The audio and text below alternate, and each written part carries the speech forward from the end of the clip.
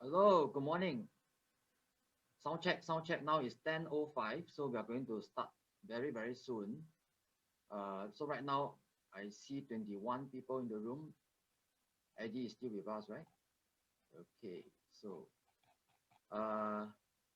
I know that most of us are having the camera switched off, but it will be very nice if some of you may want to switch your camera on so that it will be easier for us to engage with you.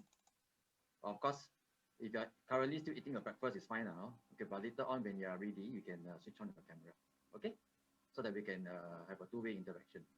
So can everyone hear me fine? Just want to have a sound check. If everyone can hear me fine, please click 1 in the chat. Just type 1 in the chat.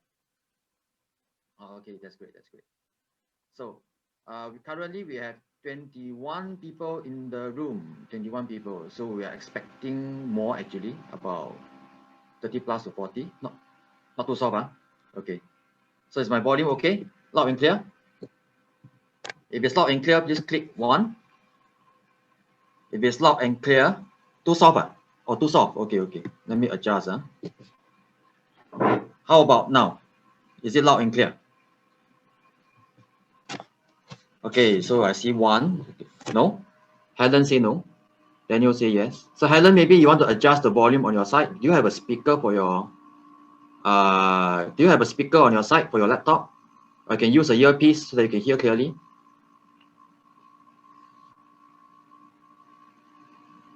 Chu, can you hear me? I believe can. I'm speaking quite loudly already. Okay. So I can see some of you switching on your cameras. Good morning, good morning. So of course, this morning we are here to learn about Facebook marketing, and I believe most of you have already attended Eddie's class. Eddie is still here with us. Eddie is also in the room. So Eddie has, of course, already gone through some. I think most of you have already attended the training with Eddie on the mobile apps mastery. Yes. So mobile apps mastery course, and you are here today because you actually bought the course, I think a couple of weeks ago, right? Or last month. And there was a bonus given, and the bonus is this particular class, okay, where you're going to learn about Facebook marketing. Okay, this is a bonus program. This is a bonus program for all of you who has actually bought the mobile apps mastery course. Okay, and I think 3/4 of you have already attended the mobile apps program. Am I right? Okay, so today we are here for this bonus program. It's a one-day program. We're going to go all the way from now all the way to 5 p.m. Okay, so there will be, of course, a lunch break and so on, so that we don't tire ourselves out. So we will pace ourselves nicely and we will learn a lot today, definitely. All right. So yes, Daniel, yeah, you're changing the next one. Okay, fine. Okay. So some of you have attended the mobile apps, some of you have not. That's fine. All right. So today we are here for, so we are all in the right class. All of you know that you got this bonus, right? This bonus program called Facebook Marketing Mastery. Okay, so you are going to learn this today. So at the end of this whole package, you are going to have 2 skill sets. One is the, of course, the mobile apps mastery, where you're going to master the skill set of creating mobile apps. And in this particular one-day program, what you're going to learn is how to generate leads, right? Using Facebook. All right. So we're talking about lead generation using campaigns, using paid marketing campaigns. So that is the focus today for today's class, right? So then I believe all of you are familiar with Facebook ads, because that was how you were introduced to the mobile ads program, right? You must have seen an ad somewhere in Facebook and you click on it, and that's how you actually entered the marketing funnel and eventually came into the mobile ads program, right? So I think all of you are very familiar with how Facebook works, but probably not all of you have actually created a campaign. No. So Alfred, to answer your question, don't worry, we don't need to pay for any Facebook adverts. So today is purely to showcase to you the entire structure and the flow that is required to create a successful Facebook campaign. Okay. and you will have a better idea. I think by 2 or 3 p.m. you have a very good idea of what's going on. And no, don't worry, yeah, there's no need to pay for anything today. Okay, so all right. So before we get started, just to let everyone know, we have actually updated the course notes. So we're going to post the link one more time in the chat, and you can, if you have not downloaded, we just updated the notes last night. Okay, so you will need to download this latest one if you have not already downloaded this morning. Okay, if this morning you downloaded already, it's fine. All right, because we updated some slides last night. So that's the link there in the chat. So you can click on it to download the latest notes. Okay, so if everyone has downloaded the latest notes already, please can you enter 1 in the chat? 1 in the chat. Can you just type 1? Okay, good. All right, good. So we're going to start right away because we have a lot to cover. We have a lot to cover today. So we are going to not waste any more time. We are going to start right now. Okay, let's go. So who this course is for? Let me just adjust my screen. Okay, so now, so this course is for entrepreneurs, business owners, self-employed people who are desiring to leverage Facebook ads to grow their business. Okay, so of course, I think all of us know that Facebook ads has been used by a lot of SMEs, small medium enterprises in everywhere, all over the world. Okay, so it's one of the I would say must-have tool for business owners to grow their business. All right, so but if you are not a business owner, don't worry, because there are lots of people now who wants to learn Facebook marketing because it is a high income skill set. All right, and you can become a digital marketer professional, or you can even operate your own digital marketing agency, or you can simply pick it up as a additional skill set, and you can create a side business for yourself. All right, so because part and parcel of every business is marketing. So once you pick this up, you can basically start a small business for yourself if you wish. Okay, so can I just have a show of hands? How many of us here are business owners? Yeah. Or you can type 1. Okay, maybe you type 1 in the chat if you are a business owner. If you type 0, if you are not. Okay, nice. We have a very mixed group here. So it doesn't matter whether you are or you are not. It doesn't matter because whatever you learn, you apply, right? And then you can see how you can use the skills to generate another source of income for yourself. Okay, so there's a lot to cover today. So I'm going to go through the course content. So introduction to social media marketing, why Facebook ads, right? So later on, I'll explain to you why Facebook and why not other platforms.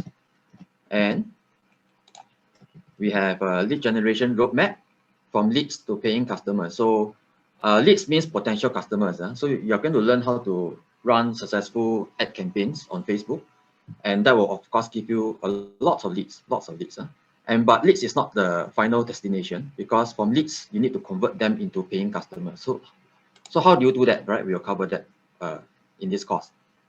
And then we need to determine your customer persona, or what we call customer avatar. It means the same thing.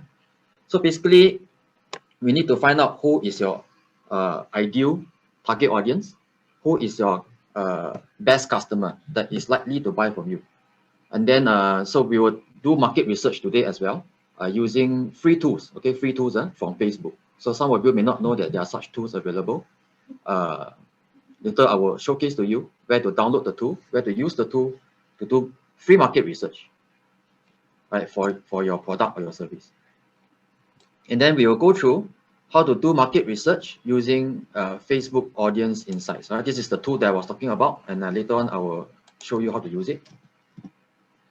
Okay, after that, we are going to cover something about copywriting, right? Because for any ad campaign, you're going to have to learn a little bit about copywriting. So what's copywriting? Later on, I will go in depth. Copywriting basically is what you write in your ad. All right. So in your advertising, you have to write certain things, right, to attract the customer to read your ad and to take action. For example, to buy or to give their email and so on. All right, so that's copywriting, which we will cover later on. And then we'll talk about designing your sales funnel. Okay, so as I mentioned before, if you just generate leads but you don't have a sales funnel, then you're never going to get them to pay for your product or your service, right? So we need a sales funnel on top of a lead generation campaign. So you need both. So later on, we will be discussing this part as well. And then after that, probably this is after lunch already, we will be understanding the different types of Facebook ad objectives. And so there are various types. Facebook is actually quite a complex marketing platform. So they have many objectives for various business goals. Mark, yes, Mark, we are recording today, don't worry. So everything that I say will be recorded. Everything in the course is recorded and will be given to you after the webinar. All right. So then we will prepare our first Facebook ad. Right, so meaning you need to prepare some pictures, videos, and copywriting. But like I said, you're not going to launch any campaign today, so you're not going to spend any money. Don't worry. We're just going to demo to you how is it going to be done, and then you can do it next time when you're ready. So of course, we'll show you how to create and launch your first Facebook ad, and then we'll show you how to target your dream audience with the Facebook Ad Manager. This is very important. Learning how to do targeting correctly, because basically, Facebook has over 2-point-something billion people, so you can't target the whole world. You can't target the whole entire audience in Facebook. It costs an infinite bomb of money. All right. So what you need to do is to find out that particular group of people, a small group of people, who are willing to buy from you. So that's what we call the dream audience. Okay. And then we only want to sell your product or your service to this particular group of people, right? So how to identify, how to find this dream audience from that ocean of 2.7 billion people on Facebook. So that is one of the important topics. All right, then after that, okay, once your campaign is running and you have all the leads coming in, we'll show you how to download and manage your leads. All right, so that is the next thing. And then after that, of course, we need to show you how to optimize your ad campaigns to get the best results. And then how to plan your marketing budget, because I think all of you are very concerned about how much money, right? So okay, it can be as low as $50 for a start. As for testing purpose, you can launch your campaign with 50. I'm talking about Singapore dollars here, right? I think most of us here are Singaporeans. Some of us are Malaysian, right? I think, and some of us are even from other countries. So I'm talking about Singapore dollars here. So Singapore dollars, I would say we can start testing with about $50 for your first campaign. And then once it is successful, you can scale it up to 100, 200, 300, and so on. Okay, or even to thousands of dollars. All right. So how to scale, right? This part we will touch upon once you have launched the first campaign, and then we will show you how you can scale your campaigns. Because once you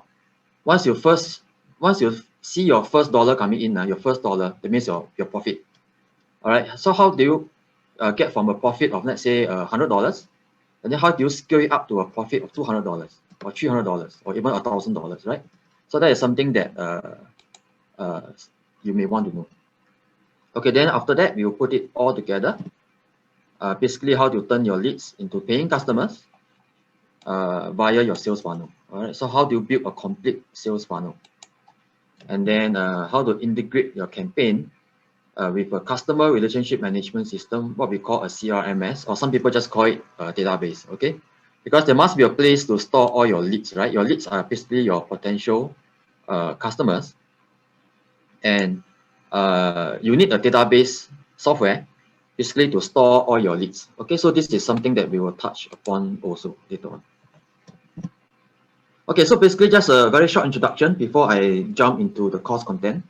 So this is me, Joseph, and then my wife over here on the left. We are partners in business as well. So Mulikah. Okay, so now two of us are here today to showcase to you how we have been in this business for the last 8 years. Basically, we have been in the digital marketing business for the last 8 years. and we have basically been doing digital marketing for clients all around the region, including Singapore, of course, and then Malaysia and Taiwan and Hong Kong and so on and so forth, Indonesia as well. So so we were working, of course, we are partners with Eddie, and then we were marketing for Eddie as well, even until today. And of course, that's also one of the reasons why you're here, right? Because you saw one of our ads on Facebook, Eddie's ads, and then that's how you went into the marketing funnel. You click on one of the ads, and you were basically in the marketing funnel, and you were attracted to one of the webinars, and that's how you end up here, right?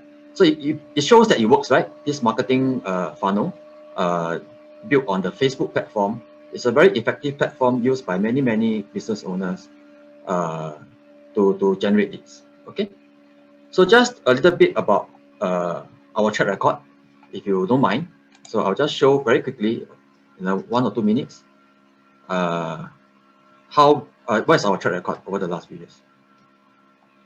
Yes, Alfred, you were hooked by our campaign. Okay, thank you very much. Okay, so Alfred, later on you will learn how to do the same thing. Okay, you will learn how you can be the one to hook other people into your campaign as well. Okay, all right, so this is some of our track records lah.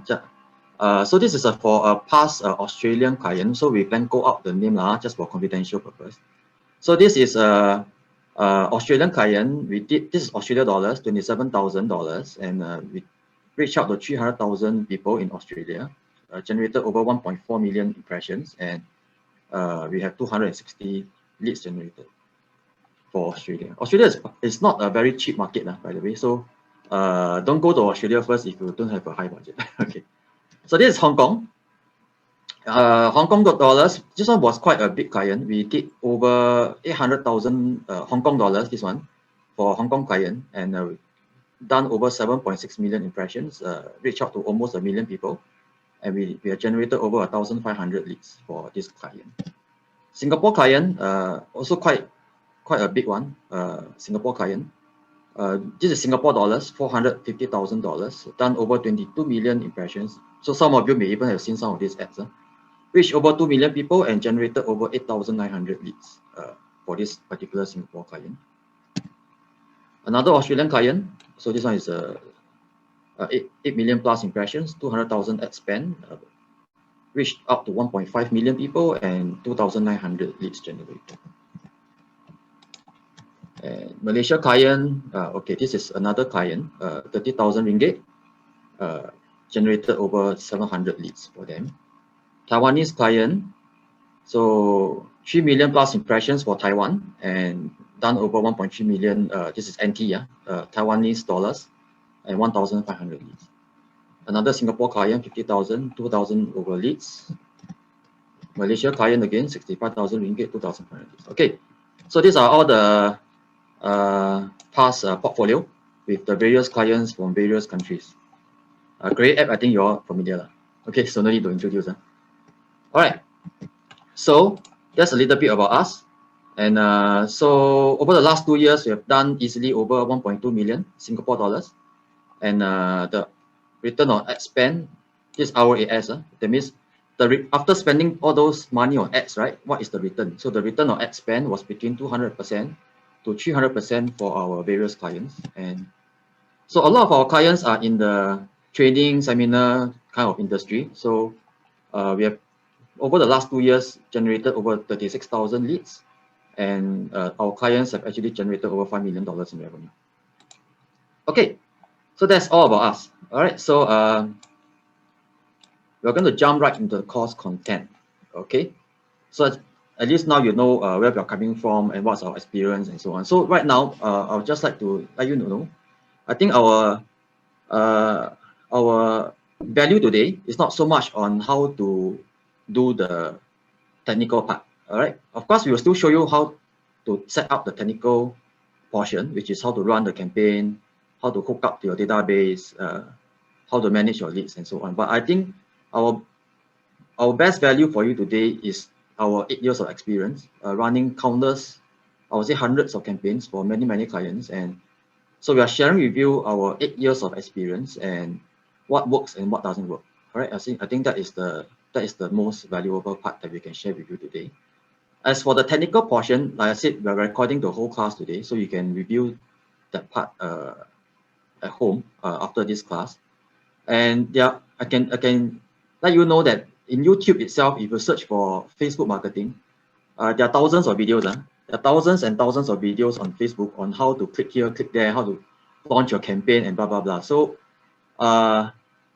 what they don't have though is they have not put in their experience, what works and what doesn't work, and how do you piece everything together such that everything flows nicely. All right. And of course, very often they miss out how to manage the budget as well.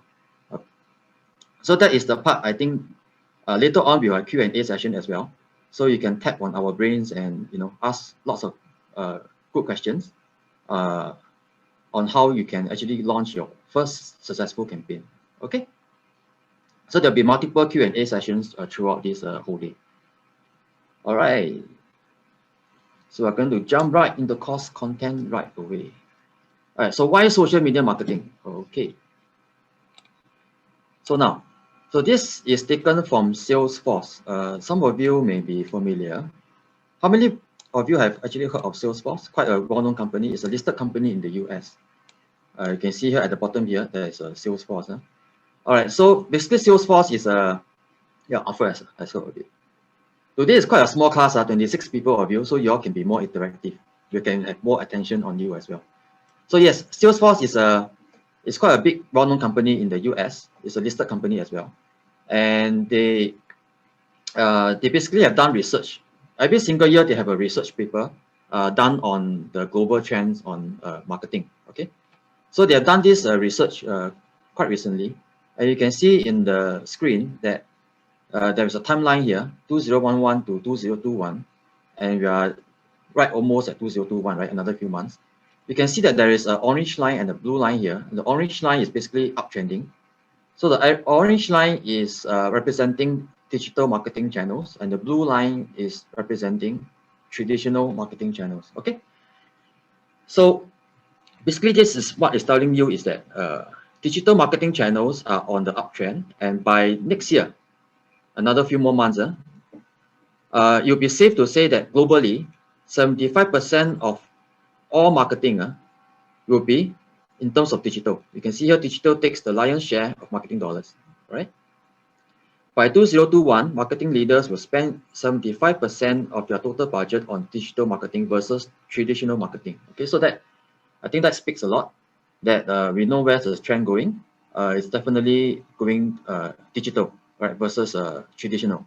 So in Singapore, you have SPH. I think you know Singapore Press Holdings, newspapers, magazines, and so on. That is going downhill. That's a sunset industry.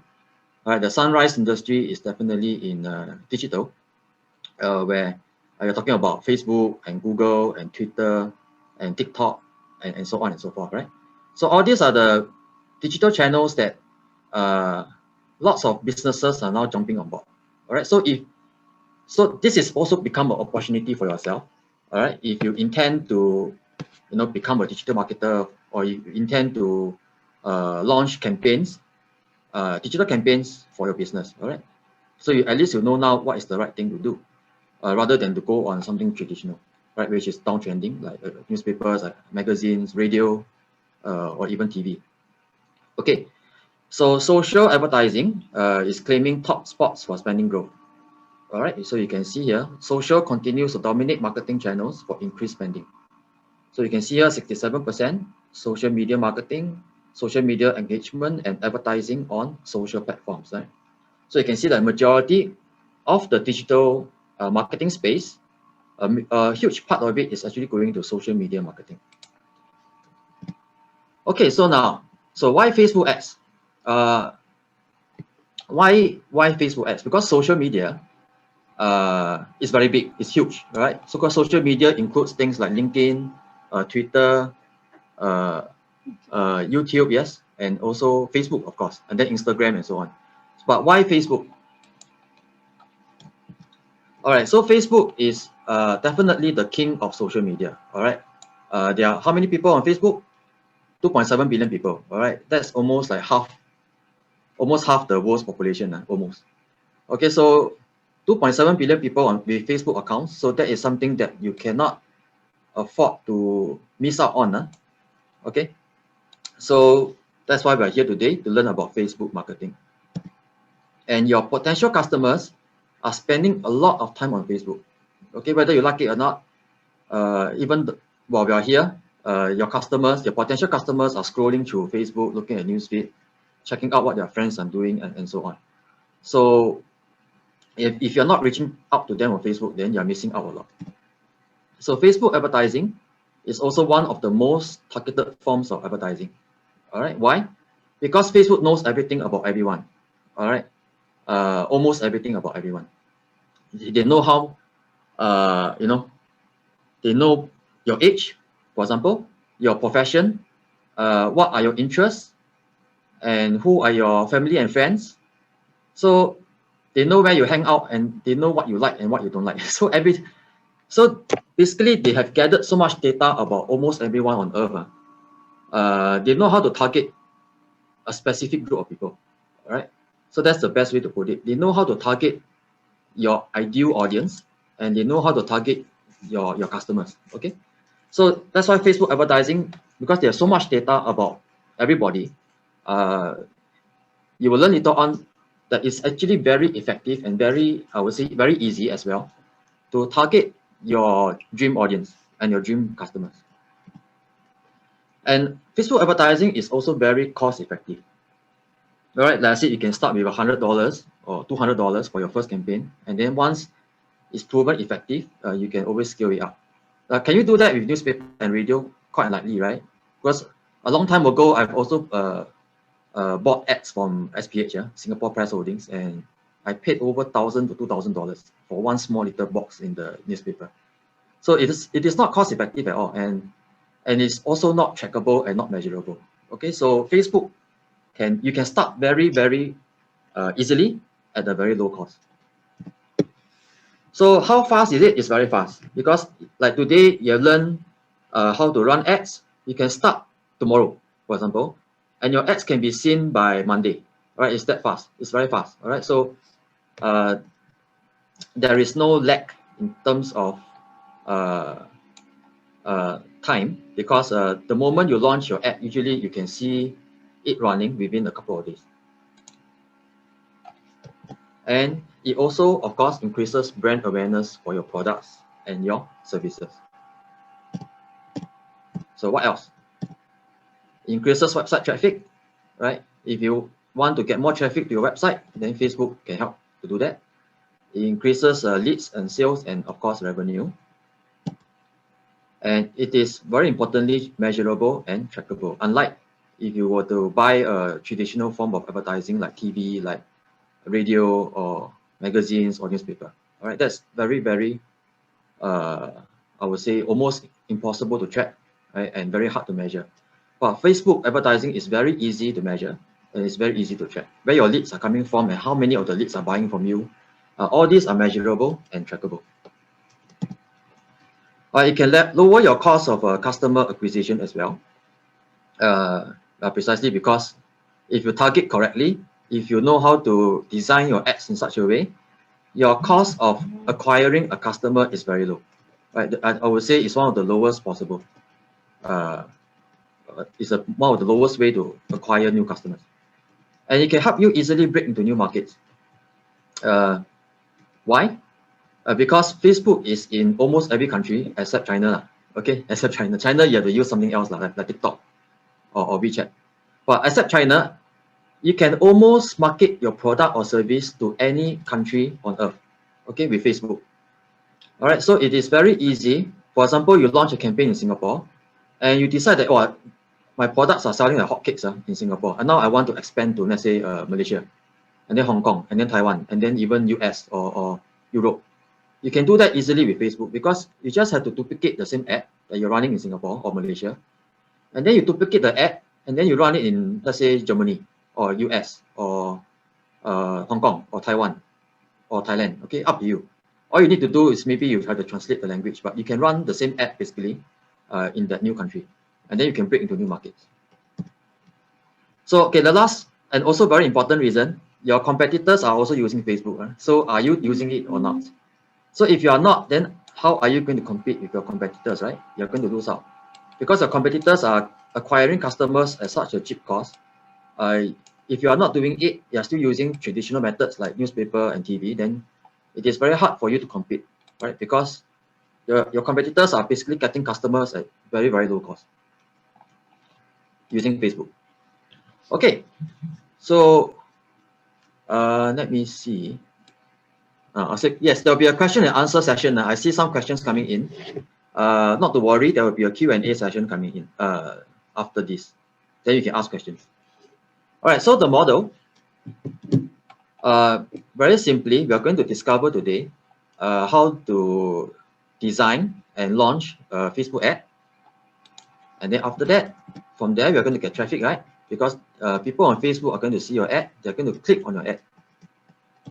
That's called traffic. So once they click on your ad, what happens? Usually, they will give you some information, right? They will give you their name, their email, and their mobile, right? So that's become leads for you. So once you have leads already, what do you do? You convert them, right? You convert them into customers. So how do you convert them? Later on, we'll also touch a bit, but basically, you know, you will receive maybe emails or SMS or WhatsApp, or you receive even phone calls, all right? And then they will talk to you about your needs, and then they will, of course, offer their product or their service, and then that's how the leads become customers.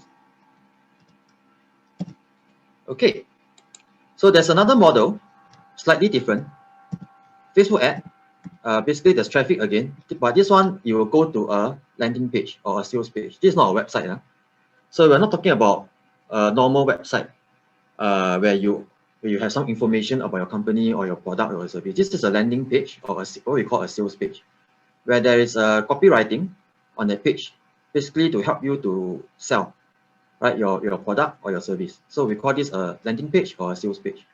So if from an advertisement, FB ad, you can drive traffic to this page, and then you will get leads from there, and then you convert the leads into customers. Okay, so these are the two variations. So these are the two variations, model 1 and model 2. Okay, so quite straightforward. It's not too complicated. So for beginners, you just have to know this framework, right? From FB ad to landing page to leads, and then to customers. And the landing page is optional. If you are a beginner, you don't even need a landing page. All right, just a Facebook ad, you can get leads already. Okay, so where to find them? This is interesting, right? So I think all of you are quite familiar with this, but we will still hunt for a few good ones on Facebook, actual case studies, and then we'll learn how they actually launch their campaigns and why is it so effective and so on. We learn from other people's campaigns, right? So in Facebook newsfeed, you get tons of ads. You just go to Facebook now, you'll see tons of ads. So let's look for some real life examples, shall we? And then let's learn from other people's campaign. Okay, let me just stop my share because I'm going to go to my, oops.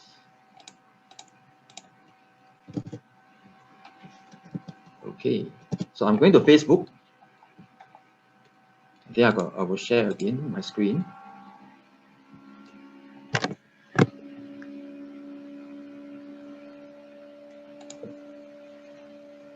All right.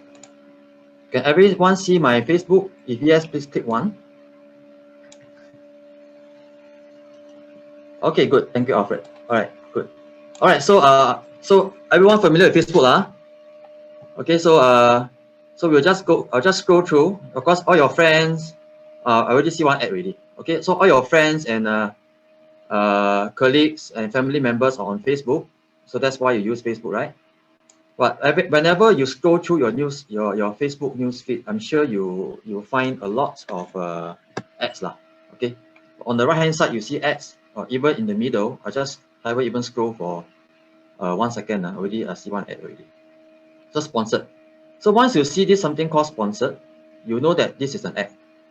So somebody has actually created a campaign on Facebook and launched this ad. And you can see this particular ad, okay, it's not too lengthy. It's about 2 or 3 paragraphs.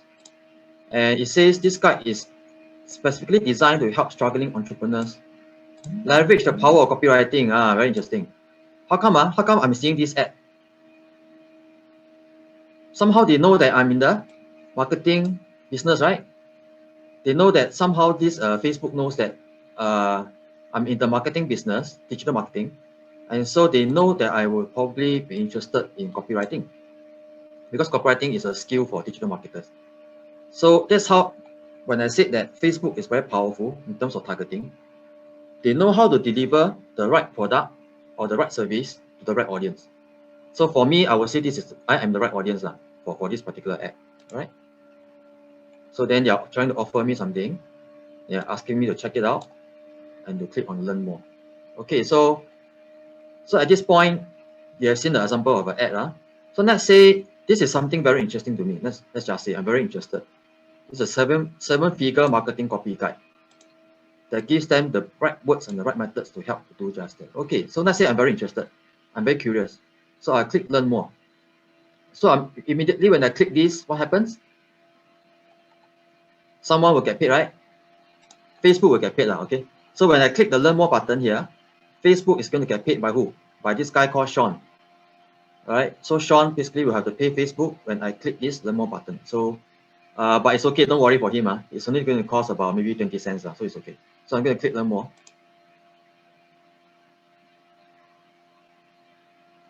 So it's loading now. So basically, I've already just clicked on somebody's ad, and it's going to a sales page. You see, this isn't a sales page, but it's actually a sales page. It's a sales page. All right. So it's trying to tell me a story here about something, about his product, most likely. So I'm going to scroll through. Okay, and then okay, it's trying to tell me a story about his product. It's probably a ebook or a book or a guidebook. Yeah. Okay, so it's okay. So this is the offer. The offer means what is he trying to sell me, right? So he's trying to entice me to put this item into the cart, the shopping cart. Only $29, right? Okay. So this is a sales page, all right? Why is it called a sales page? Because it's selling something, right? It's selling, in this case, a book, but you can sell anything. You can sell vitamins, you can sell iPads, you can sell anything, right? And it's leading to a shopping cart. All right, and then if I do decide to buy, then the person will have made some sales already, right, from this campaign. All right, so basically that is one example of a funnel, a marketing funnel that starts with a Facebook ad and then gradually leads to a sales page and then asking people to buy the product. Let's look at another one. So let's see, sponsored. This is another marketer, right? Peng Jun. So sponsored. Okay. So sponsored again. So sponsored ad. This is quite a long one. So there's a bit of copywriting here, and basically trying to attract me to sign up for a program. All right. Sign up for a program. It's called Video Challenge. And if I'm interested, I'll click learn more. So now the page is loading. All right, so it is a program. It is a seminar or webinar. All right, seminar or webinar. Basically trying to attract me into his program. So if I am interested, I will click this button here.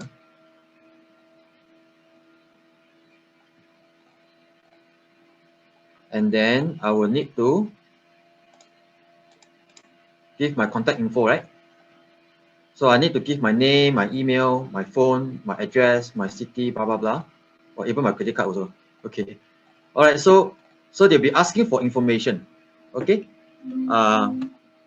Regarding yourself, especially the main 3 things that you usually ask for is your name, your email, and your phone. All right. So why? Because then basically you'll be captured into the database, and then they can follow up with you. All right, they can follow up. So likewise, now we are going to do the same thing. Right, we are going to learn how to do this as well, how to launch a campaign on Facebook and reach out to your target audience, and then get their name, their email, and their phone number. All right, so that you can later on reach out to your potential customers, and then of course get sales. Right, get sales after you follow up with your leads. Okay. So basically that's the whole idea. So I'm going to. So I don't think I need to show any more ads, right? So I'm going to stop share and then go back to my slides again.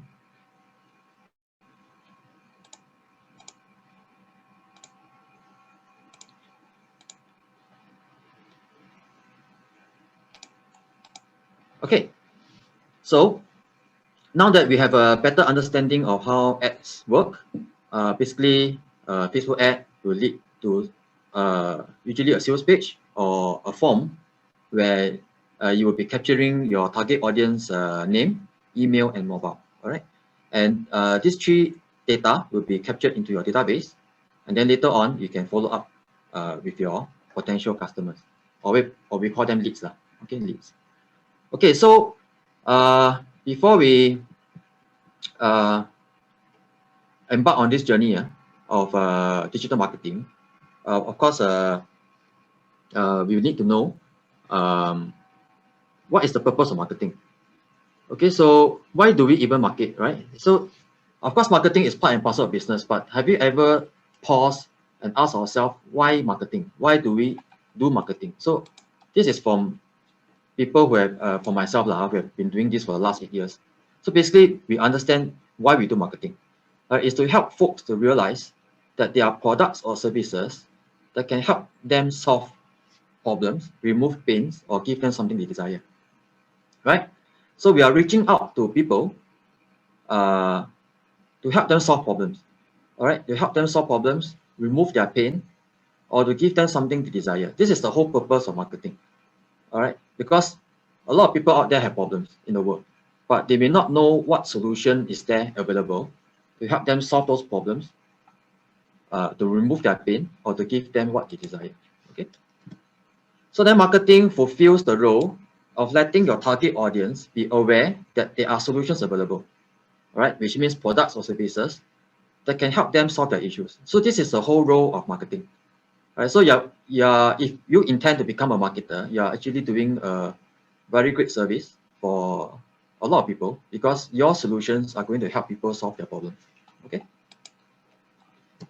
And marketing helps to match make the solutions with the correct target audience. All right. So no matter what product or service you're going to provide, you're definitely going to help some people out there solve their pain. So it is very important to know who is your target audience. Okay. Basically, because you probably have a product or a service already, or if you have not, you can also sell other people's product or service. But either way, you still have to know who is your target audience. All right, so then you can offer your product or your service to this target audience. You can't offer your product to the whole world. All right, it doesn't work that way. All right, you have to offer your product only to the small group of people who are going to buy from you, who are going to be able to benefit from your product. All right, so that's why I said it is very important to know who is your target audience. Okay, so this is going to the next step. We are going to determine your customer persona, or sometimes we call them customer avatar.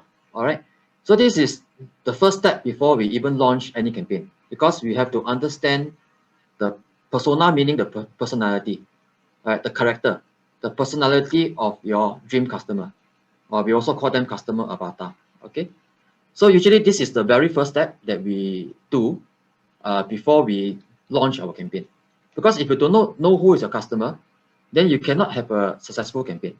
Okay, so for example here, okay, this is Sarah. Okay, you know a bit about her background, her motivations, her pain points.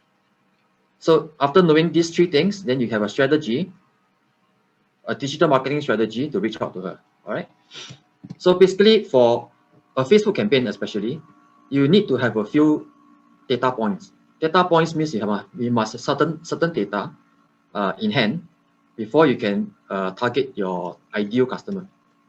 So firstly, location. Of course, where do you want to target your customer, right? Is it in Singapore, in Malaysia, in Hong Kong, Thailand, Indonesia, or wherever? Okay. So location of your customer and the age. What is the age group of your ideal customer? Is it teenagers, or is it young adults, or is it mature adults? All right. So you have to decide what is the age group of your ideal customer. And gender. All right. Basically, you need to know gender meaning male, female, lah, of course, right? Are you targeting the female audience or are you targeting the male audience? So interest. What are the interests of your target audience? What are they interested in? Are they interested in golf, for example? Let's say you want to sell golf clubs. So probably then of course they must be interested in golf, lah. Okay, which you can do targeting in Facebook to target such people. So what are the interests of such people? So then you need to do some research and note down. Okay, education level, degree holders or diploma holders or secondary school certificate holders, whatever. All right, university or PhD or whatever. All right, so education level is also important data point for you to target your audience. Job title. Job title meaning like, for example, sales manager or clerk or director, CEO. Okay, job title of your ideal customer. Moving on, income level. All right, so depending on what kind of product you are selling, whether it's high ticket items or low ticket items, so probably you want to know the income level of your ideal customer. Probably they're earning maybe Singapore dollars 30,000 and above, all right, around there, or whatever. Or maybe you're selling cars, for example, then probably you want to target income levels they are above 100,000 a year, maybe.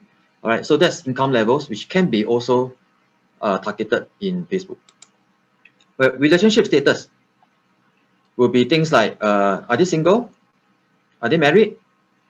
Or even other kind of status like divorce and so on. Okay, so all these status will be useful as well. For example, you are intending to open a wedding planning business. Let's just say you want to open a wedding planning business. So of course, what you can do as a wedding planner, you can target in Facebook itself people who are about to get married. They're single, but they're about to get married. That can be done in Facebook. So it's the kind of targeting that you can do. All right, so then you can target such people, and then you can sell your service to them. And language. So what kind of language are they speaking? English, Chinese, Bahasa, and so on, right? So you can target the language. And what are the favorite websites of your customer, right? What kind of websites are they going to? So that can be found. You can use the research tool to find out as well. And what are their buying motivations? Okay, their pains and their desires. So what motivates them to buy from you? Okay, so for most motivations, they are either the pain or the desire. So pain, for example, let's say you're selling a weight loss products, for example, and then weight loss products, basically their pain is they're overweight. They may even have a problem with breathing, chest pain maybe, right? So then they need to lose weight fast, right? They need to lose weight. So what kind of products can you give them to help them to lose weight? So that's one example. Right, so their buying motivation is as a pain, they are overweight, okay? And then the desire to lose weight. So buying concerns will be their objections to buying. For example, objections to buying, there are many hundreds of different types of objections which we need to overcome before they will actually buy from you. Okay, for example, a very common objection is, oh, it's too expensive. All right, it's too expensive. Is it safe? Right, that's another objection. Does it help me? All right, so and so on. So there are many different types of objections which we will also need to handle. So it's good to know what is the common objections so that we can handle the objections in the advertising itself. Okay, so now we are going to get into the exciting part. we're going to do some market research with the Facebook audience insights. So this is a free tool. All right. So how many of you, can I just have some response from all of you? How many of you have actually heard of this tool called Facebook Audience Insights? If you have heard of it, please put 1 in the chat. If you're not, just put 0. Okay, most people put 0 or some 1. Okay, a couple of 1s, but mostly is 0. Okay, good. That means most of you have not heard of it, and the good news is this is free. Yeah? so it's free, but hardly anyone knows that it exists. So it's good that now you are here, so that you know how you can benefit from this tool. So it is a very powerful research tool, market research, right? And it's given free by Facebook, where you can use it to do research for your product or your service before you launch any campaign. All right, this is always the first step, because you don't just go to Facebook and then put in your credit card and then launch a campaign, right? And then pray that it works, right? It doesn't work that way. So you have to basically do all your homework, do all your research, and then before you even launch your campaign, all right? Because then you can make sure that your campaign is going to work very well. You're going to get very qualified leads who are going to buy from you, okay?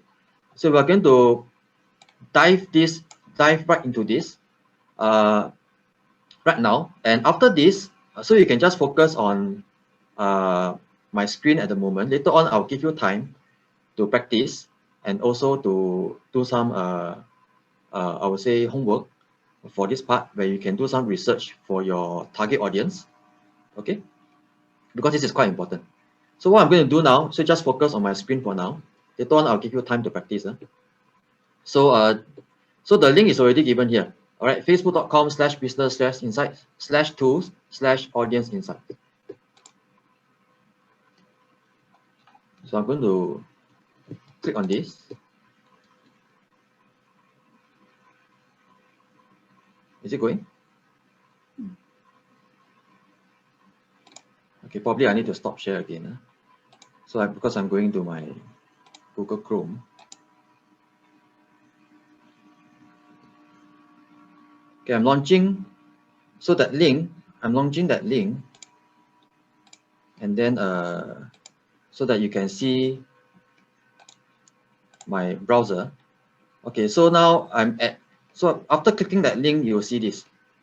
All right, Facebook IQ Audience Insights. Basically, it's for Facebook Audience Insights. Okay. All right, so this is the start of the research. All right, so there's a blue button here, and then you can see the URL here. It's the same URL, and then I'm going to click on this.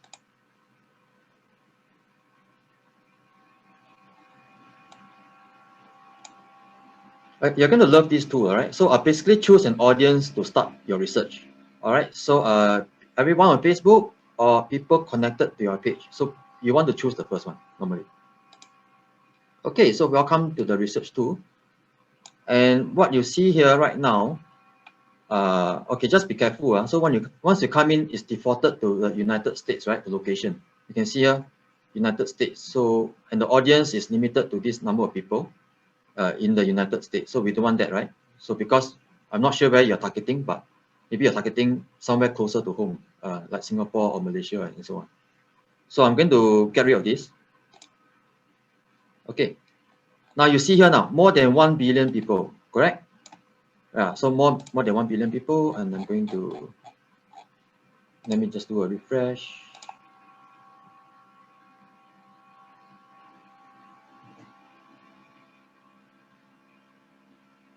Okay, good. All right, so now you see some data already, right?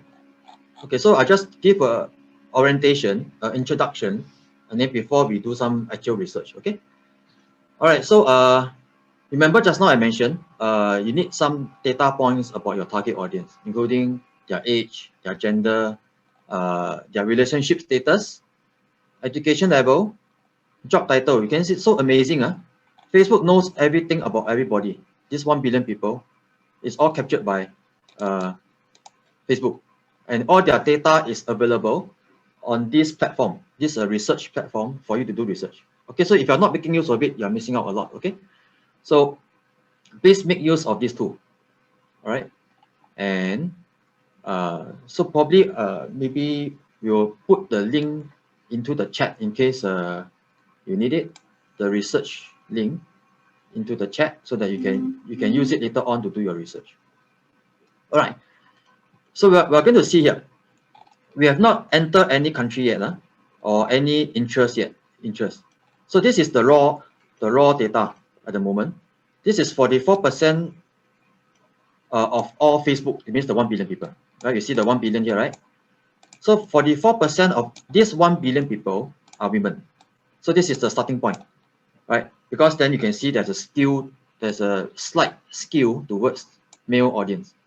Right, so 56% of this 1 billion are actually men, 44% are actually women. Okay, all right, and you can even see the age group of this 1 billion people on Facebook. Majority are between 25 to 34. You can see the age group here. All right, 32%. Right, 32% of the 1 billion are between 25 to 34 years old. That's what it says.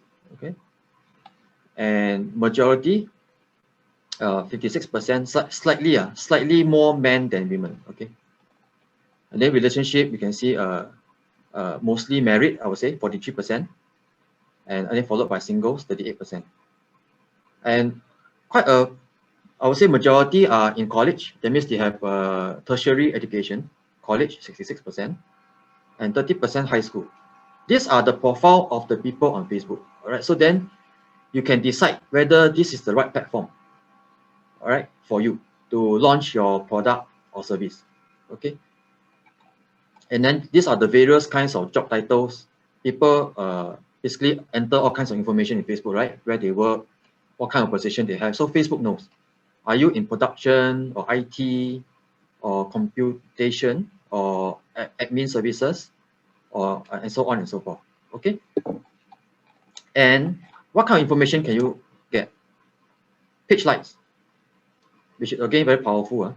So basically you can know your potential customers, what kind of pages they like, right? What kind of pages they like, including so producers, what kind of games and toys they play, what kind of product and services they use, what kind of public figures they follow.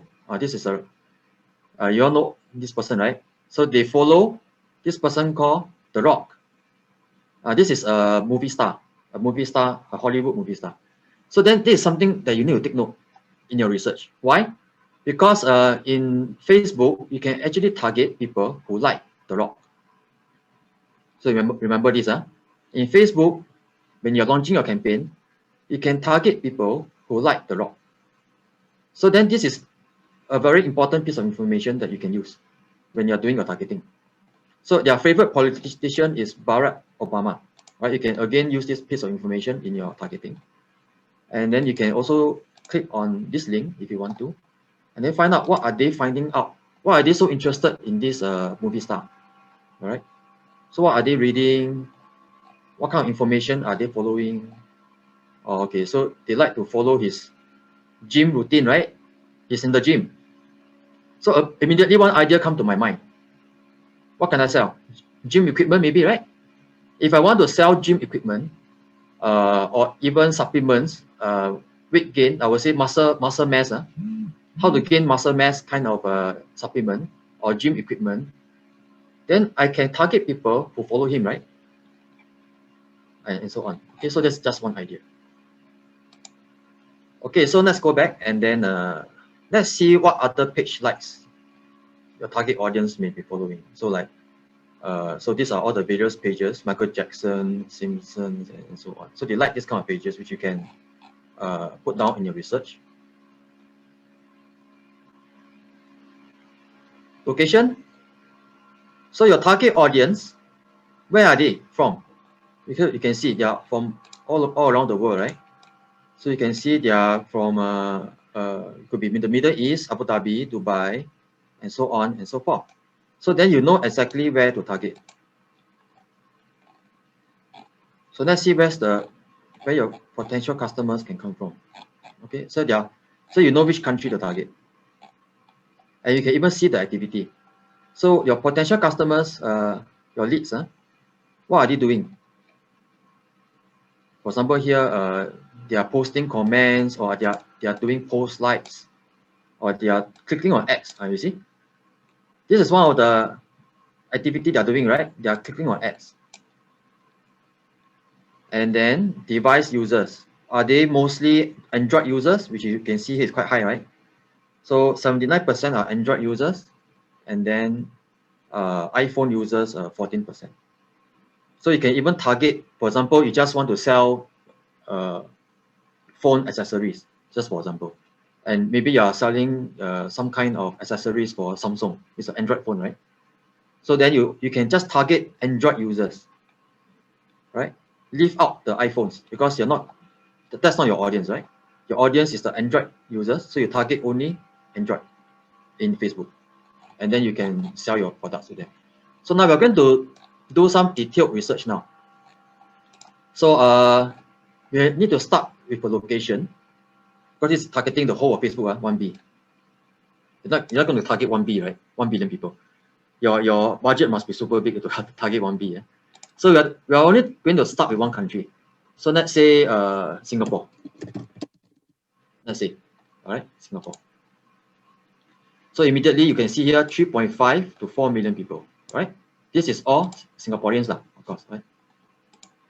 The demographics. Okay, and then in Singapore, okay, you can see the gender is about almost equal, 51% men, 49% women. And you can see that the people on Facebook in Singapore, this is Singapore, the people on Facebook in Singapore, majority are between 25 to 34, right? 33%. And then followed by 25%, 35 to 44, and so on, all right? So then we decide what kind of product or service that we are going to offer, right, to this audience. So let's say weight loss, or weight training. Okay, weight training is okay.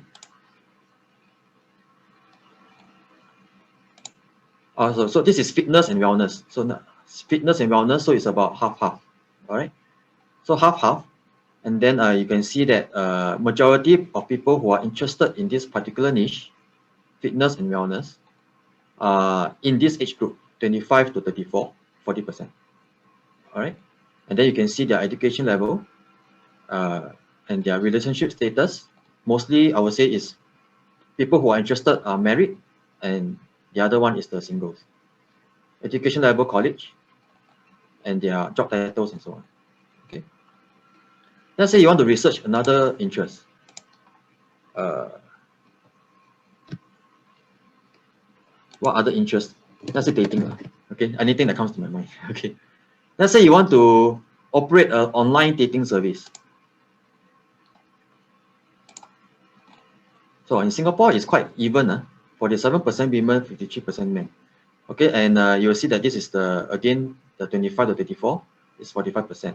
Okay, online dating service. But if you change the country, it will be very different. That's just for the sake of curiosity. Let's say we look at United States. You can see here slightly more women in the United States. And okay, let's go back to Singapore. How about some of you here? Maybe you want to Bangladesh. Okay, I thought very interesting. You're doing research already. Maybe one of you or some of you may want to post what interests you want to do research on. Maybe you can do some research together. You can post in the chat. What kind of interest do you think would be interesting for us to do some research? What kind of product or service are you interested in? Or what kind of product or service you want to offer? Anyone wants to post? Property. Okay. Property. Anything else? Education. Food. Okay. Let's say property. Okay. So you can see property, hobby craft, and so on. Okay, so later on you can start to type this in. You can see this one more even out between 25, this is Singapore, 25 to 44. Okay, 32%, 30%. All right. Pet service, that's interesting. You can take a look at that. Services. Do we have that? So some of it is not directly targeted in Facebook, but let's see here. Let's see whether we have pets. Pet services. Pet store, pet food. Let's say pet food. Okay, so pet food will be again 25 to 34 majority. You can see that now the number changed a lot. All right, so 65% of people in Singapore who are interested in pet food are women. All right, are women. And then only 35% are men. So probably in this case, then if you are going to launch your pet food product, you want to launch your pet food product, would you target women or would you target men? All right, that's an important question, right? So probably in your research, then you will put down, okay, I'm going to target women. So all my copywriting, my images, my videos, my ad campaign is going to be geared towards women, right? Because majority, I will say here, are women. That's the first thing that you can capture straight away. And you will want to design your campaign in such a way that is appealing and attractive to women, all right? Because these are the women who are interested in your product, pet food. Okay, and most of them are in this particular age group, 25 to 34 and also 35 to 44, all right? These two add together, it will be more than half, right? So you have your age group as well. Okay, and relationship status, majority are married, 44%. Some are single, 39%. Education level, 70% in college. And job titles, probably you want to target quite a majority, I would say, are in admin. 23% are in admin and also 23% in healthcare and medical services. 20% in sales. So these are the job titles that you can target. The rest are more minority. And then the page likes.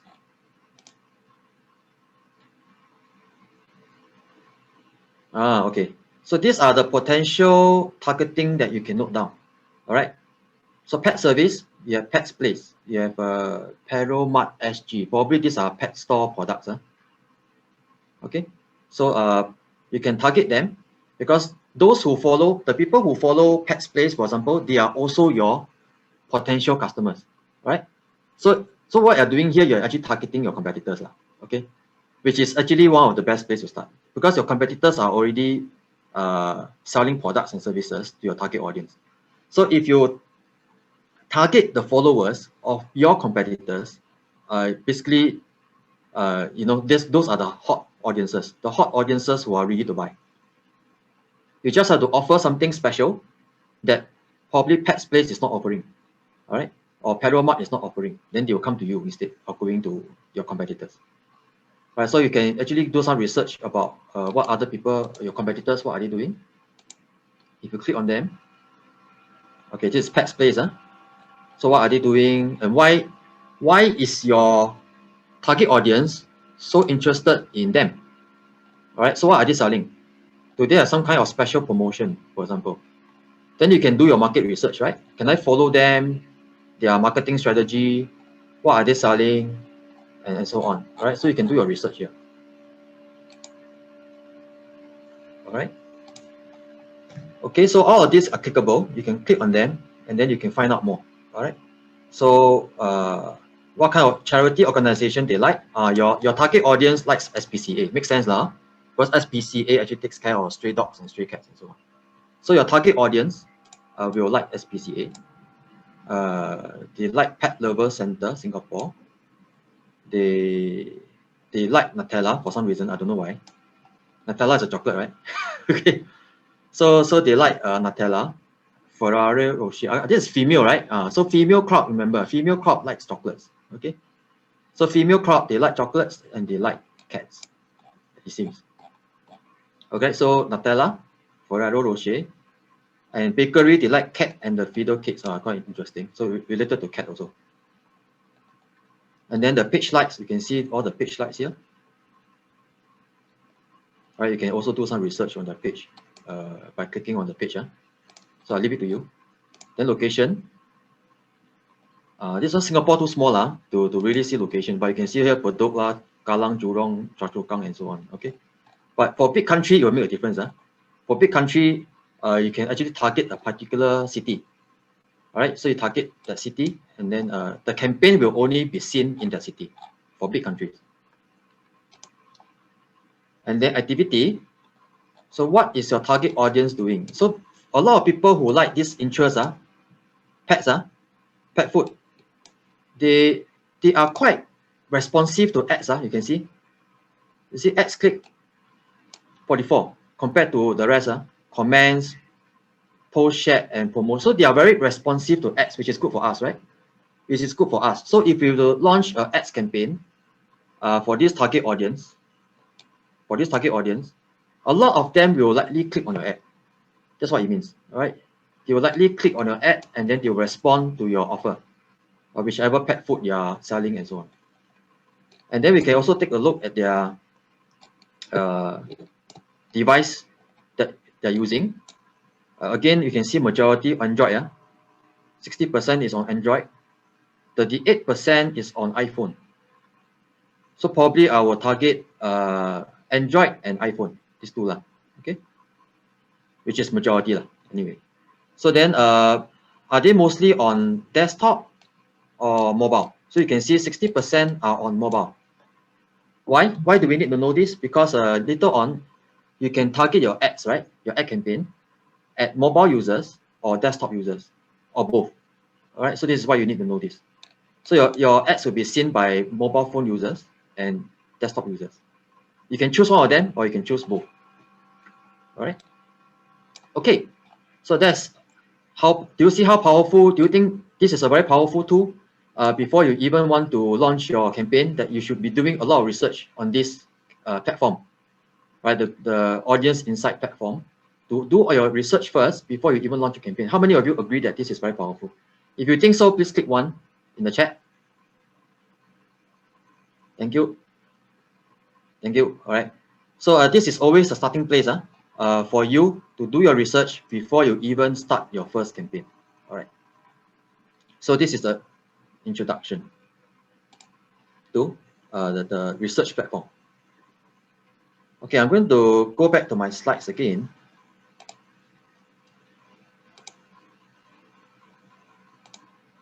Okay, so back to this. Now, it's time for exercise. All right, so don't worry about the questions. I see a lot of questions. Later on, there will be Q&A, so we will go through your questions. And then, but before that, we need to do this because this is the most important step right now, before lunch. So what we need you to do is to pen down your dream customer's persona, all right, using the same tool which I introduced to you just now, right? The Facebook audience insight. So what we are going to do, yes, the link is already inside the chat. You're going to use your laptop or your iPad or whatever to do some research. So research and find out the attributes of your dream customer. What are the attributes? Meaning the location, all right? Where are they located? So just now, the country, remember? We can enter the country, right? Like Singapore or Malaysia. So then you want to find out, you want to research a few countries.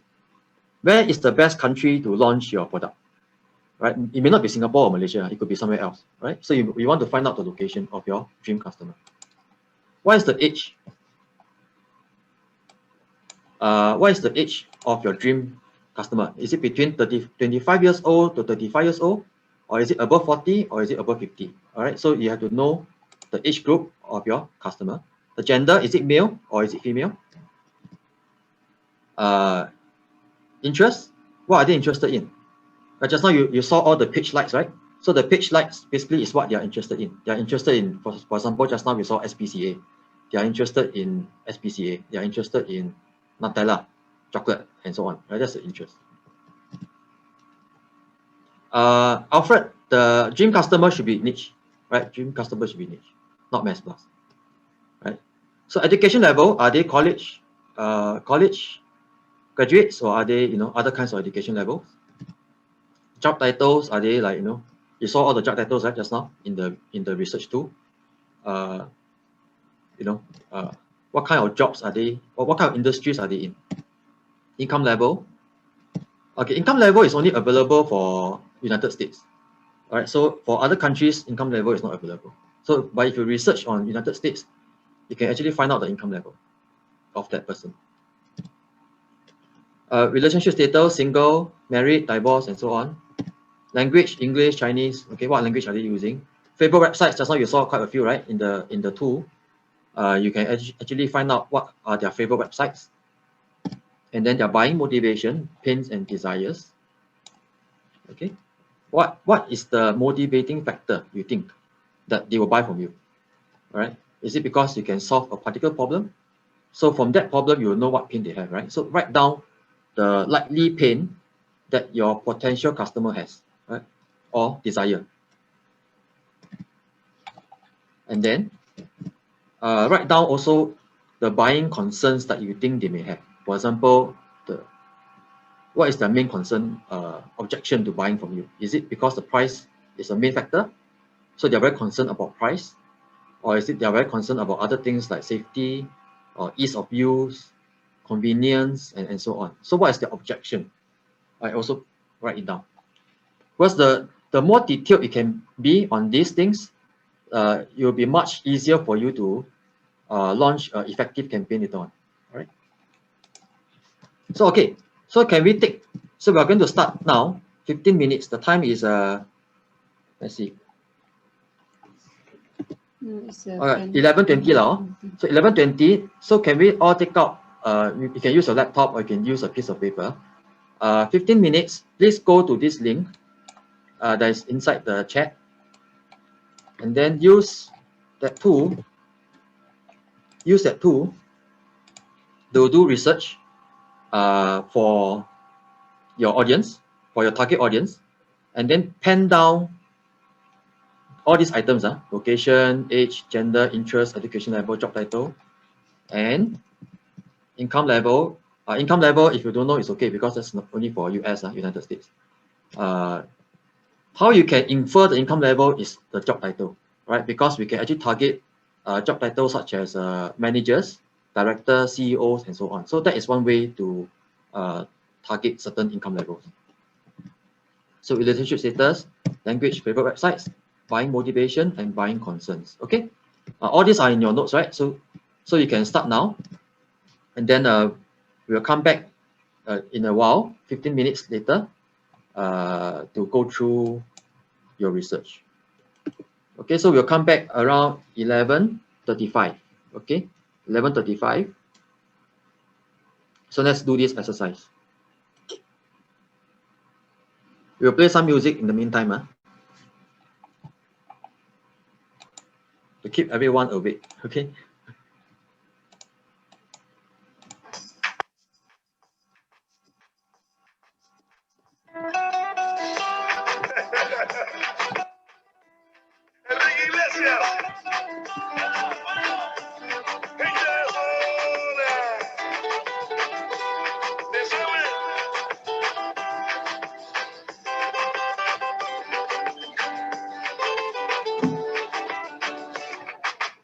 Yo te miro y se me corta la respiración.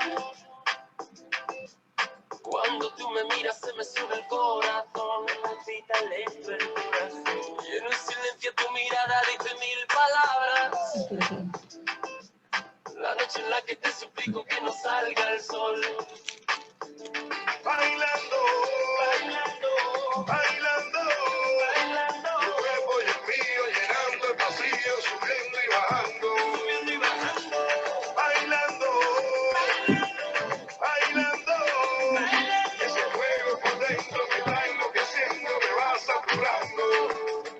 Con tu física y tu química, también tu anatomía, la cerveza y el tequila y tu boca con la mía. Ya no puedo más, ya no puedo más, ya no puedo más, ya no puedo más.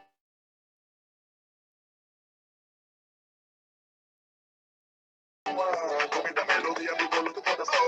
Ya no puedo más, ya no puedo más, ya no puedo más. Yo quiero estar contigo, vivir contigo, bailar contigo, tener contigo una noche loca, ahí pasar tu boca. Yo quiero estar contigo, vivir contigo, bailar contigo, tener contigo una noche loca, con tremenda nota.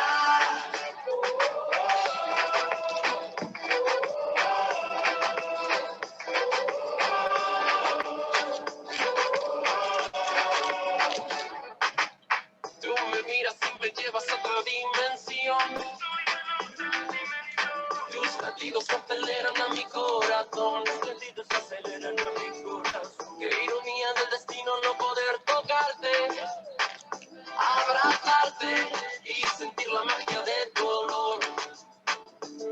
Bailando, bailando, bailando, bailando. Tu cuerpo y el mío llenando el vacío, subiendo y bajando, subiendo y bajando. Bailando, bailando, bailando. Ese fuego por dentro me va enloqueciendo, me va saturando. Con tu física y tu química, también tu anatomía, la cerveza y el tequila y tu boca con la mía. Ya no puedo más, ya no puedo más, ya no puedo más, ya no puedo más. Con esta melodía, tu color, tu fantasía, con tu filosofía, mi cabeza está vacía. Ya no puedo más, ya no puedo más, ya no puedo más. Yo quiero estar contigo, vivir contigo, bailar contigo, tener contigo una noche ay, besar tu boca. Yo quiero estar contigo, vivir contigo, bailar contigo, tener contigo una noche con tremenda nota.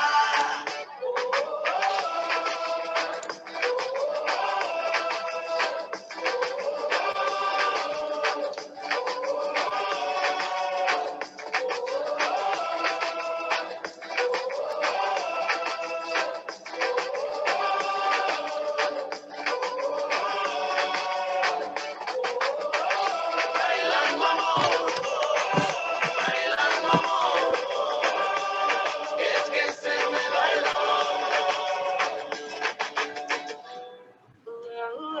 El capitán Teuter. Yeah, yeah. La criatura bebé. Vamos, bye, bye, bye. Róbame, despacio atrápame. Haz lo que quieras conmigo. Llévame a lo prohibido. Acércate. Quiero sentir tu cuerpo. Hacer lo mío. Y hacerte de todo, todo. Con tu figura que me atrapa, atrapa. Con esas curvas que me matan, matan. Una mirada que me ataca, ataca. Y unas ganas que me delatan. Con tu figura que me atrapa, atrapa. Con esas curvas que me matan, matan. Una mirada que me ataca, ataca. Y unas ganas que me delatan. Báilame, y con esa boca, bésame. Con ese cuerpo arrópame. Con tus manos siénteme. Báilame, yeah, con un besito mójame. Con tu cintura gozaré. Con ese swing atrás. Te compro una victoria, Messi lo modela. Otro gol de Messi, tú eres mi Antonella. Okay, so I think there are some people having problems with the. Need to log in. Okay, I think what happened is that you need to log into Facebook first. All right, you need to log into Facebook, and then you can click on the link. To do your research. Okay.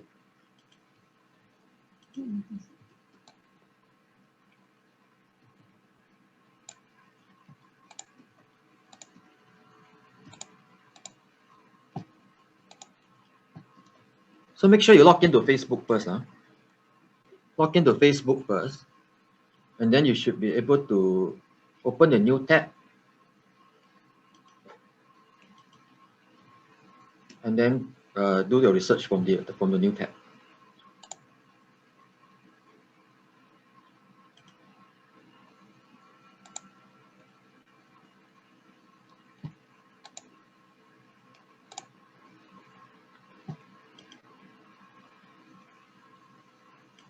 Okay, I will just for those who have issues, I will do it one more time on the screen. So I'll just show I'll show on the screen how to go to the research portion. Okay, so just give me a second.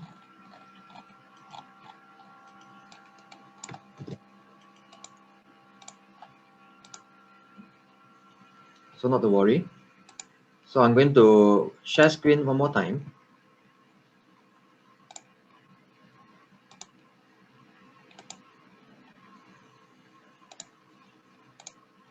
All right, so I believe everyone has a Facebook account, right? So the starting point, you can log into Facebook first. All right, so make sure you have a login to Facebook like this. So you can scroll in your newsfeed, right? And then you can open a new tab, right? New tab, right? And then you can put in this link. So this link is provided to you in the notes and also in the chat. You can actually click on enter this link, and you should be able to see this Facebook audience insight. It should appear, right? Once it appear, you can actually click on go to audience insights. All right, and then you can, once you see this, you can click the first option, everyone on Facebook, and then you can do your research. Okay, so it should be quite simple. All right, it should be quite simple.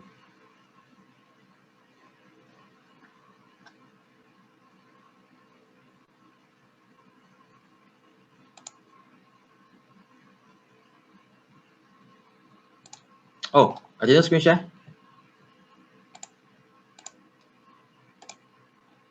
Okay, let me do it one more time.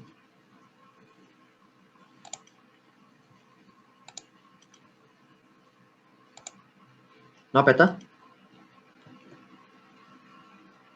So I just everyone can see my screen, right? Okay, so basically all I did was I went to Facebook. I logged into Facebook first. Okay, let's say I go back to Facebook. So we go step by step, not to worry. So everyone is on Facebook, right? And then you can click a new tab here. There's a new tab, right? And then you just paste in your link and press enter. That's it. All right, paste in your link and press Facebook. And then there will be a button here for you to click.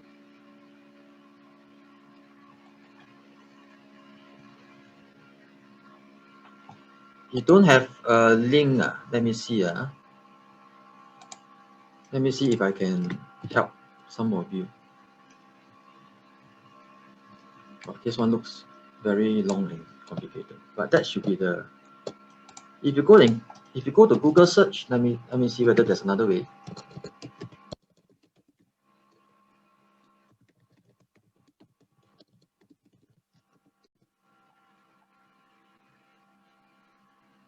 All right, so basically I just went to Google and searched for Facebook audience insights. This is another way. The first one. Right, you will basically come to the same place again. All right. So you can go to Google, and search for Facebook audience insights. All right, this thing. And then the first one, you can click. You still come back to here, lah. All right, you still come back to here, and then you click on the blue button.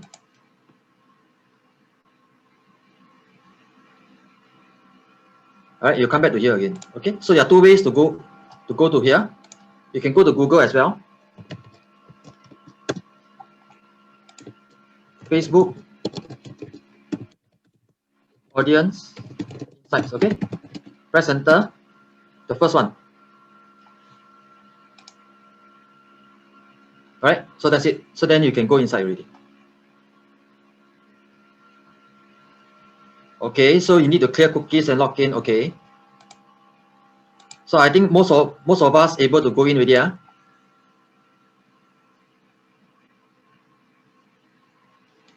So then I'll give you another 5 minutes. Okay, 5 minutes. Then we need to start the next portion. So so you can do your research here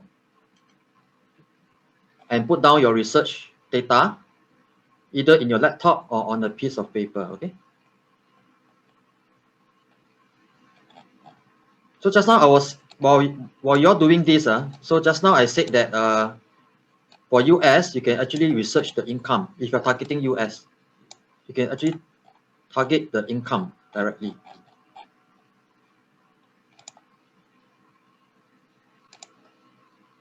So usually it's in the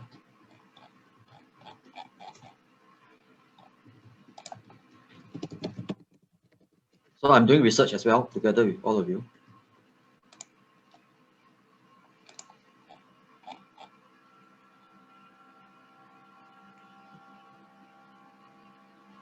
Location, country. So for example, you want to do research for which country, like likely you're going to launch a product. All right. So for if you are from Singapore, you can put Singapore first, or Malaysia, or for whichever country you're from. And then if you want to launch a product in a foreign country like Hong Kong, then you can put Hong Kong, or you can even put, I don't know, Taiwan. All right, it's up to you. Which country you want to target? Like for somebody, it's Taiwan. Maybe I want to launch my product in Taiwan. Okay.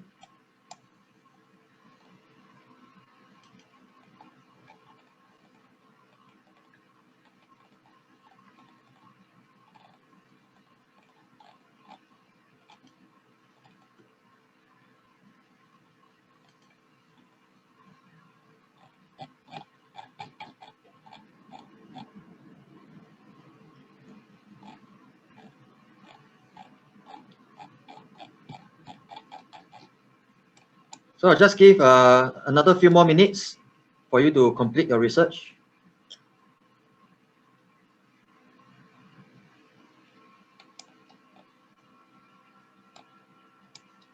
Okay, to answer right back, page light and location no data means your interest has too little data.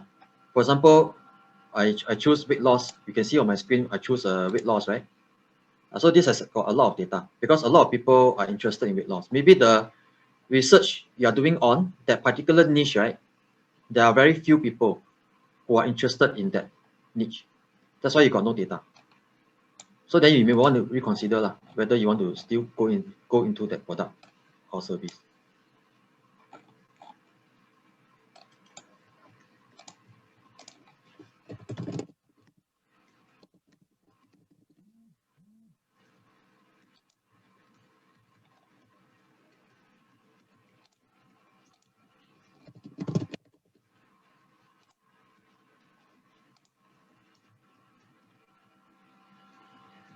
Can save inside result to PDF? Cannot. Cannot. But anytime you want to come back and do research, you can do screenshot if you want. All right, you can do screenshot.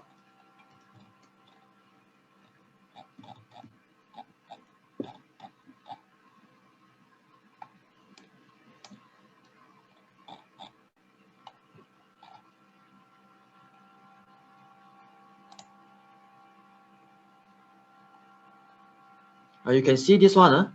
Very interesting. I'm doing some research on the United States and the pet food.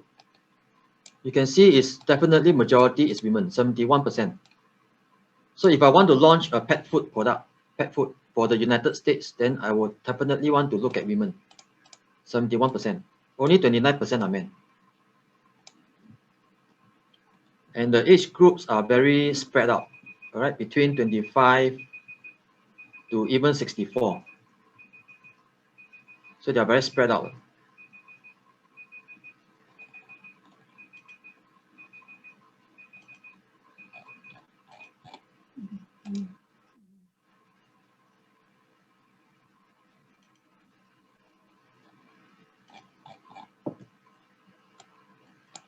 And then I can take a look at their page likes.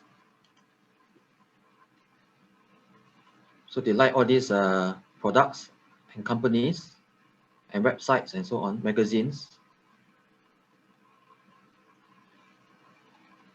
TV network. All right, so I even know someone in the US, a lady in the US who is interested in pet food, likely will watch the Hallmark channel. So I can even launch if I want to, I can launch a TV ad, right, on Hallmark. So that's how I can do my research, TV network. And then women's clothing, they like chic sew. So probably I can target the followers of chic sew. Then what else do they like? PetSmart and so on. Location.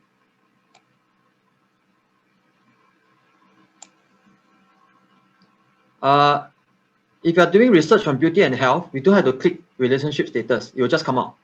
Okay, later I will do a demo for you. So now let me finish this one first. So this one is the cities in the US, all right? Because US is very big, right? So probably we may not even want to target the whole country. So you can target specific cities. Right, you can target specific cities. Like this one, maybe I'll target New York.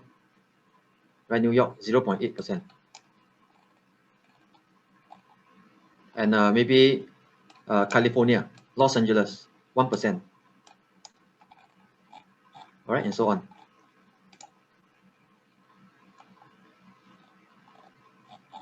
So now they are not showing income anymore. Last time they used to show. Put Singapore. Yeah, United States. Okay, so that is the research. So just now someone asked about beauty and health. Okay, beauty and health. Okay, health and beauty lah. So relationship status will appear on its own. There's no need to click.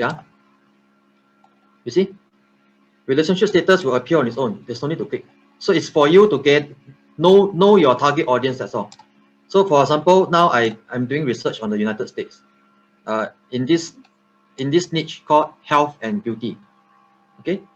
And I noticed that again, majority are women. 75% women, 25% are men. Okay. So I will target women again for, of course, not beauty, right? Beauty and health, I think, is more related to women. And then I'll notice the age group is between 25 to 64. But majority is between 25 to 54, right? Majority is here. You can see from here, right? 26%, 27%, 21%. And then the information here is given by Facebook, right? The information here is given by Facebook that 46% of the people in the US who are female, who are interested in health and beauty, they are married. So basically, I would target women between 25 to 54 and who are also married, right? Basically, that's what it means, right? We're married or single. Single is also 32%. And then they tell you that Facebook tells you that most of these people are college degree holders, 63%. And their job titles, you can see 32% are in admin. So I can target people who are working in the admin industry, or sales, 28%. But I probably won't target legal services, right? Because only 1%. All right, and then you can again go to page likes and do your research. And what do they like? What websites are they looking at? Websites, huh? Interestingly, they look at recipe books. Okay, so probably because they are health and beauty, right? So health means they have to eat well, right? So probably that's why they're looking at recipe. Right, recipe, right? So how to eat well, how to maintain their good health, maintain their health and so on. So this is something that you can find out more about your target audience. Health and beauty here, interest, right? All these are important information. Okay, so time's up. So I believe you can continue the research later on when you have time. So I need to continue. So I'm going to share my PowerPoint. Just 1 second. So I believe everyone can see my screen. Okay, so I believe by now that everyone has actually penned down at least some of this important information. Okay, correct? Location, age, gender, at least these are the most important ones. Interest, education level, job title, income level, relationship status. You just have to copy and write down, basically copy from the research that you did just now. Language, favorite websites, buying motivation, buying concerns. Okay. So later on, we will make use of this to launch a campaign. Okay, later on after lunch. All right. So so after doing all these things, we are going to move on to the next step. All right. Now copywriting. So before lunch, I want to cover this because after lunch there will be a lot of demonstration that we'll be doing on how to configure and set up your first campaign on Facebook. So this is the preparation stage. This is the preparation stage where we'll be understanding more about what is copywriting. Okay, and so copywriting basically means that you're going to write effective ads. Okay, effective ads meaning that it's something that when it's shown to your target audience, they will want to respond to your ad and they want to click on it. Okay, that's what it means. So how do you write an effective ad in order that your target audience, when they see your ad, they are very interested and they want to click on your ad. Right, that's another important factor if you want to have an effective campaign. Okay, so copywriting is one of the components of this process. All right, so there are many, I would say there are three main factors that determine the success of your campaign. All right, and this is one of it. All right, copywriting, how well you are communicating to your target audience. So what is copywriting? Right, so copywriting is the skill, as well as also a field of work. There are people who actually work in copywriting and they just do copywriting, or writing sales promotions and other marketing materials for products, services, and more. All right. So the point of it is to persuade people to take action, right? Whether it is buying something, entering an email address, or simply clicking a button. Okay. So this is basically the whole entire idea about copywriting, to get people to take action when they see your ad, right? They want to click on your ad and they want to give you something like email address, their name, their mobile. Okay. So this is a copywriting skill set that I would say is one of the most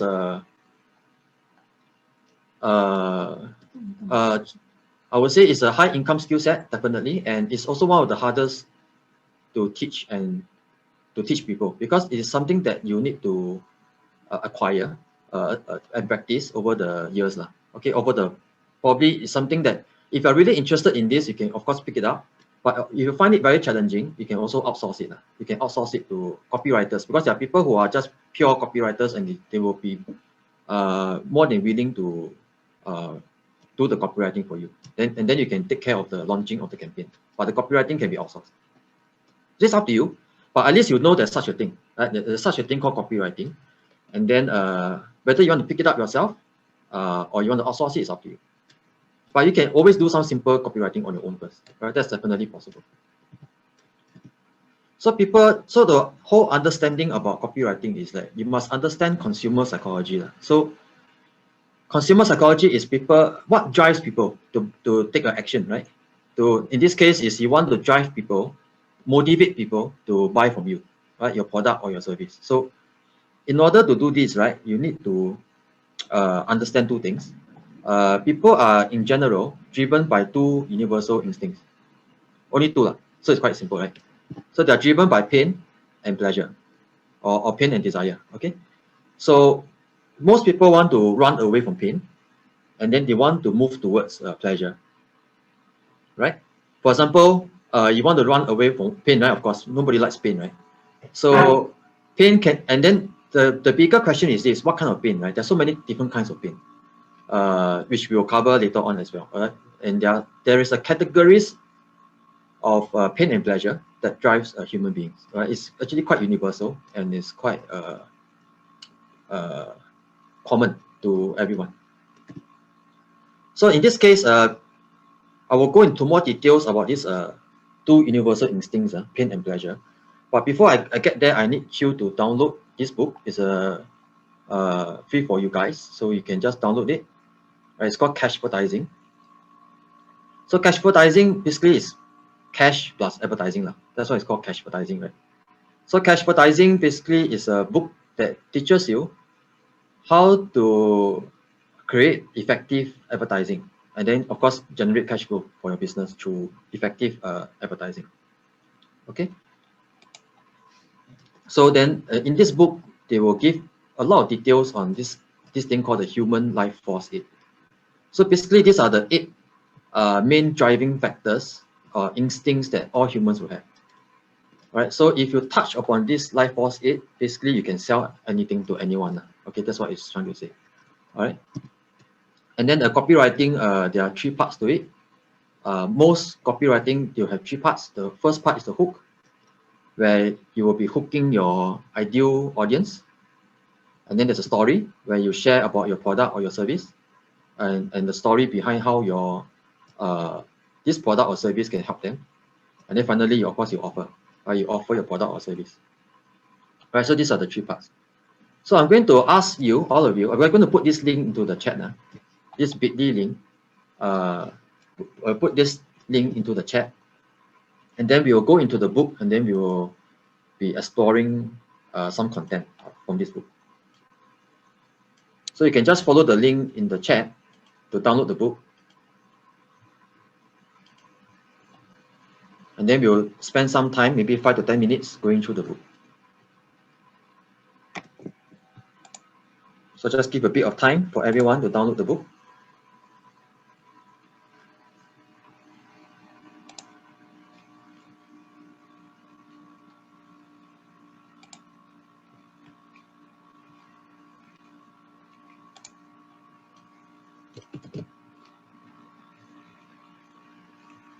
So everyone has the book already?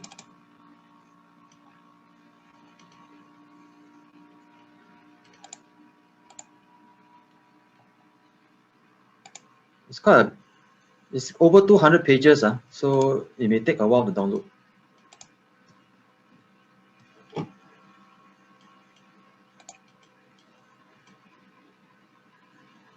Oops.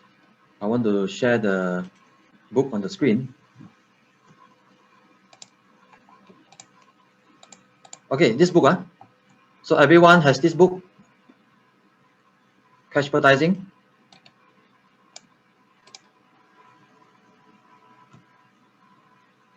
Okay, so let's run through a few pages, all right? It's over 200 pages, so I cannot go through the entire book today. I'll just go through the main points, and then you can read on your own, all right? So you can see the title of the book is called Cash Advertising. All right, basically how to make use, I would say leverage on consumer psychology to hook them into your marketing channel, and then to get them to buy from you, of course. All right, so more than 100 secrets of ad agency psychology to make big money selling anything to anyone, right?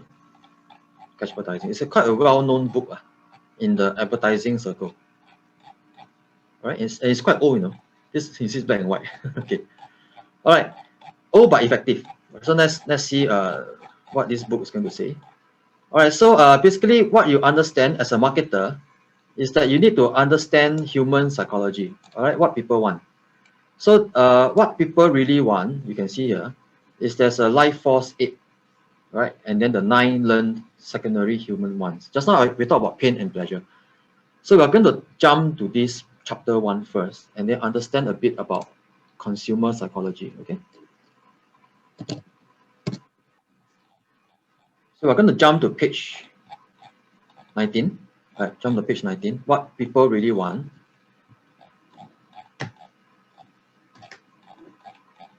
And we're going to go to this, this is page 21, page 21. So you're going to see this human life force 8, all right? So what you see here are all the 8 basic instincts of any human being, any. So basically, if you understand this, right, you'll be very good at writing effective ads that can hook people into your marketing campaign.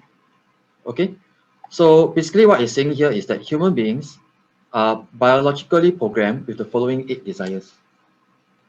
Okay, so there are 8 desires of any human being, right? Any human being. So the first one is that all humans want to survive. Yes, all humans want to survive. They want to enjoy life, and they want to live as long as they can. All right, that's what it means by survival, enjoyment of life, and life extension. That's why people go to doctors, right? Or they even want to go for let's say vitamins, supplements, So all these are to do with this part here, life extension. They want to live as long as they can and have a high quality of life.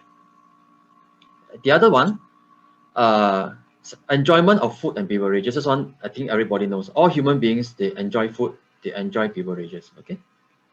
And number 3, freedom from fear and pain and danger. All right. Everybody wants to run away from fear, run away from pain, and run away from danger. So freedom from these 3 things. And all human beings desire sexual companionship. Right? That's why we get married. We have spouse, we have girlfriend, boyfriend, and so on. Okay. And we all human beings in general, they enjoy comfortable living conditions. Okay, so that's why we have condominiums, right? HDBs and houses and so on. So to be superior, meaning and keeping up with the Jonases. This one basically means that you want to be on top, right? You wish to be on top and then superior in general compared to other people. So if a lot of human beings, they have this wanting to be superior, right, inside them. That's why people buy, let's say, branded goods, right? Branded goods, or even buy, let's say, a Ferrari, for example, when they could easily just buy a Toyota. So why would someone buy a Ferrari or a Lamborghini versus buying a normal Toyota? All right, because it's not just, I mean, it's just getting from point A to point B, right? So why would you spend the extra $1 million to buy a Ferrari? So it has something to do with this, right? To be superior, to feel superior to the other people.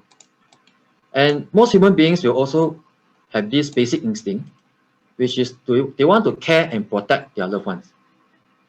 All right, so as parents, I think some of you are parents here. Definitely this is something that will relate to you, that you want to protect your children, right? You want to protect and care for your parents, yeah, and make sure they are okay. Then social approval, mostly all human beings will have this as well. Social approval, meaning they want to belong. They want to belong to a certain community, all right? So they want to belong, and then they don't want to be, isolated. So that's called social approval. They want to be part of a community, all right? So these 8 things basically covers the basic, what we call the life force 8.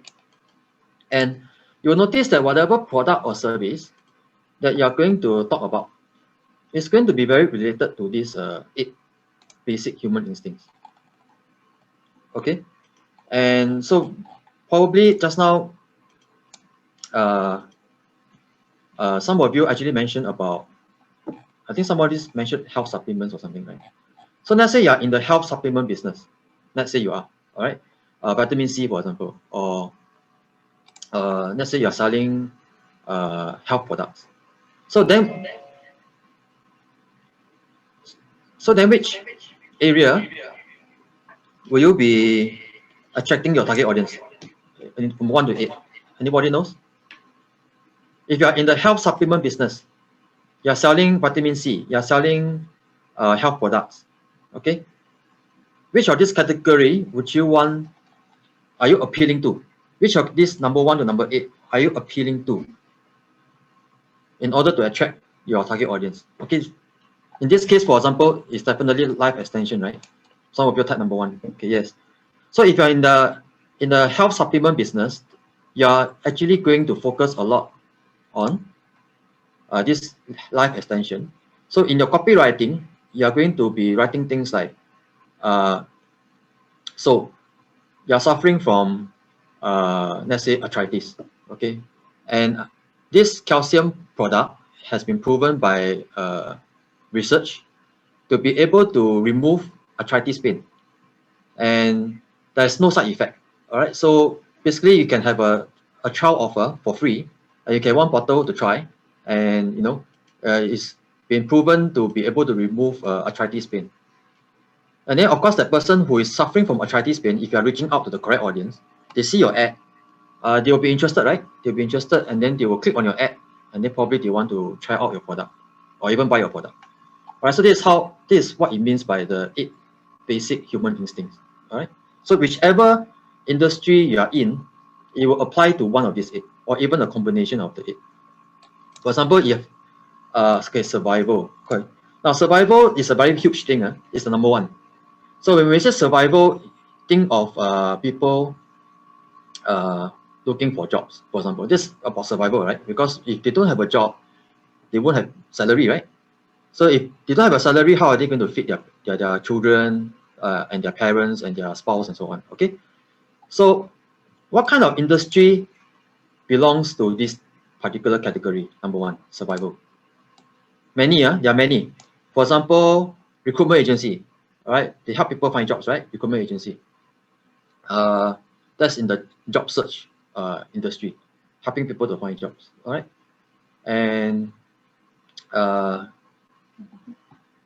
and many other types of okay survival. Really, salary is one of the things. Businesses, all right, helping businesses to survive. For example, bank loans, banks, for example, right? Banks are also in this category actually. But why? Because they offer loans to businesses so that they can survive. So there are many businesses that actually operate in this survival. Okay, so enjoyment of food and beverage. Obviously, if you are in the food and beverage business, for example, restaurants, food courts, coffee shops, all right. So then you are in this number two, right? And then freedom from fear, pain, and danger. This one, example, okay, example would be insurance, right? Why would you buy insurance for your loved ones? Because just in case something happens to you, right? So there's freedom from fear, pain, and danger. Okay, so that's why I say all industries will fit into one of these things. Okay, sexual companionship, any industry? Dating. Many, but I'll just tell you one, dating, okay, dating agency, like dating, helping people to find boyfriend, girlfriend, or spouse, right? Dating agency operate in this category, helping people to find a sexual companion. Comfortable living conditions, again, many industries operate in here. Property business, all right, property agents, renovation, and so on, all right? Because this is a basic human need, right? We all need a place to live in. And furniture as well, furniture and so on, okay? And this one, many products and services fit into this category as well, to be superior. Just now I mentioned a few, right? I mentioned about Ferrari. Why would anyone buy a Ferrari versus just buying an ordinary Toyota? And why would a lady buy a branded handbag, let's say Gucci Hummus. or Hermes, right? So why would a lady buy a branded handbag when they can buy a normal handbag? Probably a Hermes would cost about 10,000, right? I think. Why would a lady pay $10,000 for a handbag? So they want to feel something, right? They want to feel superior. So if you can grab that mentality, that psychology, and then you can bring that into your ad, all right? And that somehow, you see a lot of this kind of ads in TV also, where you can see a guy who is smoking a certain, especially in other countries, not Singapore, but other countries you can see a lot of ads on cigarettes, where a guy is smoking a certain brand of cigarettes and they can attract a certain lady. So they're more superior just by smoking that particular brand of cigarettes. Okay, so that's the kind of thing that advertising, they like to do this kind of angles where they can attract you into buying a certain product if you think that just by consuming that product, but just by having that product, you will actually be more superior. Okay, and number 7, and the care and protection of loved ones. Of course, just now I also mentioned about insurance and so on. So plenty of these businesses in this particular category. For example, childcare, like childcare where you take care of your children, insurance as well, and many others as well. Social approval, basically you want to belong to a community, right? So there are communities that actually charge a fee if you want to actually be a part of the community. For example, golf clubs, I don't know, all right, golf clubs, or even some clubs, right? Some clubs and societies where you want to enter that club or the society, you have to pay a fee, right?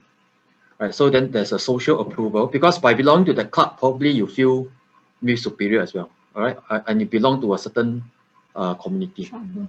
It's a very tribal kind of feeling that Nobody wants to be isolated. They want to be part of something, a community. So then whenever you write your ads, right, when you're doing your copywriting, you want to combine at least one or a few of these together.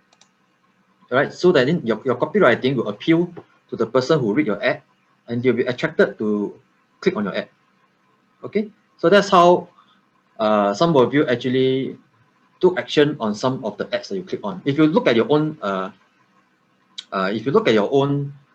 behavior in terms of when you scroll through Facebook, right, you actually notice that you click on certain ads because it appeals to you in some of these categories.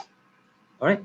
For example, you see an ad that shows a restaurant and offering some very exotic dishes at a discount, maybe. All right. So then, of course, you want to click on the ad and then bring your family out on a weekend lunch or dinner, right?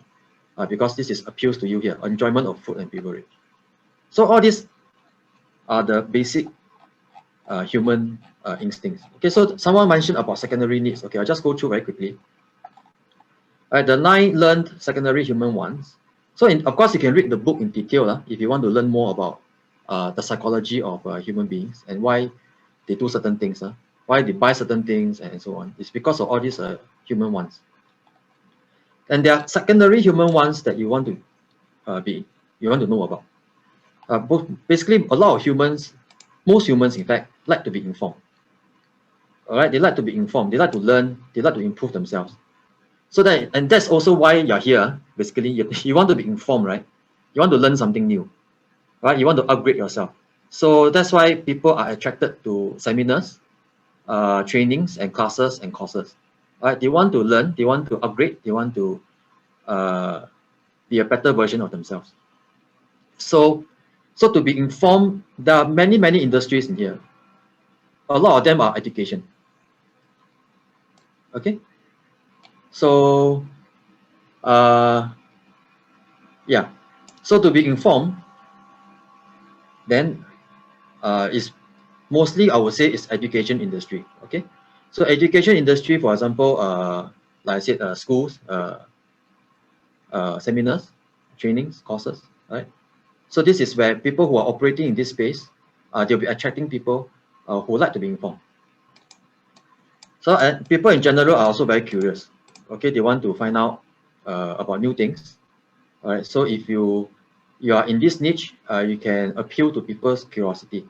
All right. You can by offering new products, new services, in a new way, in a new form. New innovation. Yeah. Okay. So new technology, new innovations, and so on, so that people will be very curious about what you're doing and they want to find out more. So cleanliness. Again, many businesses in this space, cleaners, right? For example, businesses who help to clean up your houses and hotels and laundry business. Yes, laundry business as well. Laundry businesses, cleaning your clothes, cleaning your houses, cleaning surroundings, and so on. So efficiency, anything that can help. People generally like efficiency. So if you can offer a service or a product that increases people's efficiency, then definitely they'll buy from you, right? For example, in the past, let's just say 100 years ago, there was only how do you clean a house using a broom, right? But later on, vacuum cleaner was invented. So which one is more efficient and also convenient, by the way, is to use the vacuum cleaner, right, instead of using a broom. So that's why people now buy vacuum cleaners to clean their house, right? So this is what I mean by people like efficiency and people also like convenience. And something about Singapore, since most of us are from Singapore, right? Convenience. Now, you know that there is 7-Eleven nearby and there's also NTUC, right? Maybe further away. So if you are just looking at buying some bread, would you walk all the way to NTUC, which is maybe 4 kilometers away? But 7-Eleven is just downstairs. But you know that 7-Eleven charge higher price, right? I think most of us know, right? 7-Eleven actually charge higher than NTUC. But you will still buy from 7-Eleven because it's nearer to you, isn't it? So that's what I mean by convenience. Correct. Yeah, correct. Convenience. And another one that now is very popular is Grab. So instead of going to food court to buy your lunch or dinner, you can just use Grab and order your food through Grab Food, and food is delivered to you. So all these are how people appeal to your desire for convenience. So Grab knows this, right? So Grab knows that you desire convenience, so they offer that service to you, right? So if I can make it very convenient for you, I can deliver food to your doorstep. Would you buy from me? You will, right? That's why now Grab is so popular. So that's what I mean by when you're launching your product or your service, you have to think of all these factors, and are you appealing to at least one or more of these factors so that people will buy from you. Okay. In fact, if you just do one thing very well, in fact, the people will already buy from you. For example, in this case, GrabFood is convenience, right? Convenience. So dependability and quality, if your product or service is highly dependable and is of a high quality, people will also buy from you, right? As compared to another competitor's product. And also, if this product or service can help people to be more beautiful, right? More attractive, then of course people will also buy from you. And if you can help people to generate a profit through to their business or to their income levels, they will also be buying from you, right? And one of the examples is this class where I'm teaching you about Facebook marketing, because I will be helping you to find out how you can increase your business revenue, right? Or to generate a side income for yourself. So this is where I'm appealing to most people's needs or desire to generate profit, right? Either from their business or from a side income. So this is where I come to you, I offer you my course and teach you how you can do this through Facebook marketing, right? So this is one example. And people like bargains, right? So people like bargains, and basically, if you can give them a good product at a low price, they will buy from you as well, right? So basically, I covered the 9, and this is a very quick snapshot of the human desires. Okay, so what they avoid and what they want. Okay, so basically, I hope that you can find some good value in this. Do you think this is valuable in knowing about human psychology? If you think this is valuable and you have learned something about human psychology and what human wants, can you type 1 in the chat? Okay, so a few people responded 1. Okay, very good. Thank you. So I hope you have learned something about what human really wants. And if you just think about this, you are going to be in marketing, right? Most of you probably want to try marketing your own product or your own service to the marketplace. So then you have to know what humans want, right? Because you're selling to humans, right? Okay. So then by knowing all this, by knowing the 9 human wants, and also the 8, the life force 8, so study this deeply, and just by giving people what they want, you will be able to sell your product and all your service to them. Okay, and that's how you start your business, how you start a successful business. So this is something that I would say is very important, that for anyone interested to launching your own business or to create a side income, sell your own product or service, this is something that you would want to spend time to understand. And then the rest of this book, you will also be discovering things about how to write effective copywriting. So I can't go through the whole book, so I just leave it to you to read. But I'll go through the table of contents. So let me just reduce the table of contents. So I went through the life force 8, the secondary human ones, and how to get inside your consumers' heads. So these are some of the effective selling techniques, and also can be used in copywriting. Persuasion step by step, for example. All right, and 41 proven techniques for selling anything to anyone. Quite commonly used in marketing as well, right? Authority positioning, establish a unique selling proposition, right? Long copy versus short copy, and so on and so on. All right, and 13 ways to make buying easy, and so on. Okay, so 200 pages. All right, so I'll leave it to you to read, okay? Because I can't go through the whole 200 pages. So I'm going to stop the share now and then move on to the next topic. Okay, so I hope that was interesting. Okay. All right. So I hope that before I'm going to go for lunch very soon. I know people are hungry, right? So very soon we're going for lunch. But let me just finish up this little part here. So you have known that human beings they have some basic instincts. Okay, they have some basic instincts. So they're driven by pain and pleasure, which I just now went through already. The human life force, the life force 8, and what people want and what people don't want, right? So advertising, you're downloaded already, human life force 8. And so now we go into the structure of copywriting.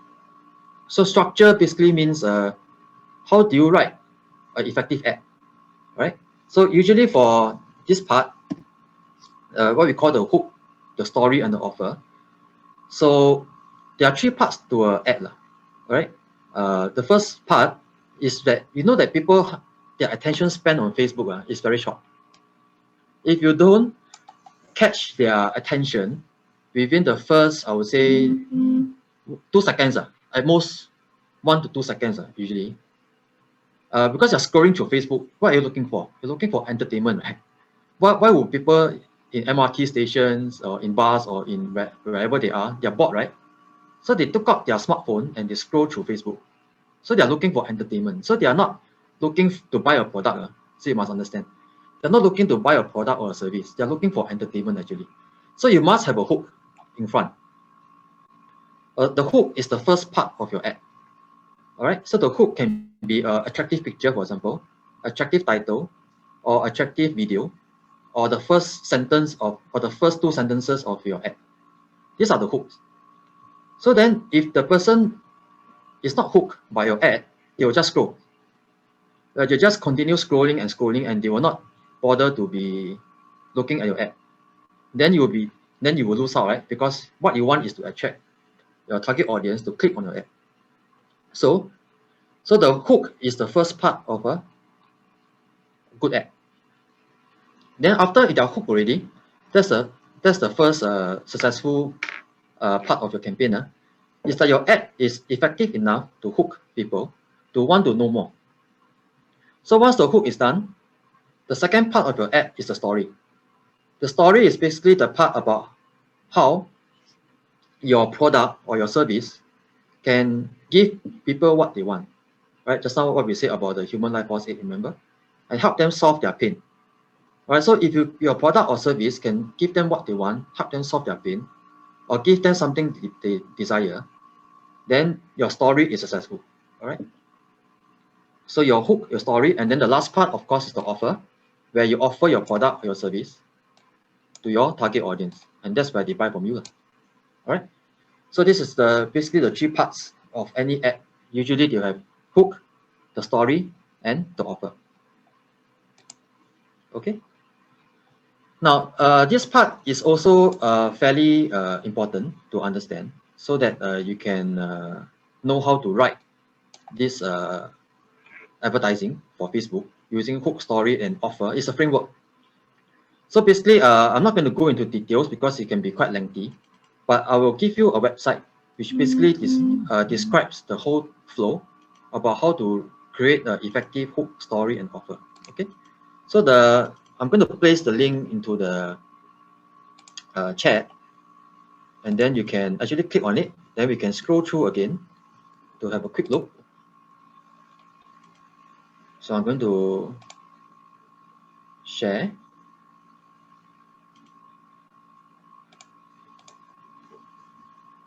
I'm going to do a screen share again. Okay. All right. So if you click on that link, the link is in your notes, by the way. So, but I'll also put it in the chat. Okay, it's in the chat already. All right. So basically this link, basically this website will tell you a lot about how to craft your ad, and then put in the hook, the story, and the offer. All right. So, okay, I'm going to, is it a bit too small, the words? Yeah. Okay, bigger now, right? Mm. All right, so, okay, hook, story, and offer is a framework for selling. Right? It's a framework for selling any kind of product or your service. It's a 3 stages, all right? So then, the first stage is always to hook your prospect right here. Is to hook your prospect. Once you have their attention, you can tell them a story about your product and how it will give them results they want. All right. Then the last part is you present them with your offer. So it's a very simple 3-step process. All right. It's a very simple 3-step process. You hook them, and then tell them a story, and then offer your product or service. Okay. And then, of course, the story is not just any story. It's a story about your product and how it will give them the results they want. Okay. So the story has to be crafted in such a way. Okay. So then you can read through the rest on your own. The hook is basically how you grab your prospect's attention. There are many ways to do this. So you can arouse curiosity, for example. All right. You can make the prospect eager to read or watch the rest of your story. It can be a very interesting headline, all right, that you have in your ad. So the marketing hook, effective one, should be you make people crave for more information. You will make people want to read more about what you have to offer, and you will make them want to click on your ad. All right. So if you have done those things, then your ad is very effective. All right. So a hook again is not about selling yet or converting. Is later on, because a hook is just to get their attention. So then, for example, how a wheelchair-bound retired war veteran helped me to get in the best shape of my life. That's a hook. It's different from unique selling point. This course should contain special exercises never seen before or contained anywhere else. So you can see how this wheelchair-bound retired war veteran, wheelchair, sitting in the wheelchair, but it can help me to get in the best shape of my life. So it's very interesting, right? It's very curious. I'll be very curious. How can a wheelchair-bound person help me to get in the best shape of my life? So this is what I mean by it's a hook. It's very cute. It arouses interest. It arouses curiosity, right? And then that's why you want to read some more. It's not something straightforward like this. This course could contain special exercises, blah, blah, blah. It's very boring, right? It's not going to excite me to want to read on. Okay, so it has to be something interesting like this. Okay, for example, another one. How to improve your pickup skills in 7 days and get more dates than you thought possible. It's very interesting, right? It's appealing to which Life Force 8? Anyone knows the answer? Life Force 8. How to improve your pickup skills in 7 days? No. Sexual companionship, remember not? Sexual companionship, right? People crave for sexual companionship. So this is the hook. How to yes, Daniel, you're right. Sexual companionship. How to improve your pickup skills in 7 days and get more dates than you thought possible. All right. So that appeals to that Life Force 8. Versus USP, you get 30 proven, tested, never reviewed before pickup methods from the world's best pickup artists. This unique selling point, which is again written in a way that is very boring, right? It's not attractive. So you want to always emphasize on the results. Do you see any result here? No, right? But you see results here. Get more dates than you thought possible. This is the result. And the result is always part of the hook. So you want your results to be stated very explicitly, very clearly in the hook, so that people can immediately know what results they can get if they read if they read some more and then purchase your product or your service. Okay, not USP. USP usually don't emphasize on the end result that they're going to get. That's why they are usually not very interesting and people don't click on it. So you want to write in such a way that it's a hook, not a USP. Okay. So I'll skip the rest. And then the story is the part where you craft a story about your product or your service. All right. So the story about your product or your service will be in the center portion. The story should demonstrate how your product or your service gives your target audience the result they are seeking. All right. This is the story. Yeah. So this is the center portion of your ad, the story. Okay, storytelling is always one of the most effective ways to sell. This is a part and parcel of every marketer. They know how to tell stories. What stories sell? All right, stories sell. Facts tell. Do you hear that before? Stories sell and facts tell. So you don't want to tell, you want to sell, right? So you use stories, okay? And the last part, okay, so of course your story should also say something about, there's a central character in your story, right? And so how they discovered your product or service, and then what happened after they use your product or service. That can be one form of story. Right, so that's the second part. You can read on. Then the last part is the offer, where finally, of course, you already hook them and you have told them a story about your product or service that can help them with their problem. And now this is where the last part you offer. You offer your product, and then that's where, if it goes through, they will make a purchase, right? They'll purchase from you, and then you gain a sale. Okay, so that's about this 3-part series. So that's all I have to say about that, and then the rest you can read on.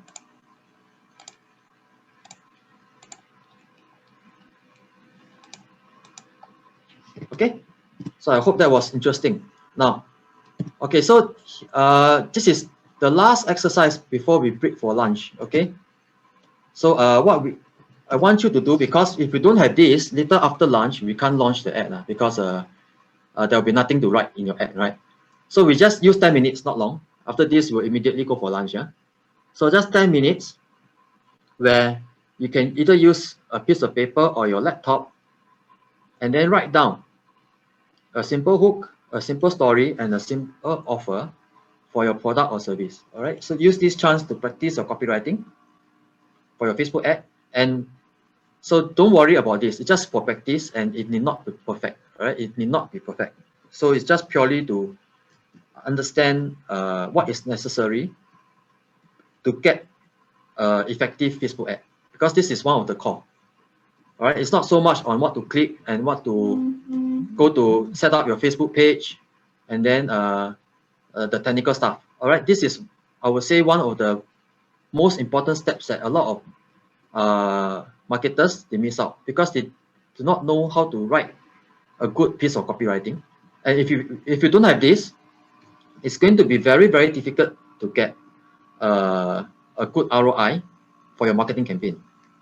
So this is something that I think is good to practice. So we'll just take 10 minutes, all right, 10 minutes to write down on a piece of paper or on your laptop a hook for your product or service, a story, and then an offer. So if you're not sure what to write, you can refer back to just on the website, all right, and then we'll come back after 10 minutes. Okay, 10 minutes, all right.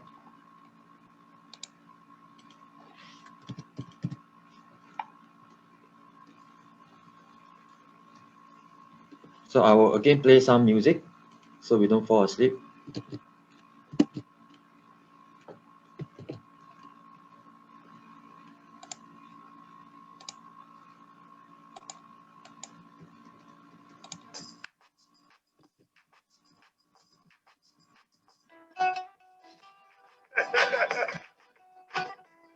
Enrique Iglesias. Gente de zona. Decime.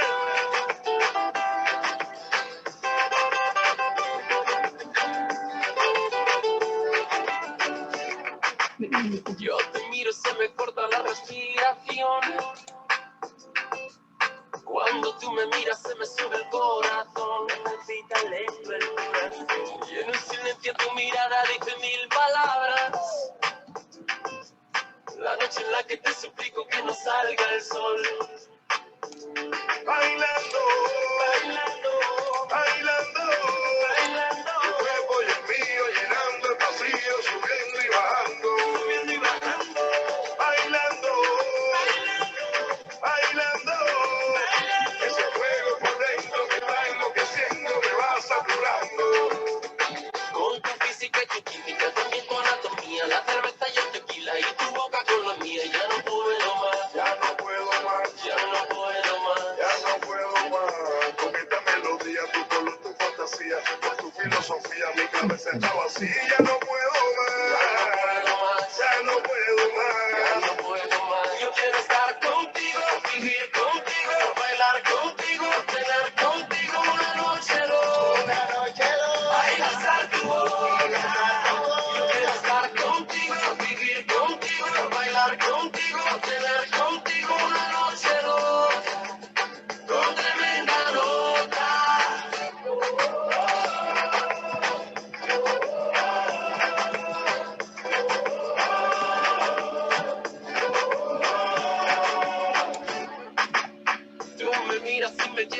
otra dimensión.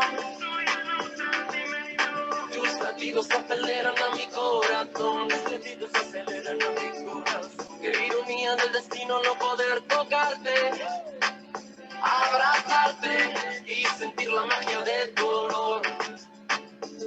Bailando, bailando, bailando, tu cuerpo y el mío llenando el vacío, subiendo y bajando, bailando, bailando, ese fuego por dentro me va enloqueciendo, me va saturando. Con tu física y tu química, también tu anatomía, la cerveza y el tequila y tu boca con la mía, ya no puedo más, Ya no puedo más, ya no puedo más. ya no puedo más. Con esta melodía, tu color, tu fantasía, con tu filosofía, mi cabeza está vacía. Ya no puedo más, ya no puedo más. Ya no puedo más. Yo quiero estar contigo, vivir contigo, bailar contigo, tener contigo una noche loca. Ay, besar tu boca. Yo quiero estar contigo, vivir contigo, bailar contigo, tener contigo una noche loca. Con tremenda nota.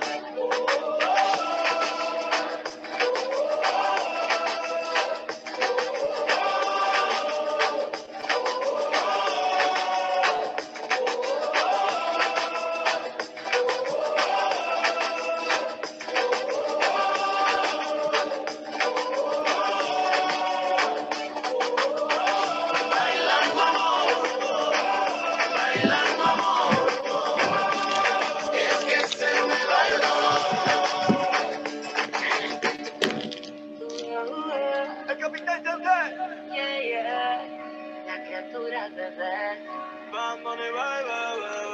Róbame, despacio atrápame, haz lo que quieras conmigo, llévame a lo prohibido, acércate, quiero sentir tu cuerpo, hacer lo mío y hacerte de todo, todo. Con tu figura que me atrapa, atrapa, con esas curvas que me matan, matan, una mirada que me ataca, ataca, y unas ganas que me delatan. Oh, con tu figura que me atrapa, atrapa, con esas curvas que me matan, matan, una mirada que me ataca, ataca, y unas ganas que me delatan. Oh. Báilame, bien, bien con esa boca, bésame, con ese cuerpo arrópame, con tus manos siénteme.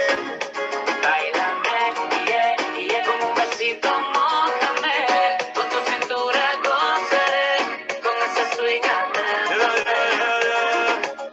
Te compro una Victoria, dime si lo modela. Otro gol de Messi, tú eres mi Antonella. No es contigo, pues que sea con tu gemela. Pero quiero una baby que sea de Venezuela.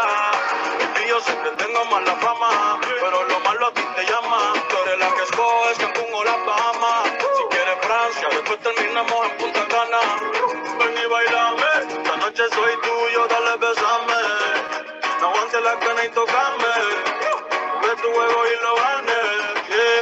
con tu figura que me atrapa, atrapa, con esas curvas que me matan, matan, una mirada que me ataca, ataca, y unas ganas que me delatan. Oh. Báilame, bien, bien con esa boca, bésame, con ese cuerpo arrópame, con tus manos siénteme. Báilame, yeah, yeah, con un besito mójame, con tu cintura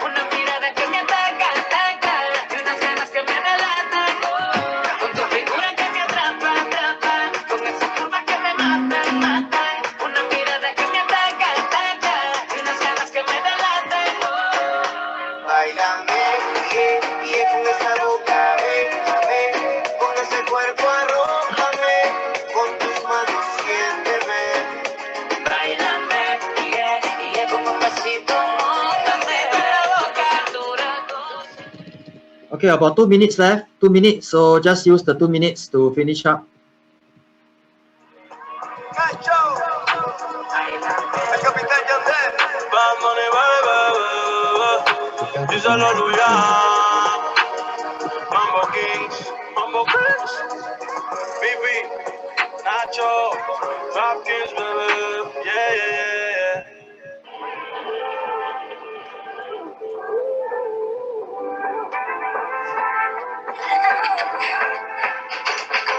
Dale, sin miedo, arriesgate y sígueme al juego. Sola, creo que a tus amigas hasta luego. De explicaciones solo vente. Tu mente malvada, eso yo lo sé. En tu mirada yo lo puedo ver. Te mata mi estilo y eso yo lo sé. Rompe la disco, rapa, pam, pam. Baila que no te he visto, pam, pam, pam, pam. Porque tú eres lo que yo soñé. No perdamos el tiempo, pam, pam, pam, pam.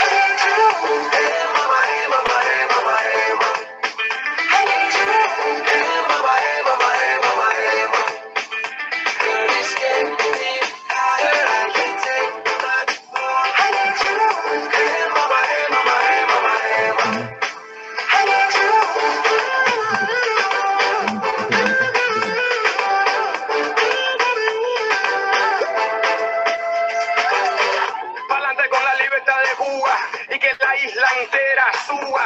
De La Habana hasta Santiago, todo el mundo fumando puro y tomando trago. Que relajo, el pavo trabaja doble. Ponte las pilas, todo el mundo quiere una cubana, ponte en fila. Todo party que siga, como sea, como tú quieras, a tu manera. Are you single? Quítate la...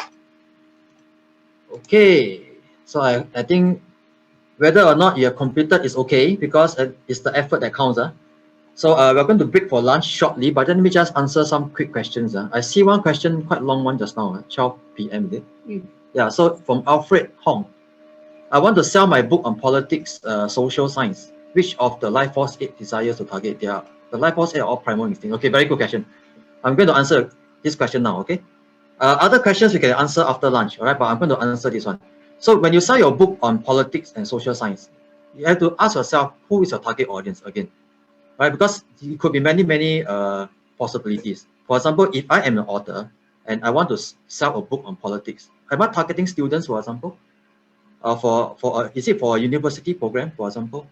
So if it is a textbook, right, and I'm selling this topic, this textbook is on politics and social science, I'm selling to students. Why would students want to buy my book, my textbook? Because they want to get a degree, right? And because they want to graduate, right? And why would they want to get a degree and graduate? Because they want to get a job. Probably, maybe, I don't know, social science, right? Probably they want to work in the political arena when they graduate, right? So it's related to survival, right? It's related to survival because why? Why would they want to buy my textbook on politics? Because they want to graduate. They want to graduate in order to get a good job. So survival is the number one. Remember the Life Force 8, the number one. So it depends on what's your intention and motivation for writing this book and who is your target audience. So I've just given you one example. It could be I'm targeting students who need this book in order to graduate and so that they can get a job. So it's survival, all right? So I can tell you this, whatever you throw at me, I can usually find an angle, right, related to the Life Force 8 and related to the other human desires and needs. Okay. So so that's just to answer Alfred's question. So I hope that answered the question, did I? Okay. So okay, there will be other questions from some of you, which I will try to answer after lunch. So we're going to put a link here. Rather than posting your questions in the chat, which is a bit messier, we are going to post a link in the chat. It's a link for you to ask questions. So we're going to post it now. Okay, so this is a form. It's a Google form where you can click on it, and then you can ask your question inside this Google form. And then after lunch, there will be a Q&A, right? It will be a 1 hour lunch. And then after that, we will have a Q&A. After the Q&A, then we will proceed on to the next portion of our today's class on how to launch your effective Facebook campaign to bring in your ideal customers to buy from you. Okay, so have a good lunch, everyone. Okay, so before you go for lunch, or maybe you can come back from lunch later on and then click on this link. and then enter your questions, and then we will answer your questions after lunch. Okay, so now time is 12:40, 12:40 Singapore time, because some of you are not from Singapore or Malaysia, right? So wherever you are from, now is 12:40. We'll have 1 hour lunch. Please come back at 1:40 Singapore time. All right, 1:40 Singapore time, we will start again. Okay, so please everyone enjoy your lunch. I will see you back 1 hour later.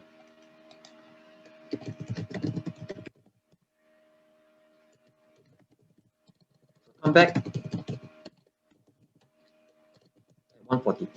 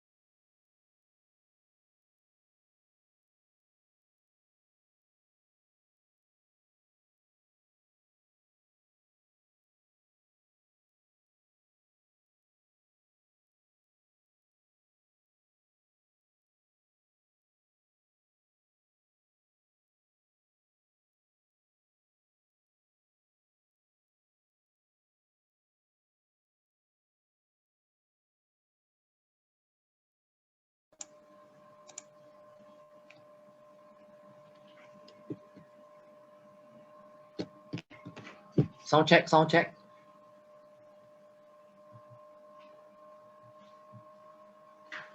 Sound check, everyone. It's 1:40. So is everyone back from lunch? It's 1:40 now. So if you're back from lunch, could you, yeah, Alfred and Daniel most on the ball. So if you're back from lunch, can you help me to type 1 in the chat? Just type 1. Okay.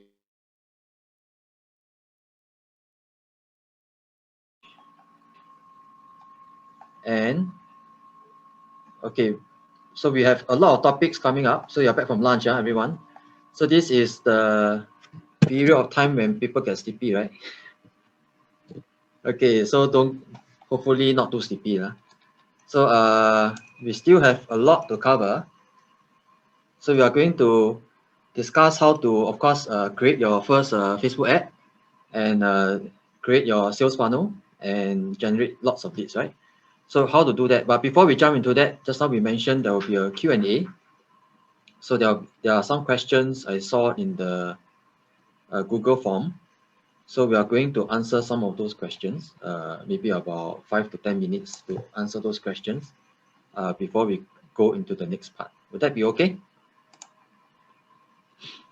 All right, so if that's okay, yeah, most of the questions are from Alfred, right? Okay, Alfred asked a lot of questions and also from some of the other participants. So, okay, now for this Q&A, I would say most of the questions, Mulikah is very familiar. So I will let her be answering some of these questions, okay? So just give me a second. Okay, I'm going to transfer the video to Mulikah, and then she will be helping to answer some of the questions that some of you have asked. Hi everyone. Thanks, Joseph. Okay. Thanks, Joseph. Okay, let's open up the question.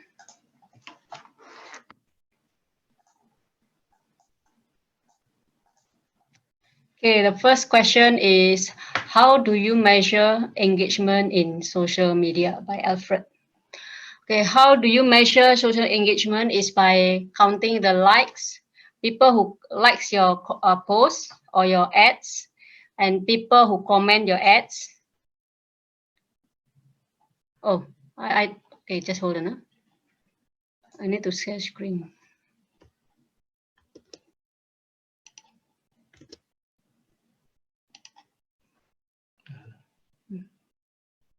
Just on your video, Hi, okay. Alfred, I'm just answering based on the question. I don't have to share screen, yeah? Okay, the first question is, how do you measure engagement in social media? Engagement measured by how many likes, how many comments, how many tags, how many shares. Those are considered engagement. So Facebook will measure those activity or actions from whoever that see your ads. Okay, so that is the first question. The second question is, what is affinity for page likes in Facebook IQ? Affinity, basically similarity. So people who like, for example, right, people who like McDonald's, they also may like KFC or Burger King. So that is the affinity means. So what's the next? Okay, the third question is, there is no audience button. I did not manage to get there. Okay, so probably you need to log in first, because if you don't log in, right, what you see, you will not be able to see the audience inside. What you see is only login. So you need to log into Facebook first before you want to go to the audience inside. If you still have that problem, right, what you can do, you can reboot your laptop, and then after that you start to browse for Facebook and then log into Facebook. Then you click the link again. You can try that later on after the class, okay? Then what's the next? Okay, the next is for pet food, why got negative figure for iPads? Minus 83% for desktop only, means switch. Okay, so this okay, for this information, right? Likely that people in US who own a pet, when they bought certain things, they don't use iPad. They either use handphone or laptop.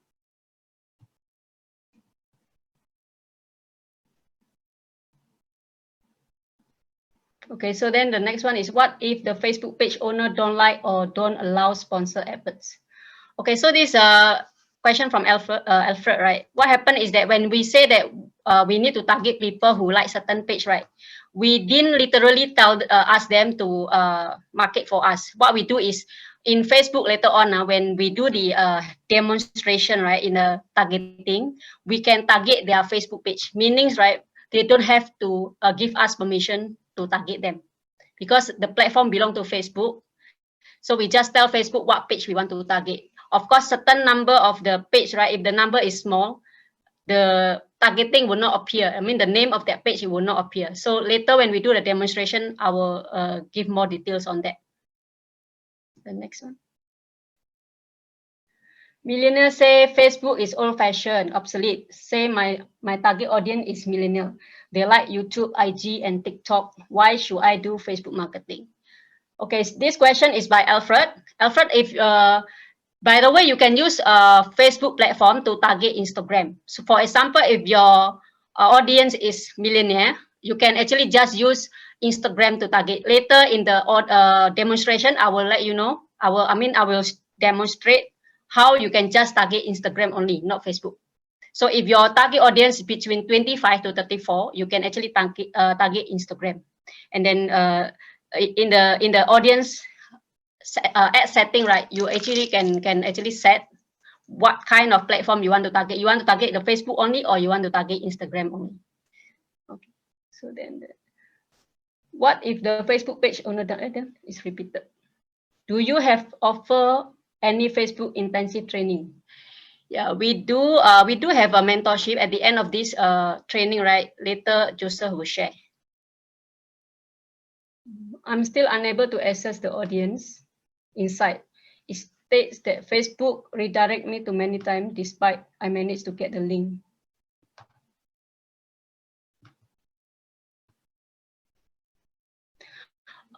Okay, Daniel, you may want to try other browser. If you see still the problem still persists, right? You can try other browser and then you see how. If not, you restart your laptop. Sometimes Facebook does give this kind of error. Okay, so that's all the questions. I finished answering the question already.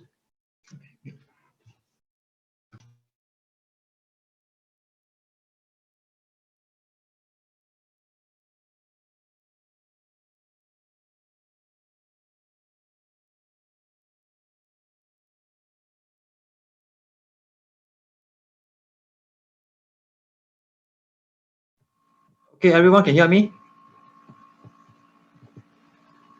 Okay, good. All right, so we're going to hope that answer most of the questions. So later on, we will still have Q&A, and then we will answer the rest of the questions at the next Q&A.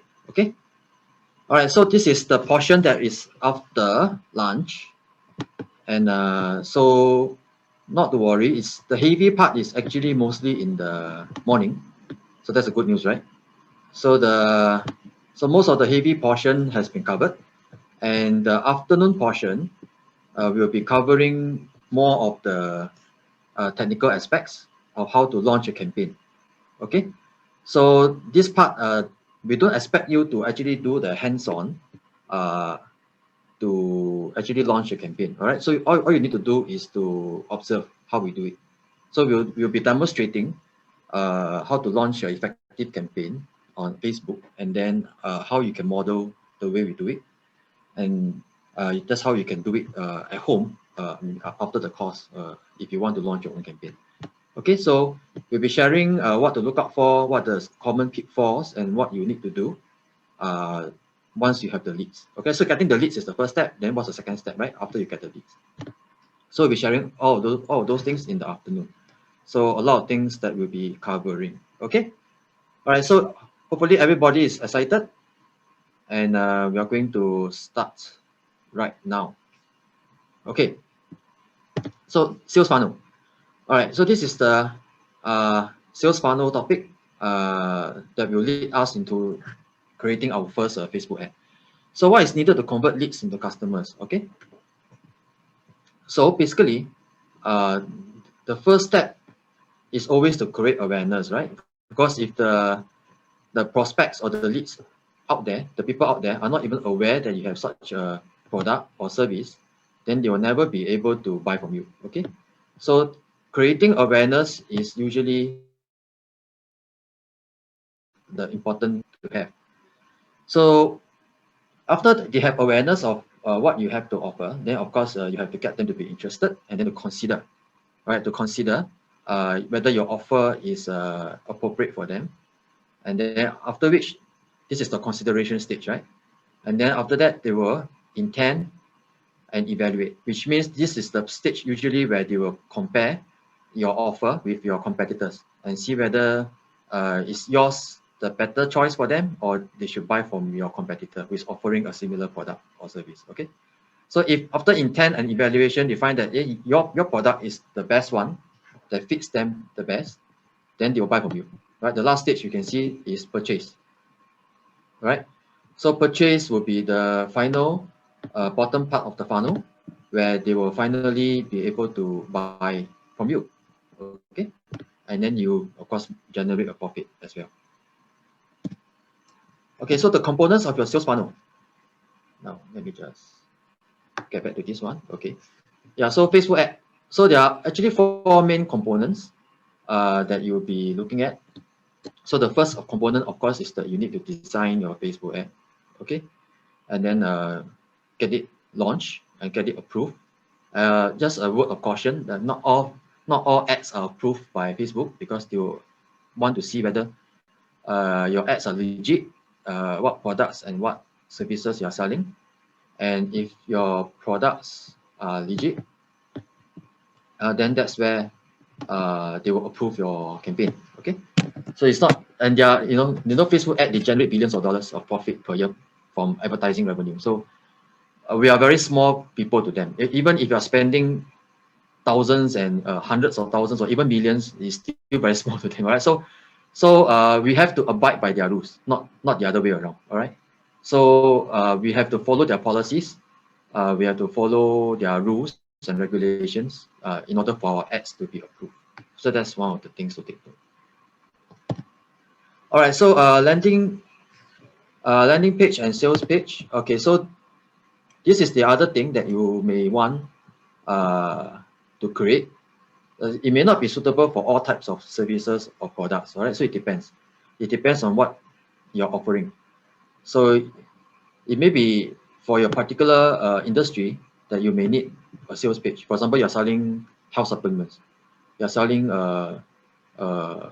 maybe something, vitamin C, for example, right? Then probably you may want to have a sales page or e-commerce website for you to sell your products. All right. And then of course, you need traffic and you need leads, right? So that's where the Facebook ad will come in to help you to generate the traffic and the leads for your business. And then you need a conversion funnel as well, where you turn the leads into customers. So now this conversion funnel will be spending some time also later on to discuss how we can use phone calls, face-to-face appointments, webinars, even SMS, WhatsApp, and emails, so that you can actually close the sales. Okay, so this is the part where we'll be spending a bit of time as well to discuss what are the ways to turn the leads, the leads that you've generated so far into customers who will actually pay you. I think some of you already very familiar with the webinar funnel, right? The webinars, because most of you here actually went through a webinar previously, and then through that webinar presentation, you decided to participate in a certain program, which is the mobile ads program, right? The mobile ads program, and then you paid for the program, and that's why you're here today. All right, so I think some of you are already quite familiar with this form of conversion method, which is using a webinar. All right, so later on we'll share a bit more about this as well. Now, of course, another component of your sales funnel is sales, right? So you want to have your leads to pay you so that they become actual customers. All right, and then you can generate revenue and profit. Okay. All right, so something to say about landing pages. We will not cover deeply into this because this is not the main part of this course, but it's something that probably you want to consider in the future if you wish to have a landing page or a sales page. Okay. So just now you have seen quite a few, right? Just now in the morning when we actually showcase some of the campaigns in Facebook. Remember, we were scrolling through Facebook newsfeed, and then we were looking at some of the ads, right? And then we clicked some of the ads. Okay, we clicked some of the ads, and we saw that when you click on the ad, it actually brought you to a website. So the website is actually called a landing page. All right. So a landing page is a special kind of website. So this is to answer Chu Ing Ku's question, what is a landing page? Okay, so a landing page is a special kind of website where its purpose is not to give information, its purpose is to convert the leads into sales. Right, so it's also called a sales page. All right, its purpose is to convert the leads to perform a certain type of action, whether it is to participate in a webinar or to buy something from you or to submit their name and email and so on. Okay, it is a page to get the leads to do some kind of action. Okay, any kind of action. For example, like I said just now, to give you their name, their email, their mobile, that's action, or to purchase something from you, or basically to One page. yeah, basically to submit information to you. Okay, so the other one is ClickFunnels. All right, so I'm going to very quickly just go through these two I think I'll just go through lead pages, right? Because ClickFunnels is a more pricey software. So I'll just quickly show you how you can use lead pages to create your landing page or your sales page. Okay, so this one will take about maybe 5 to 10 minutes. So I'm going to switch to the software.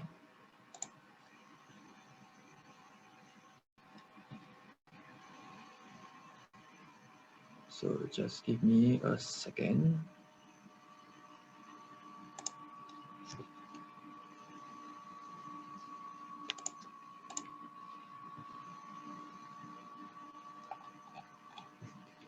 Oh, so where is the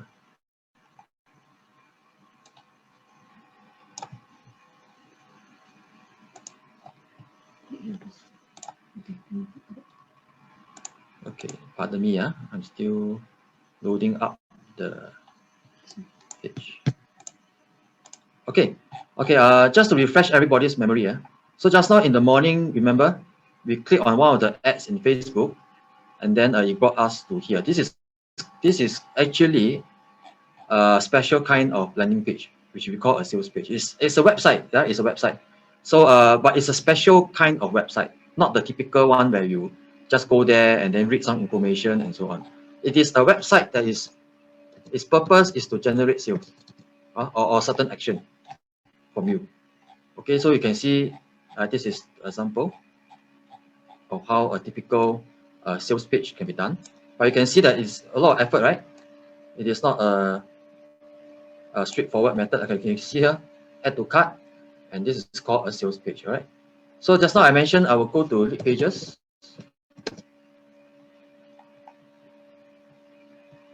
So lead pages.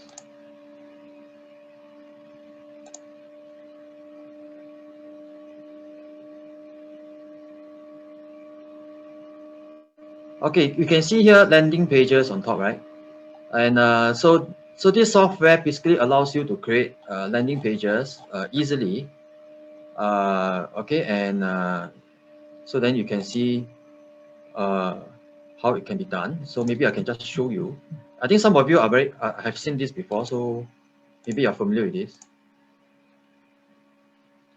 All right, have you seen this before? Some of you have, some of you haven't, but it's okay. This is what we call a landing page or sales page, okay? Where it's designed to generate some kind of action from the visitors to this landing page, okay? And the visitors came from a Facebook ad. All right, so you understand the flow. So first of all, the visitors, they saw an ad in Facebook, and then they click on the ad, and they landed here. That's why it's called a landing page, right? Because they landed here when they click on the Facebook ad. So after they read through this landing page, and they find that there are testimonials here, right? And then they find that this is very interesting. I want to find out more about mobile. So they wanted to, out of curiosity, they wanted to join and find out more. So that's where they will enter their name, their email, their mobile, and the workshop date, and then they will click, right? So this is one form of landing page. There are many forms of landing page. Basically, like I said, all landing pages and sales pages, their job is to generate some kind of action from the visitor. All right, the action can be many types of action. It could be just simply to, for example, this one, to submit a name, an email, a mobile, to get the registration from the visitor, or to get inquiries from the visitor, or even to get the visitor to immediately purchase something from you. All right, so all this is what is meant by landing page and sales page. All right. So the good thing about having this kind of software is that it is very easy to use. Okay, it's very easy to use. So what do I mean by easy? Okay, maybe I'll just demo to you how easy it is.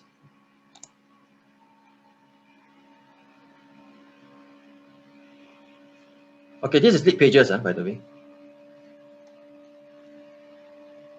There are various kinds of software that allows you to build landing pages and sales pages. Okay, so this is just one of it. So basically, you will find that later on, while this thing is loading, it will actually allow you to use drag and drop. There is no programming involved. So you see, you can just simply type the words here and so on. All right, it's like Microsoft Word. Like if you know how to use Microsoft Word, you can use this. Right, you can use drag and drop, put the video here, put the words here, and so on. So it's pretty straightforward. All right, you can put the video here, embed it. So it's like a bit like Microsoft Word. All right, it's a bit like Microsoft Word. Okay, and then that's it. Then you can update it, put the pictures here, put the photographs, and then okay. So I will not go into details because this will be a bit technical, which I don't think you need at this time. Because like I said, this is optional as well. All right, so you do not need to know the details, but just know that there's such a thing. All right, there's such a thing. And then I'll go back to my slides. So just know that there is software available for you to build sales pages, landing pages. All right, you have leadpages.com, clickfunnels.com. So you can explore this on your own if this is something you are looking at. Okay, so now, having said that, there are ways to generate leads without landing pages as well. All right, so that is something optional, only if you think that you need it for your particular business. Otherwise, you can actually skip that part as well, and then just design the Facebook ad, get leads, and then convert the leads. All right, that's the most direct method, and that method does not require any landing pages. Okay, so I'm going to touch the next part, the different types of Facebook ad objectives. Okay, so there are a number of them. There are, I think, more than 8 or 10. So you only need a couple of them. All right, you don't need to know all of them because it can be quite exhaustive, meaning that there are so many types, right? You don't even know which one to use. So usually for most of the clients or people that I work with, they only need a couple of them. All right, unless you're MNC level, then you need more. But I think not many of us are at the big company or MNC level. Okay, so we don't need to use so many of the objectives. So quickly, just later on when we are doing the demo for the Facebook, you are going to see that there's quite a few of these objectives that you can choose from. So there is on the left hand side, you can see awareness. and then in the middle you can see consideration, and then on the right hand side you can see conversion, right? So awareness is something like just now I mentioned the funnel, remember? So awareness usually is the big companies, usually the MNC level or big SMEs, they are generating maybe 7 to 8, or at least I would say 8 figure and above revenue per year. They will be doing awareness type of campaigns, meaning it's purely just to create awareness. It's not directly intending to generate sales, right? It's just more to create awareness for their brand. All right. So for example, McDonald's, for example, Coca-Cola, and all these big brands, right? So they will use brand awareness to promote their brand, but it may not necessarily directly to create some kind of sales from there. All right. So usually for SMEs or individuals or small businesses, they'll be looking more at consideration, the middle part, right? The consideration and the conversion. These are the two more, I would say, important area that for SME, for small businesses, that usually we will look at these two. Okay, consideration and conversion. So consideration basically means that your audience, your target audience, they already know that they have an issue and they are looking for a solution, right? They're looking for a solution. So your job is simply to reach out to them through your campaign, reach out to them, and then offer your solution to them to help them solve the problem. All right. So you're already going after audience that is semi-ready to purchase, right? Semi-ready. You're not doing brand awareness to them, like you're selling a product that nobody knows about. Okay, that it's a brand new, just invented kind of product. All right, then that's not suitable. Okay, so you're probably selling some kind of product or service that most people in general know what it is, and so what your job is simply to promote this product and service to the correct audience. All right, so the consideration will be the most suitable, and also the other one is conversion. Conversion will be really to get sales, right? To get sales.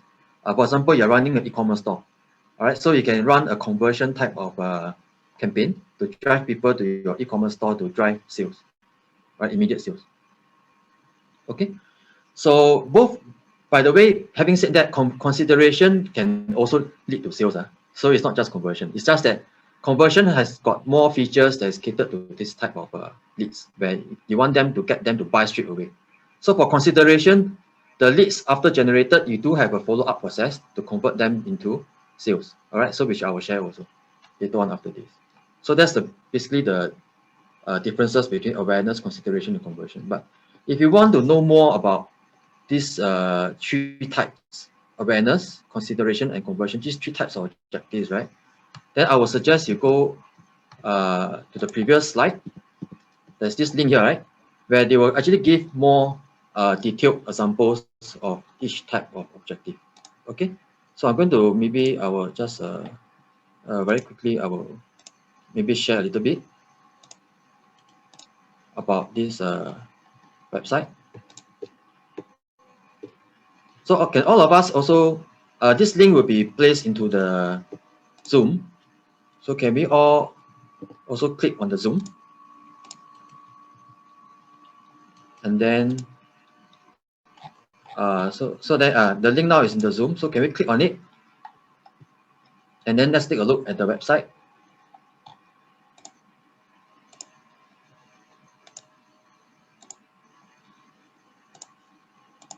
Okay, so now here it says so if you click on the link, you will see this 11 Facebook ad campaign objectives and how to choose what's right for your business, right? So there are so many objectives. All right, this is what we just now we talked about. Okay, so so brand awareness, right? Basically to increase awareness. Usually, like I said, these are meant for big companies, where you're just like Pepsi Cola or McDonald's, just spending money to create awareness, which most of us will not be at this level currently. So we'll go more towards, okay, there's app installs and video views and so on, right? Now, I think most of us will fall into this category, lead generation. generation, you want to generate leads for your business. Are we able to see the So lead generation is the objective number 7, okay, where we want to generate leads, right, from Facebook, and then we will funnel them into a sales funnel where they will eventually buy your product or service. Okay, this is from our years of experience. Most SMEs, they will fall in love with this method, lead generation, which is the one that we're going to showcase later on as well. Right? How do you use lead generation ads, right, and then collect leads while allowing the user to stay on Facebook? And this is one of the very important feature. The Facebook is they love it when the user, when they click on your ad, they still remain on Facebook and go to a whole website or sales page, right? So how they reward you is that if the user, they stay in Facebook and they don't go outside to visit another website, right? They will actually reward you by giving you a lower cost per lead. That's what we have experienced, right? Because basically the user, when they click on your ad, they still remain inside Facebook, right? They don't exit out of Facebook. So they're within the whole ecosystem, the Facebook ecosystem. So the cost per lead means the cost of getting your leads is very low, right? And generally much lower than other kinds of methods. Okay. So this is the one that we're going to look at. And if there are some of you who are more into want to get sales, like here, you want the lead to make a purchase immediately on your website, then conversions campaign will be good for you. Okay, so this is the two I would say are the most popular type of objective: lead generation, right? Lead generation and conversions. Okay, but for conversion, just note that conversions, yes, you will need a landing page or a sales page. Okay, because when someone click on your ad, a conversion campaign, when the person click on this type of ad, a conversion ad, they will go outside of Facebook, they will go and visit your website, your sales page, your e-commerce store and whatnot. Okay, so this is for this conversion campaign, you must have your external landing page ready, okay, before you can launch this campaign. All right, so you can read that website on your own at your own time. Okay, am I sharing? Now is your piece.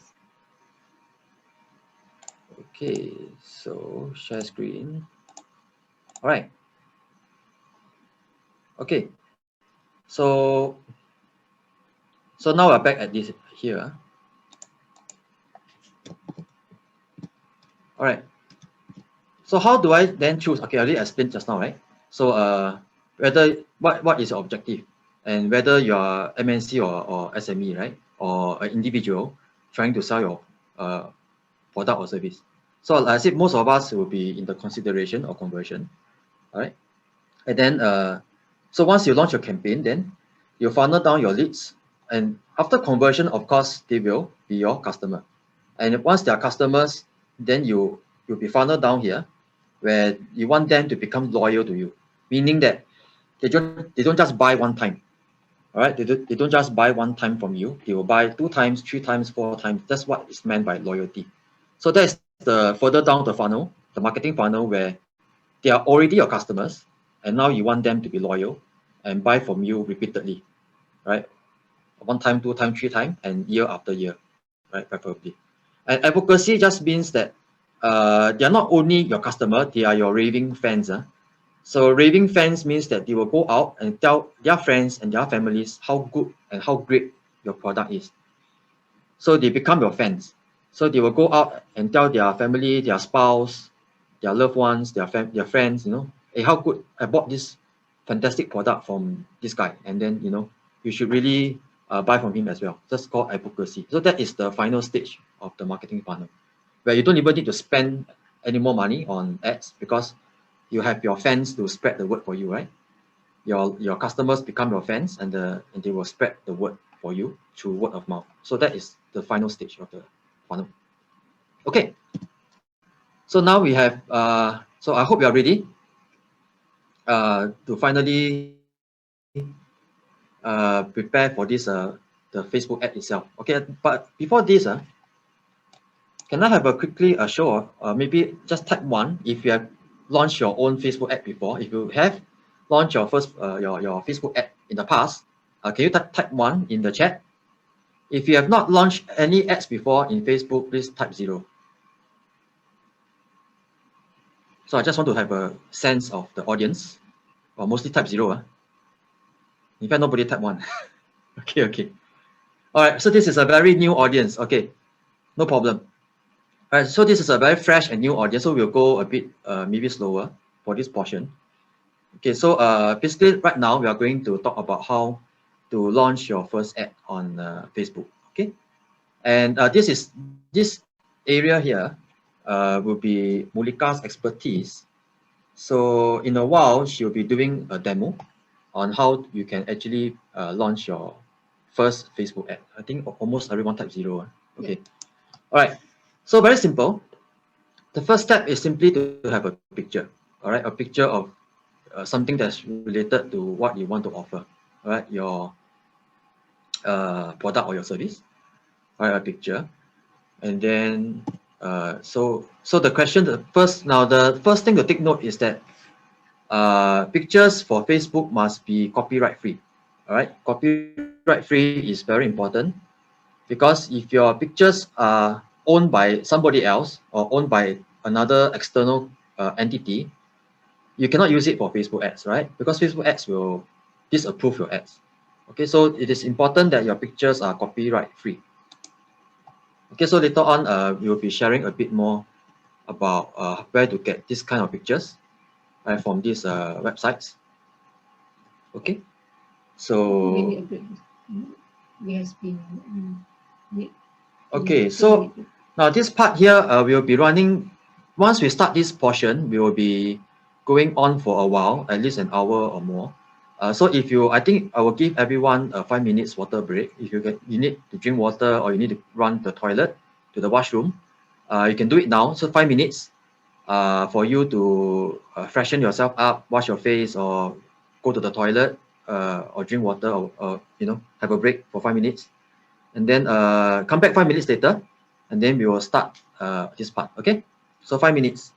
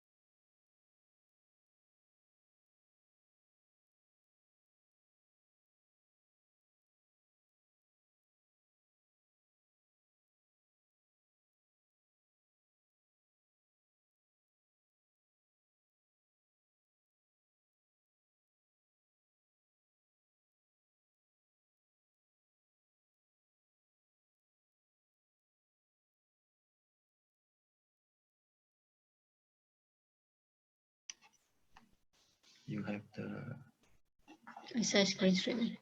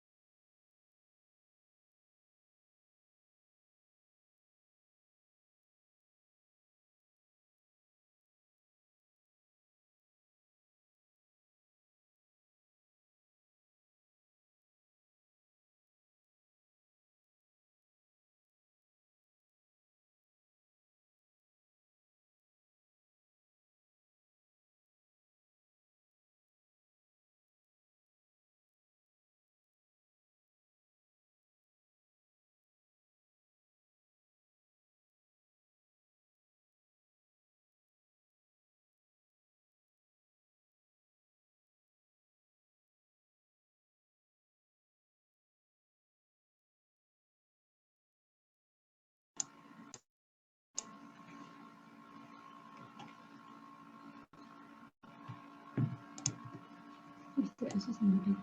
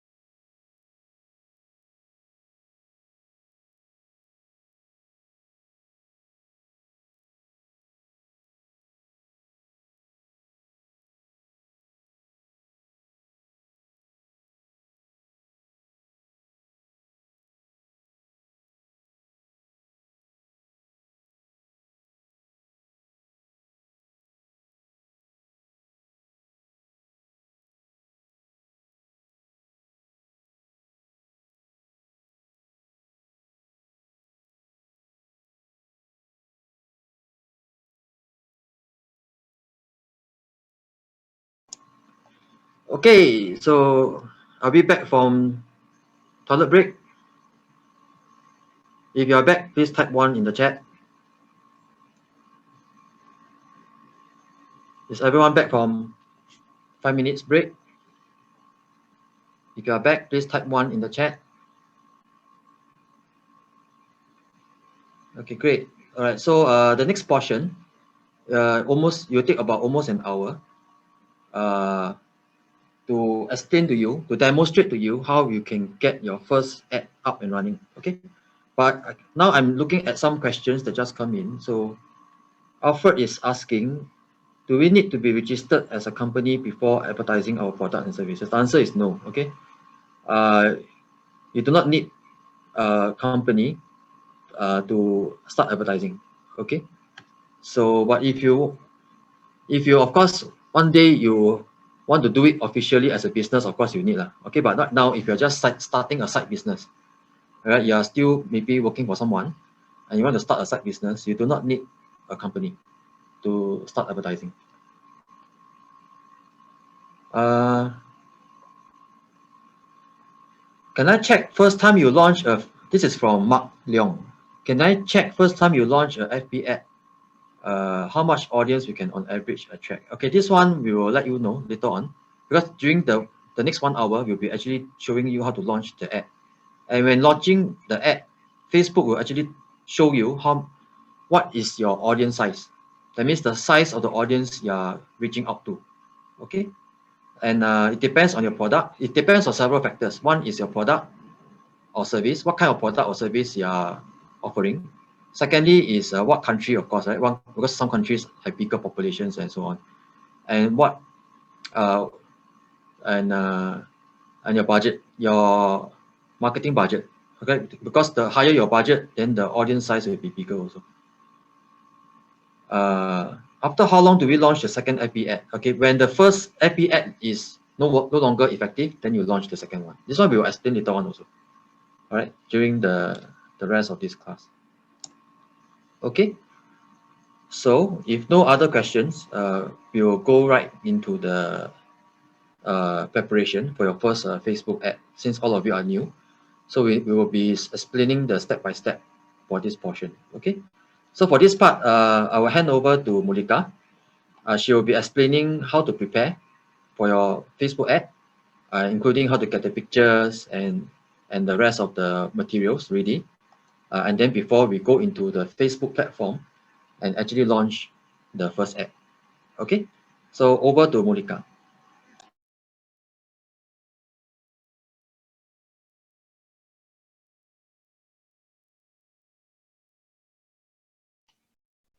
Hi, if you can hear me, please type 1 in the chat so then I can echo. Yeah. Type 1 if you can hear me clear and loud. Okay, great. Okay, so for this, usually the preparation for Facebook, right? Just now, Joseph go through the copywriting. So the first thing that you need to do is actually you must craft your copywriting first. So in this case, we assume that the copywriting is done, and then we keep save the copywriting aside. We already have the copywriting to actually launch the Facebook ads later, right? So that is already done this morning. And then the second part is actually we think of what kind of pictures or videos that we need to use for the Facebook advertisement. So in this case, right, because Facebook is very strict, and Facebook, if it's like, for example, you use a photo that is actually belong to someone else, what Facebook does is it immediately ban your Facebook account, because that is how strict Facebook is. So that's why now we want to find how to find a picture that is actually royalty free and is copyright free, right? So there are two websites that you can look to. One is unsplash.com and the other one is pixabay.com. And because Facebook has a very specific size of image.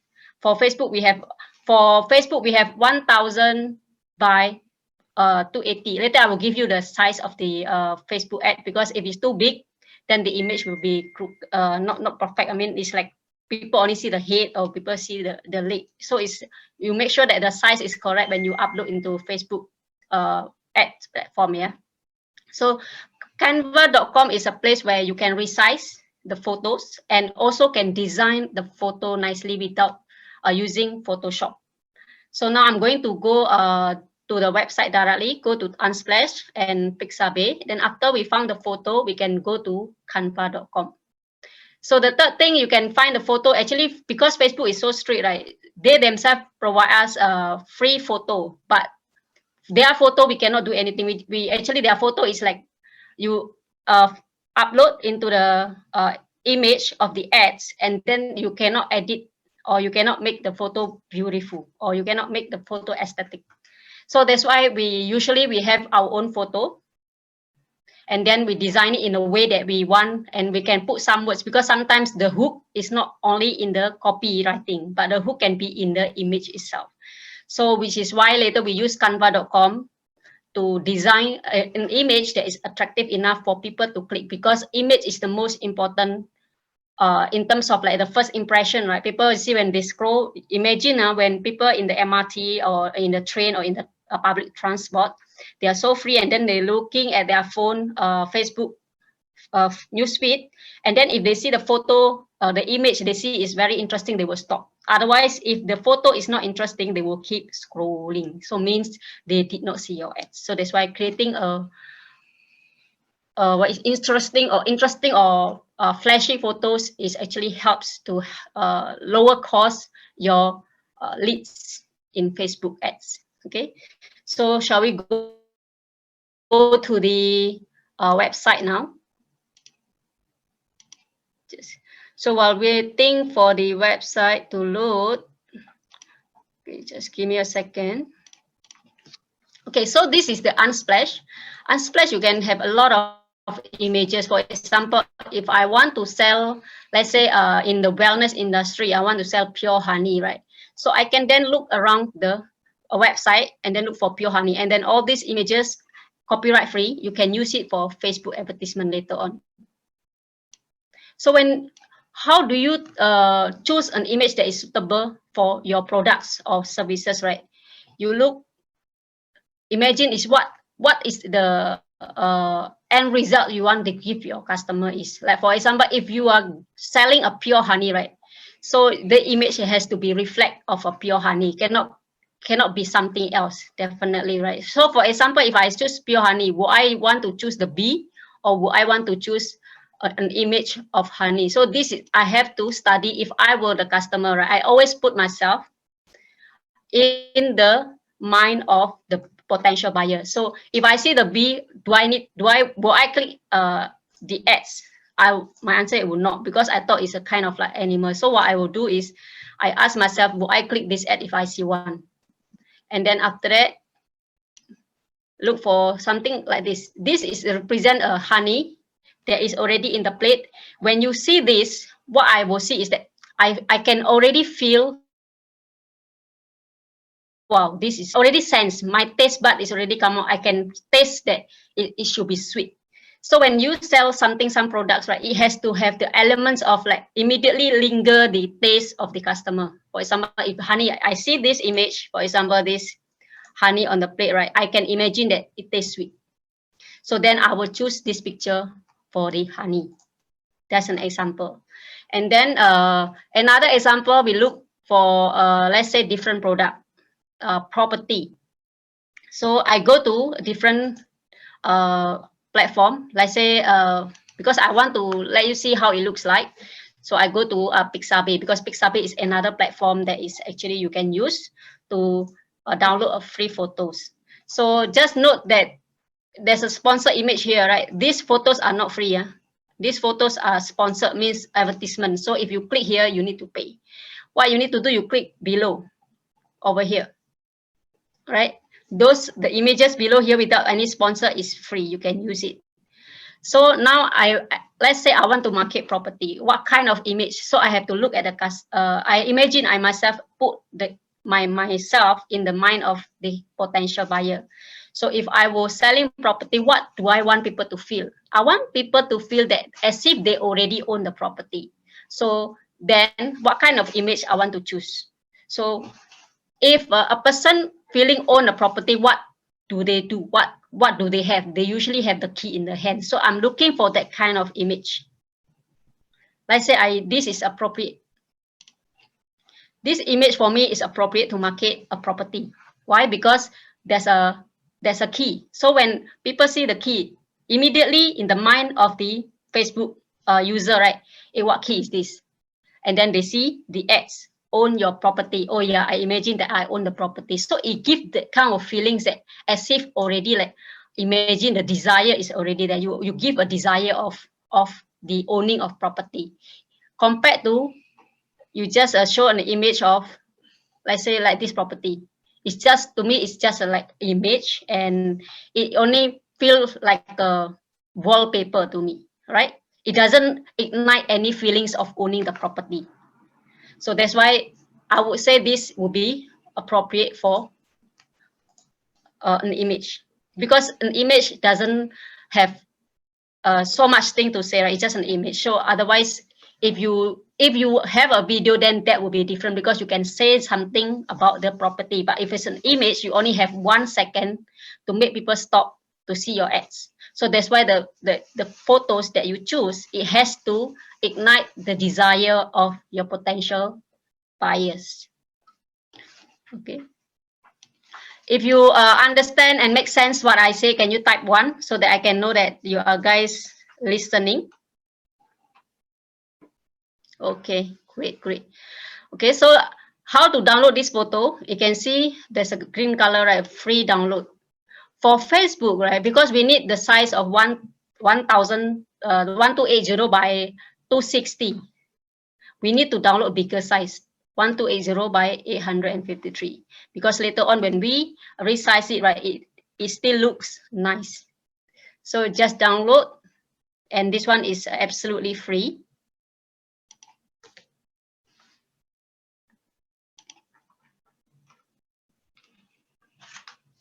Okay, so now I already downloaded. Make sure you need to keep the photo where you remember, because if you later on we need to find where is the photo is. So then we need to make sure that know where your photo. When we upload from the laptop, right? You don't have to keep looking at and download again. So now I already downloaded one of the photo that is property, because today I'm going to use property as a demonstration. So I will choose this photo. Okay, so after you download the photo, right, how to resize the photo in order for you to use it for Facebook advertisement. We go to canva.com.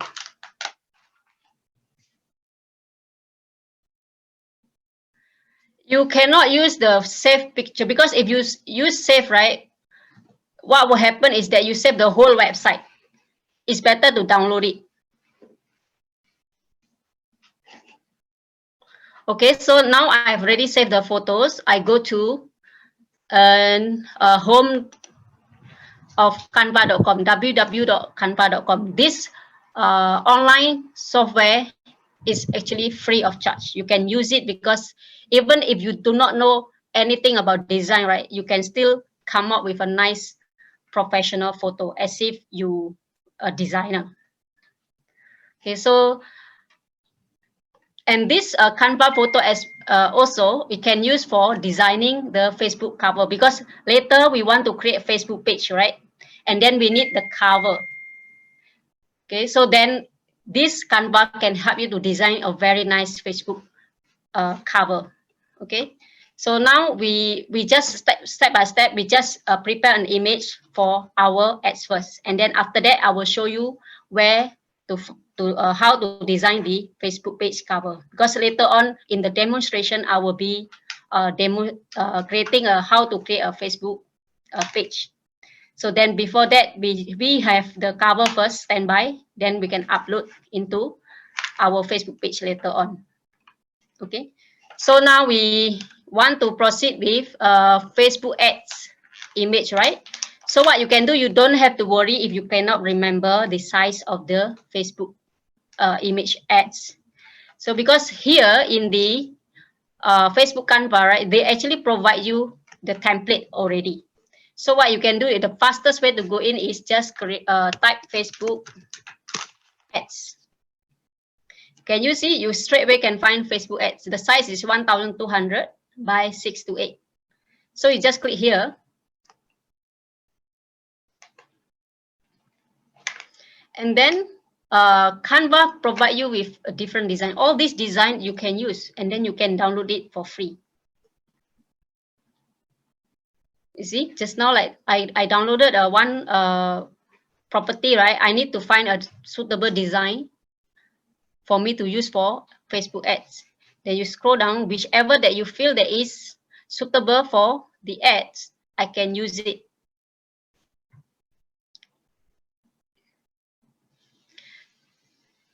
Let's say I want to use this one.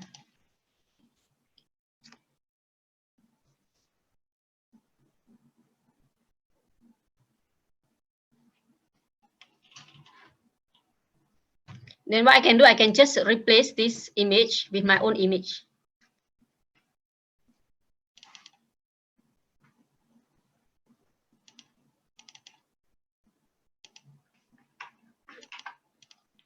Delete, and then upload the image that just now you already downloaded, right?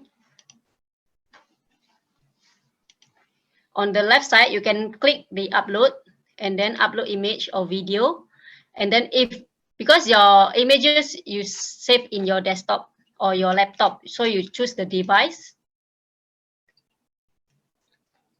Remember just now I asked you to make sure that you remember where you keep your file, right? So for me, I actually keep in the download, so I straight away can find the image. If you save in the desktop, then you go to the desktop.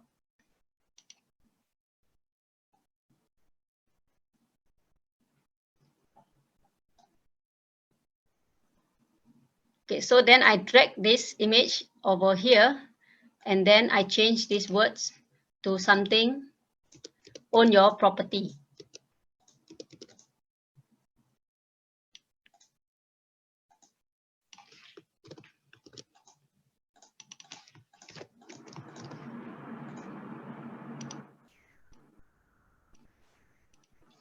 Own undervalued condo now. Let's say Singapore condo. Singapore premium condo, because Singapore there's a lot of condo, right? So I want to make sure that people feel, you know, just now in the copywriting, when you stay in the prestige area, you feel you boost your self ego, you know. So then I want to use that as a hook.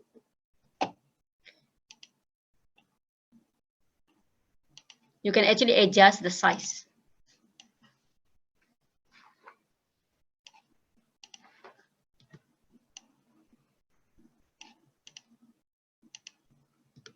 That's it.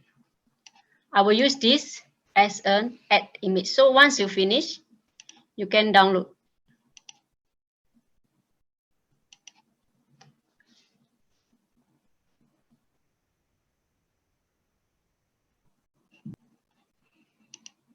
Okay, it's downloaded already.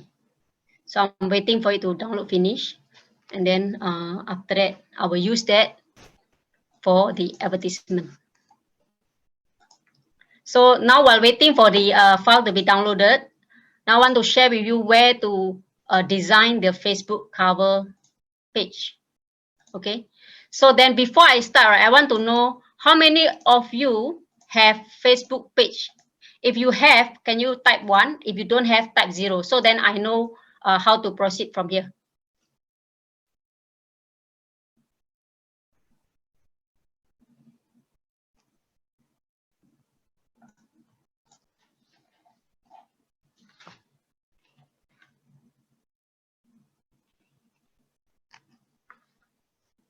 Okay, most of you have Facebook page.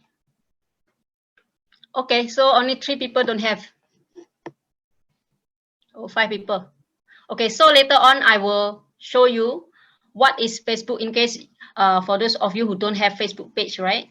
So I will show you what is Facebook cover because Facebook cover is actually quite important when you want to impress people. This Facebook page is it professional or not, right? So before I want to proceed with the design, I want to show you first what is Facebook page cover.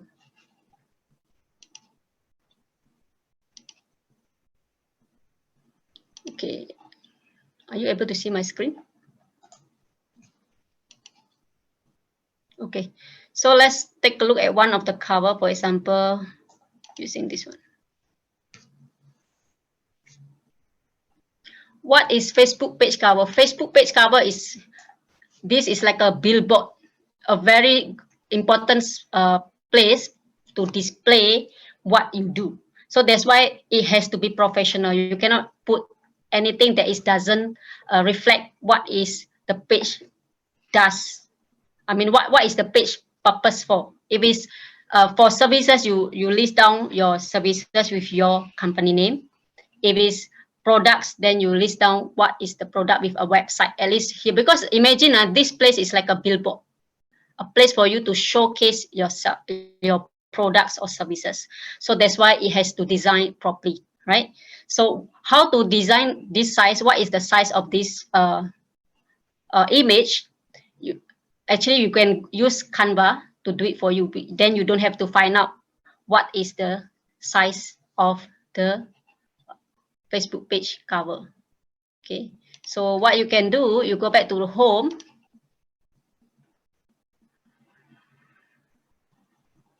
And then you type again Facebook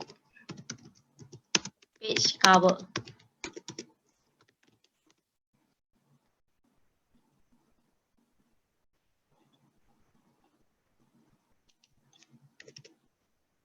Facebook cover, sorry. Facebook cover.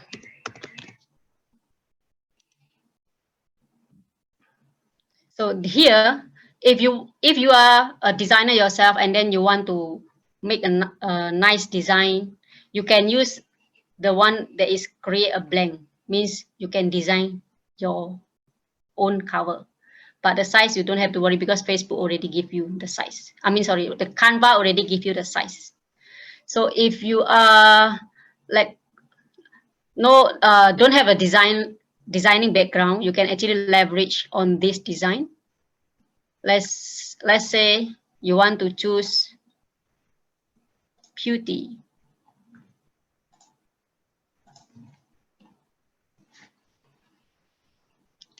Let's say this one, same day delivery.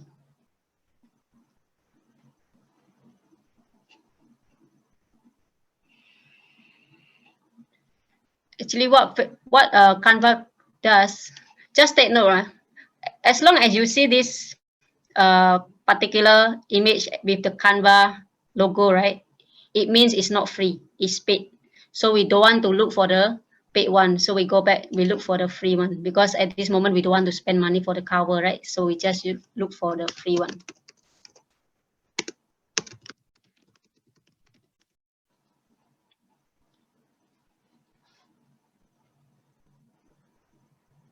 Okay.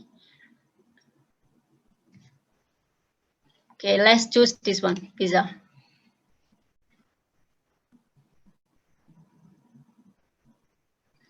Okay, so you see, you can actually have this kind of professional Facebook page cover by using Canva. And then what you just need to do, you just change the pictures according to your products or services.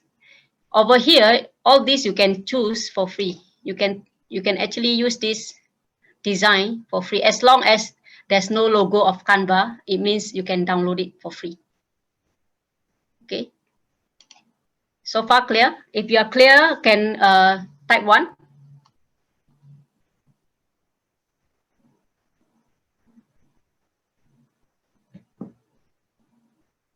Okay, the question, why the Facebook cover look okay and if it in laptop, but when using mobile phone to see, it's unable to see the whole image. Yes, that's the part where, that's why when you design, right, you cannot design too big. You need to design just nice. If you are using this image from Canva, right, it still fits within the mobile view. It's a mobile responsive. Means even if you view it in your mobile phone, it will still look fit for the mobile.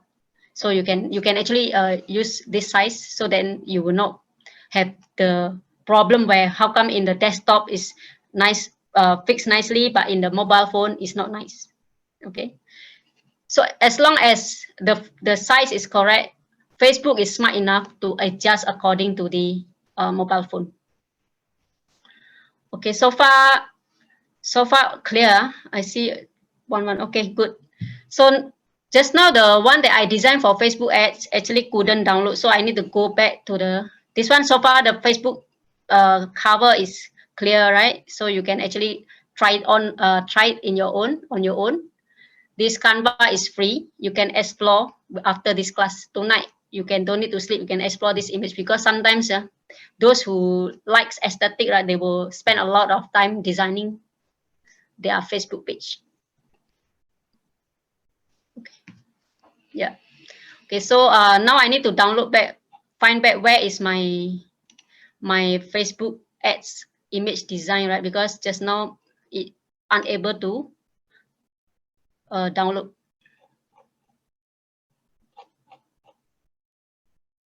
Okay. Oh, okay. Something not right. Can I have to redo it again because it's unable to download? So I need to come here again and then download.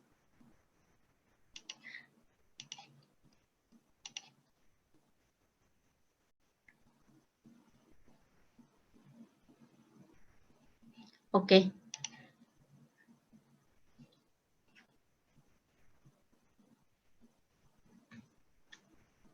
Yeah. Okay. Okay, I managed to download the image. So I already downloaded and then I save on my file. So now regarding of the designing and resizing of the Facebook ads image is already done. So now we proceed to the next slide PowerPoint. I will stop share this one first.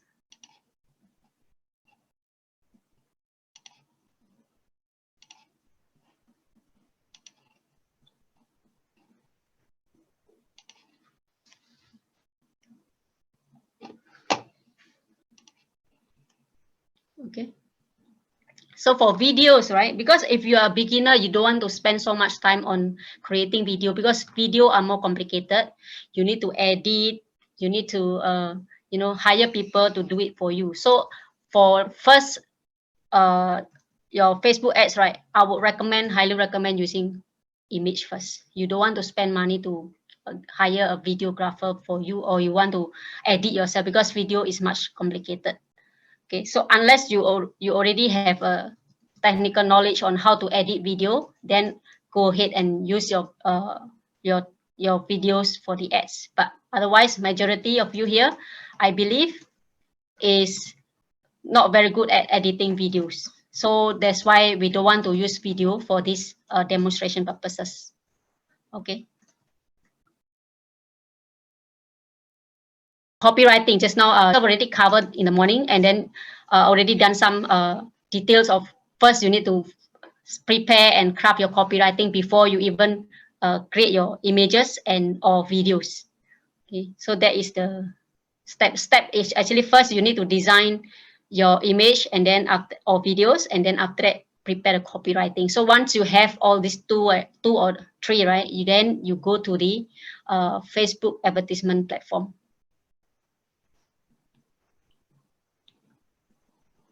Okay, now we have 15 minutes. First, before we go to exercise, I want to say usually we don't change our Facebook cover frequently. Oh, okay. So thanks, Joseph, for answering. Okay, so you can actually use your 15 minutes time to explore the images just now from Unsplash and Pixabay. And then after that, once you find your images, right, you go to the canva.com. You sign in using your Facebook or email. Doesn't matter. It's free. Okay. Now we start now. We have 15 minutes for you guys to try.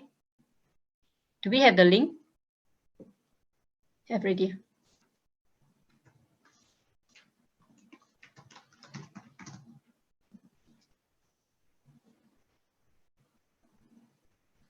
Okay, we need the music.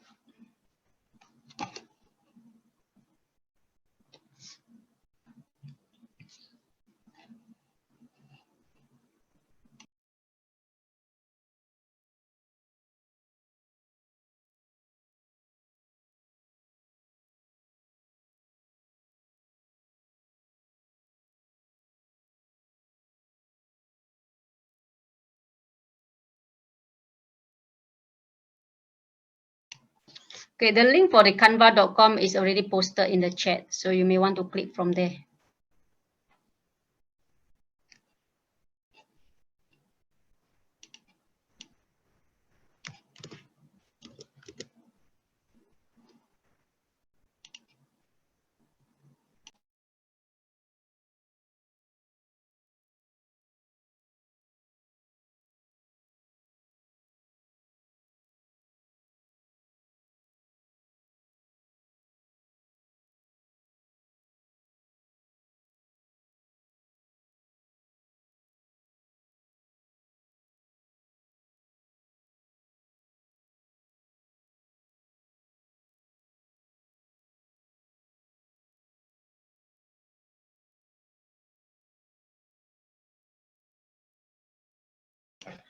Okay, the exercise will be complete by 3.05. Okay, so I will see you in 3 o'clock and 5 minutes.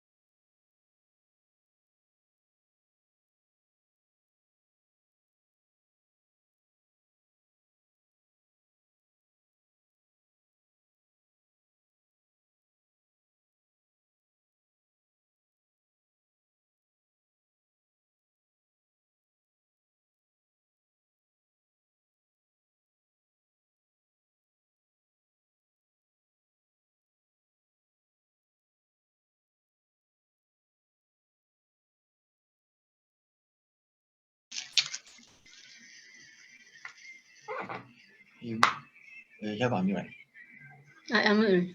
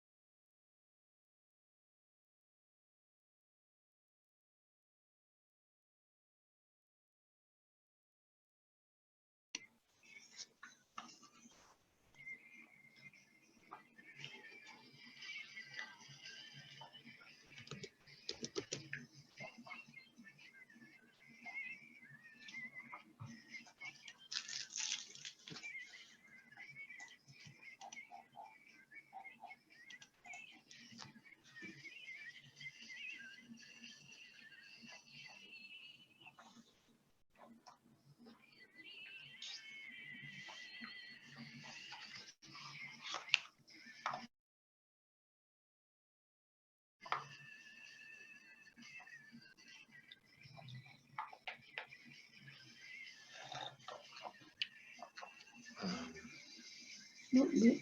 So you explain a bit about targeting, right? Yeah, correct.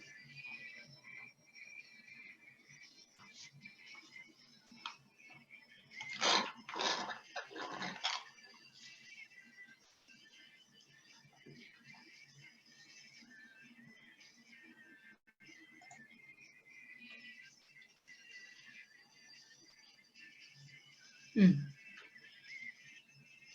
Yeah.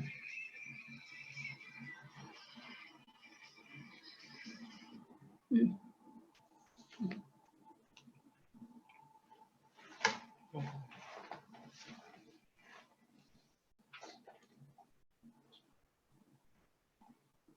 Okay. You can take until 3:45. You slowly. Mm.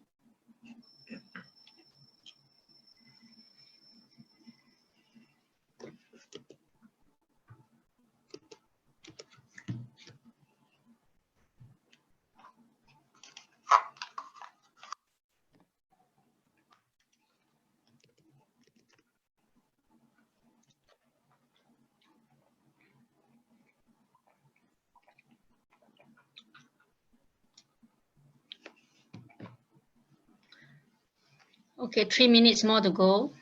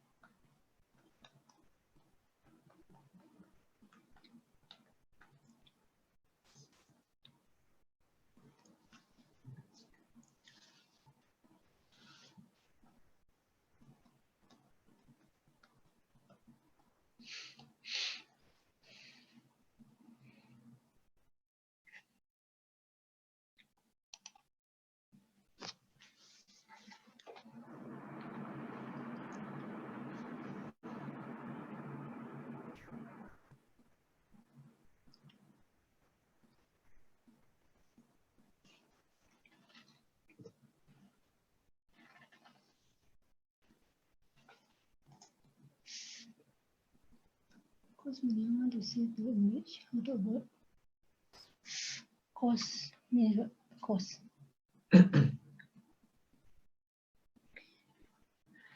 So there's a question from Han Kian Ko.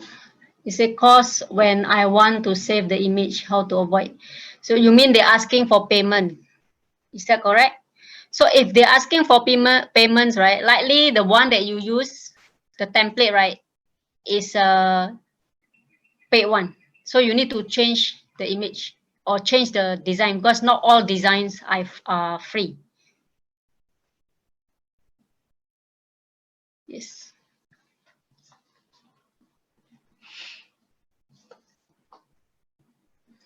Okay, we will move to the next step-by-step demonstration in 1 minute's time.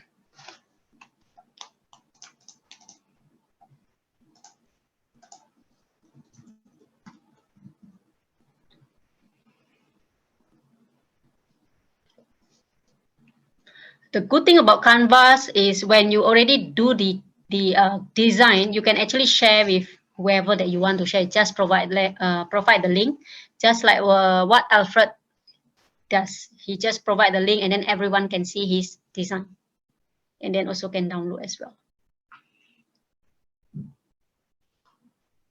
Okay, now it's already 3:05, so we move to the next one. Okay, so here is the creating your first Facebook ad step-by-step demonstration, because just not as what you guys are typing. Most of you guys do not haven't launched your first ad yet. So this is actually you need to take note one step by step, because we actually give you step by step, so that after this course, right, you can actually launch your first ad. Okay, the first thing that you want to do is setting up your Facebook page, which later on I will cover how to set up your Facebook page. Those who already have, you just watch patiently. But this one is actually for those who don't have the Facebook page yet. So then after that, setting up your payment settings. So what happened is that when your first time launching an ads, right, Facebook will ask you to settle your payment setting first. Facebook wants you to put in your credit cards or debit cards. Then from then you can actually launch your ads. If you didn't set up your payment settings, right, your ads will not go through. What happened is Facebook will ask you, please settle the payment settings. So enter your payment details, either credit card or debit card. And then the third step is after you do the payment settings, then you can actually proceed with the ads creation by choosing your ad objective. And then after that, designing your ad creative. This is already done just now, where you use your Canva, right? Meaning when you the ad creative, it means like pictures or videos. So the video or pictures I already have in your laptop, meaning when we upload that time is already done. You don't create the objective, then after that create your image. It will take too long, right? So first you must prepare the image first, prepare the copywriting first. Then after that, you go into the Facebook ads advertisement platform.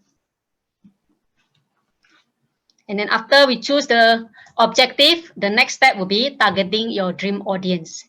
Just now, in the morning, right, we talked about the avatar, and then there's an exercise where you actually write down what is the age, what is the gender, the location, and then the interest. All those must be ready first, because later on we will refer to that avatars when we do the targeting.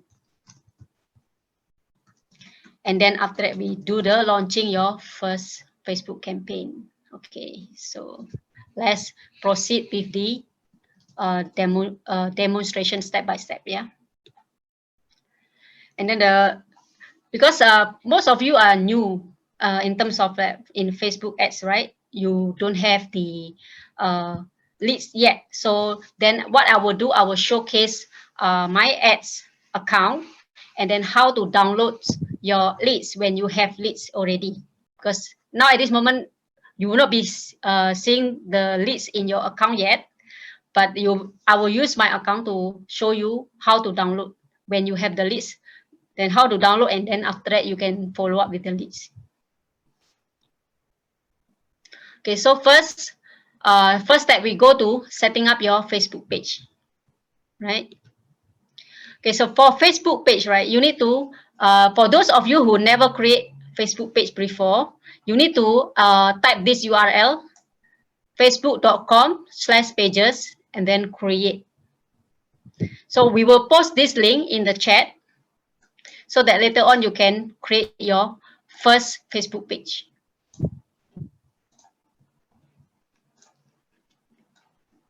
And then, okay, so there are two types of Facebook platform look alike, because Facebook actually keep upgrading the platform. So some of you will see the new version, and some of you will see the old version.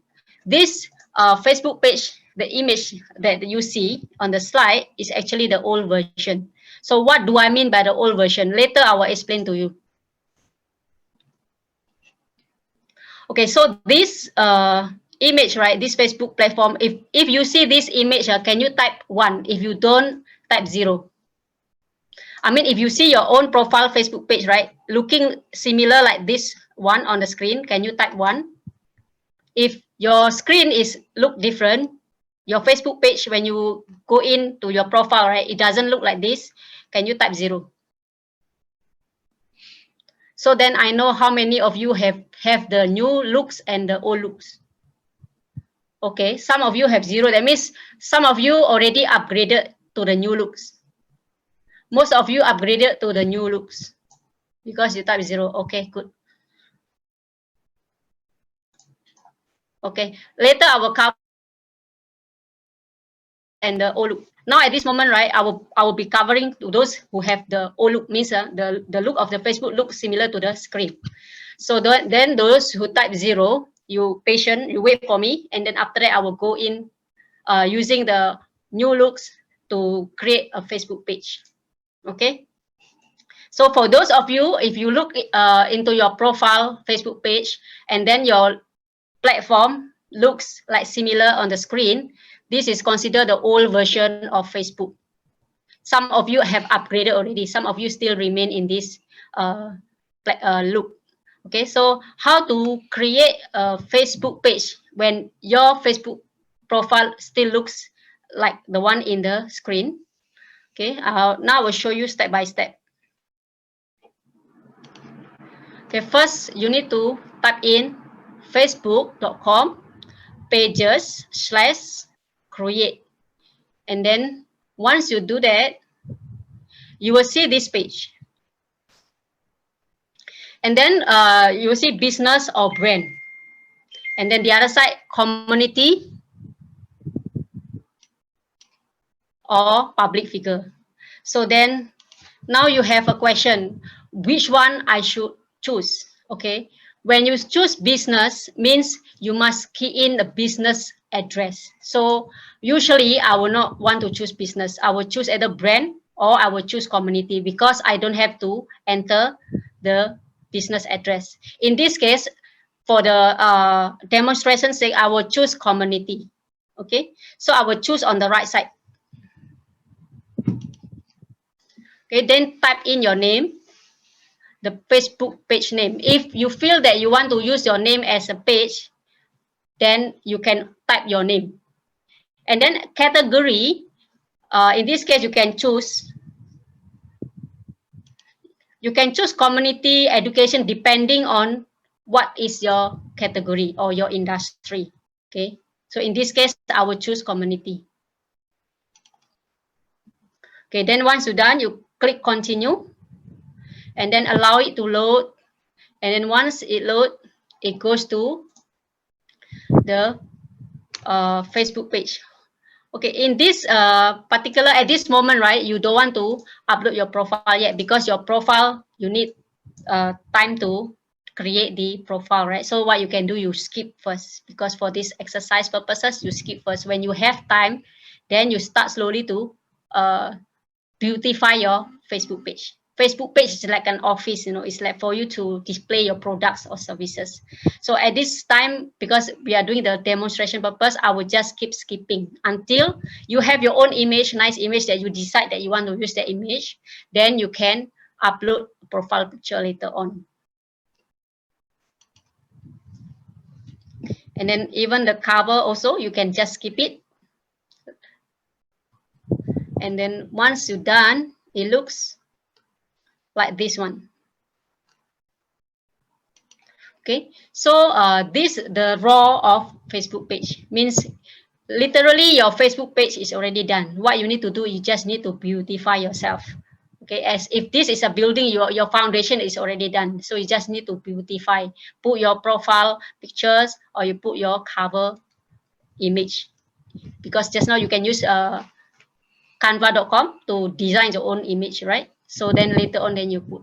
Okay, so this is actually for the all looks of Facebook profile.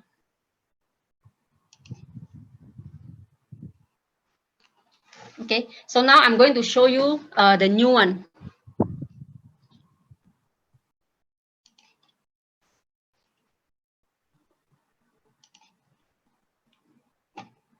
Hold on, yeah. I show you the new one. I need to stop share screen.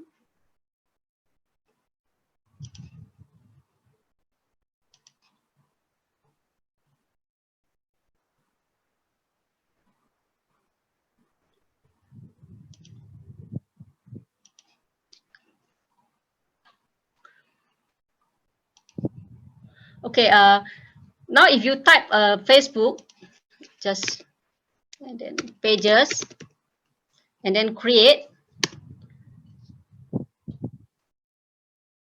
it will look like this. This is the new version, new looks of Facebook. So if you key in your Facebook, right, and then you see this screen, right, can you type one?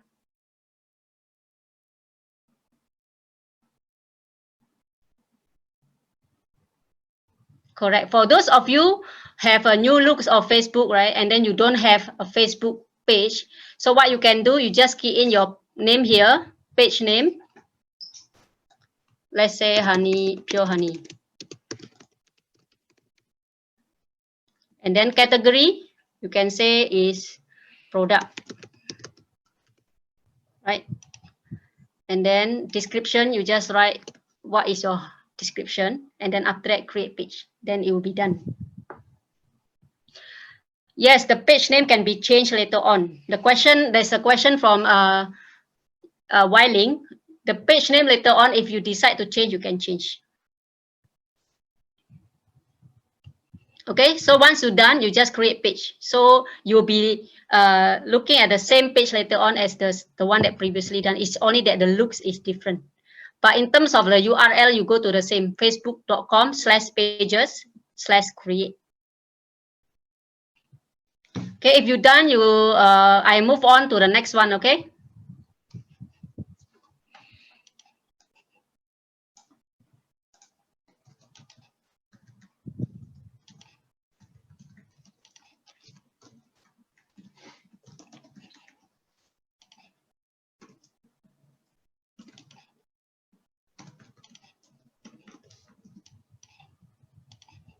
Okay, so the next thing is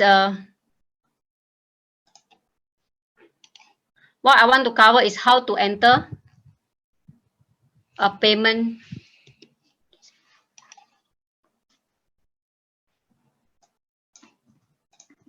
How to enter a payment setting in your first Facebook ads, okay? So for Facebook, the first time you are the first time you want to enter Facebook, because some of the, if you never launch a Facebook ads, right, you do not know what to press, where to go. So the easiest way to go is actually using this URL, facebook.com/adsmanager/manage. So when you type this URL, you will be directing directly to the Facebook ads account. Okay, so then now I will show you the demonstration how to add the payment setting. So same like before, I actually have the two looks, because if your looks is the old one, the old version, right, is the of Facebook, you watch this, you refer to this step by step.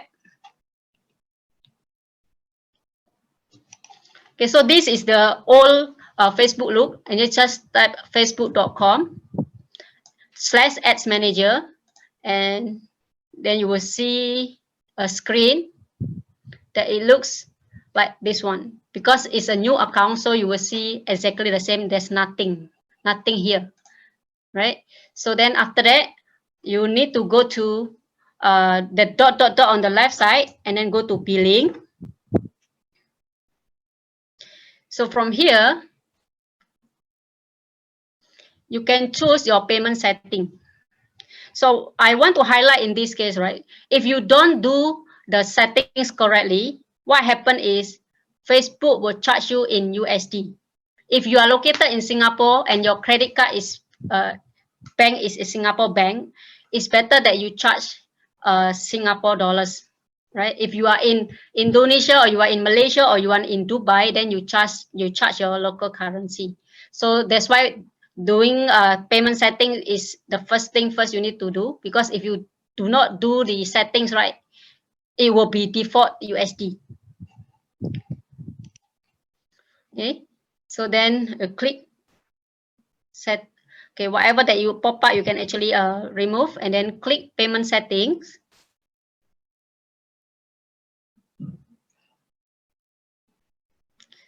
Okay, just load it a while.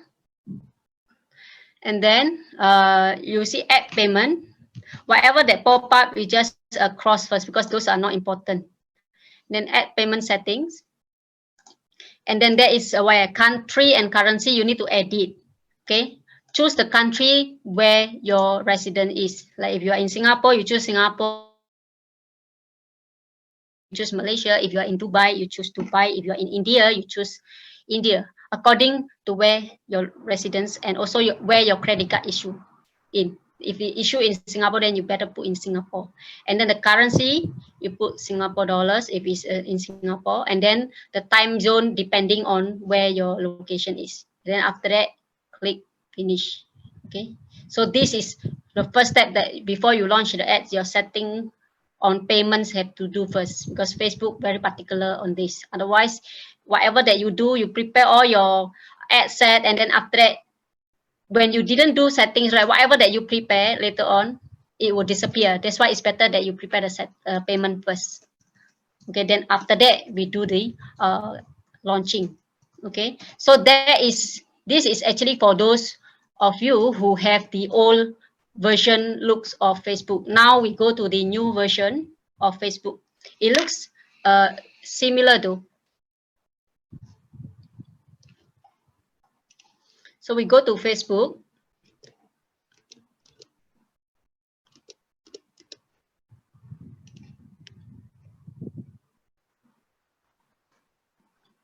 Yeah, hold on. Yeah, I'm preparing the account first.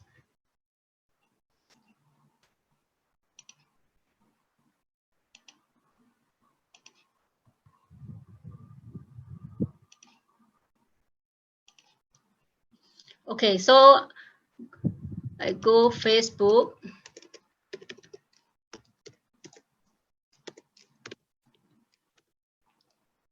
Ads Manager.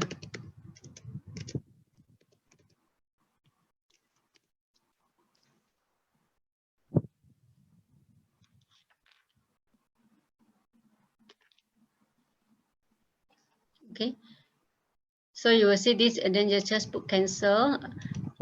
You will not be seeing this because yours is brand new, right? You will be seeing something like this. It's the same thing. So for the payment billings, you go to this, the dot, and then go to the billing. It's the same process.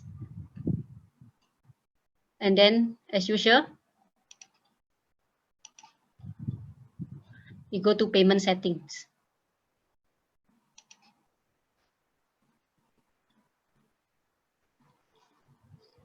Okay, so it's exactly the same as the old looks.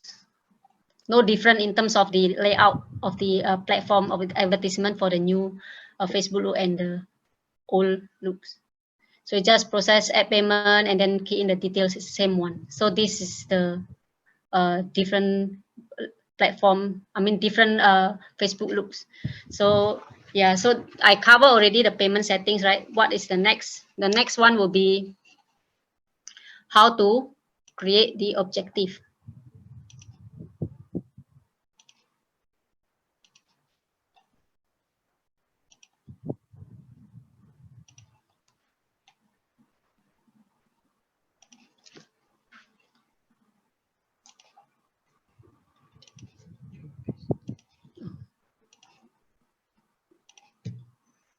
Okay.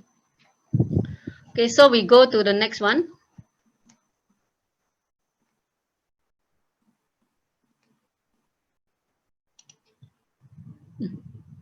What do you see?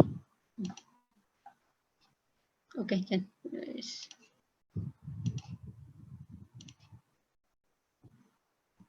Okay.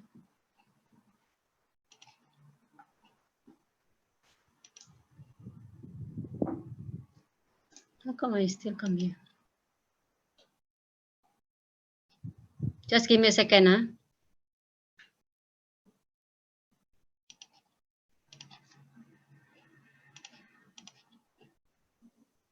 Okay, so we go to the next page, share screen.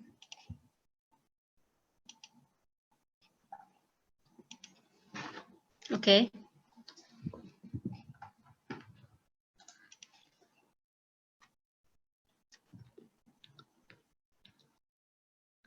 Okay, now is choosing our ad objective and then designing your ads creative, dream audience, then downloading, managing. Okay.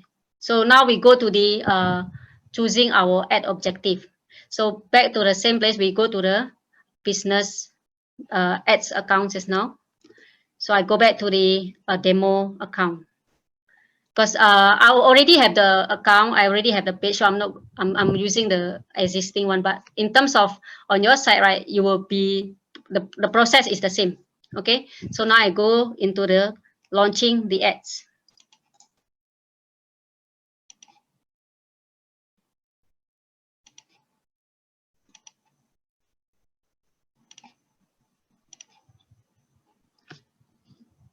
Okay, so on your screen, if you are new, right, you will see something like this, right? Totally brand new, there's nothing. And then the first ad campaign you need to do is create. Click this create. Okay, so then after that, everything else is the same. Because now I'm not using this account because this account is brand new. So I'm using the existing account.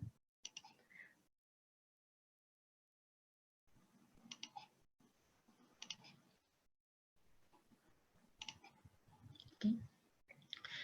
So we create a brand new campaign. Just wait a while. And then you can see this, the button, right? Create. Just now you also see in the new account. So your new account, you also will have this. The only different, your new account will not have all this campaign because this campaign is already running. So that's why yours is first time, you will not be able to see this. But in terms of the step, is just create.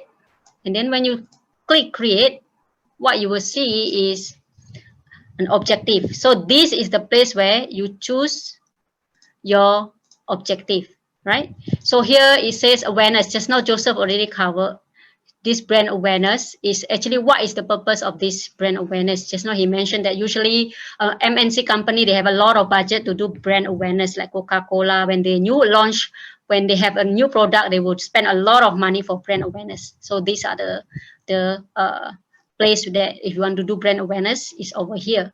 So what else awareness can do? So awareness, usually if you want to collect data, you do not know who is your customer, and then you do not know what are the age. So what you can do, you just launch a little bit of budget and then put under brand awareness, and then whoever that respond to your ads, they like your ads, they comment your ads, is it positive, is it negative? So you can use data gathering, right? For this brand awareness can use for data gathering as well, because you are not sure who you are targeting to, then you use brand awareness. Okay, so now on our side, what we want to do is consideration. We want to use lead generation. Just now mentioned, because why lead generation? Because lead generation, actually our objective is to get leads, because leads then we can actually convert into customer, right? Because and also lead generation is in a way is good, because at the same time indirectly people also see your brand as well. At the same time you also get leads, you get potential customers. So that's why for us, most of marketers, right, we don't want to waste money on the brand awareness, because we can do brand awareness in lead generation as well. So it means, right, I just use one stone, I can kill two birds. So I just choose lead. Okay, and then after that, here they ask you to continue. So once you click continue, it will lead to this page. So here is the name of the campaign, right? For example, you want to put, let's say, property for sales. Let's just for example, because I'm using property for this demonstration purposes. Yeah. And then there's campaign name. Campaign name is actually the name that you want to actually use as a what campaign, because later on when you have so many ads, right, you need to know what is the ads that you actually going to do. For example, if you want to put easily, you just put number 1. So then later on you can create number 2, number 3. Then it's easier for you to track, because the naming itself is actually, in this case, right, only you will see. No one else will see. I mean, your whoever target market that you're targeting, right, they will not see this name. It's only for your own record, and then also for your own management. Easy to manage. You name it according to what you can remember. And then here, A/B testing. A/B testing. Usually I just leave it as it is.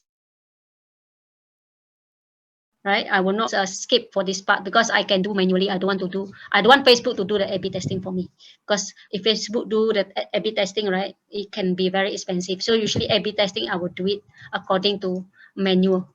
So I sometimes later on I will actually cover how to do the A/B testing for manual.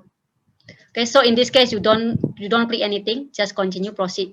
So here, campaign budget optimization, right? So what is this function? They call it campaign budget optimization, or CBO. This CBO, right, later on, if you have many campaigns or many audience in your campaign, you can actually switch on. What happens if it is switch on? Switch on means you allow Facebook to automatically optimize for you. Okay, if you switch off, meaning, right, you can that means manually you monitor how much budget you want to put. For example, I have audience A, audience B, and audience C, and then each audience I got 100,000 inside 100,000 audience. A 100,000 audience, B 100,000 audience, C 100,000 audience. And if I switch off, it means, right, I have to put the budget manually. Let's say I put $50 for audience A, $50 for audience B, $50 for audience C. So then I put it that way. So if what happened if I on this, because total budget will be 150, right? So if I switch on the campaign budget optimization, Facebook will ask me what is total budget I want. Let's say I have $150 budget. Based on the previous mention that I mentioned is a manual, I put 50-50 each, right, equal. But when I ask Facebook to, okay, Facebook, can you optimize for me? My budget is 150. You optimize how you want to optimize it. So then Facebook will use the budget 150, and then it will automatically optimize for you. So it does not mean equals campaign A 50, campaign B 50, campaign C 50. Facebook will automatically optimize whichever campaign that have response and have leads, right? Facebook will put money on that. Okay, so this part later on Joseph will cover on the scaling part, but for first time, right, I would suggest you switch it off, because you only have one campaign at this moment and one audience only. So just switch it off. Okay. Okay, hold on, because my screen covered by the comment. Yeah. Okay, so then after that, click next.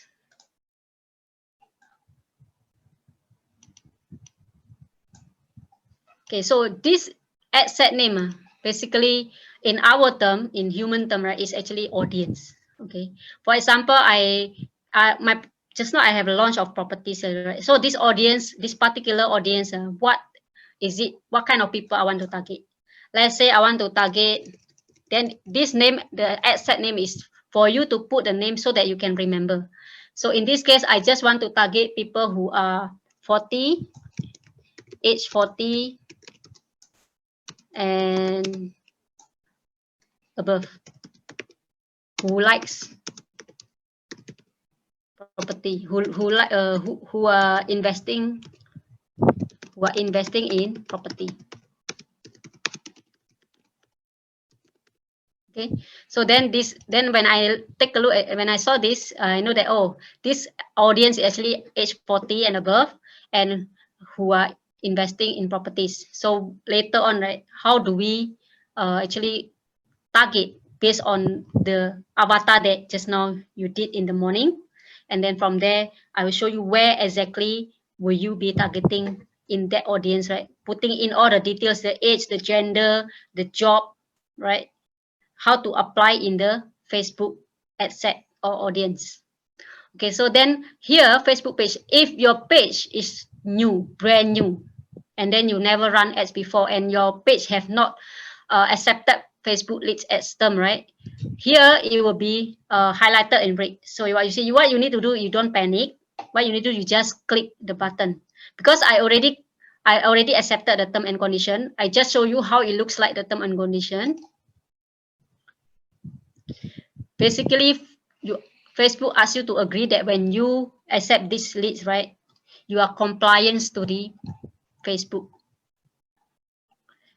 It's a lead data term, and then after that, over here, they will ask you to click agree.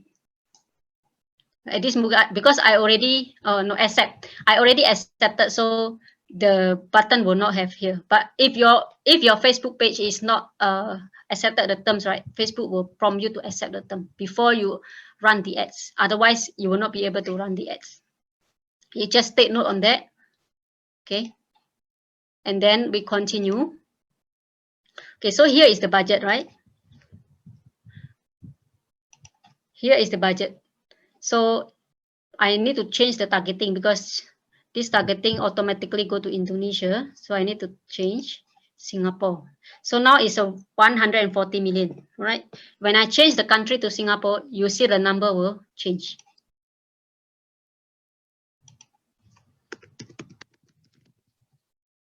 Singapore. Okay. You see 4.4 million. So here is the thing, right?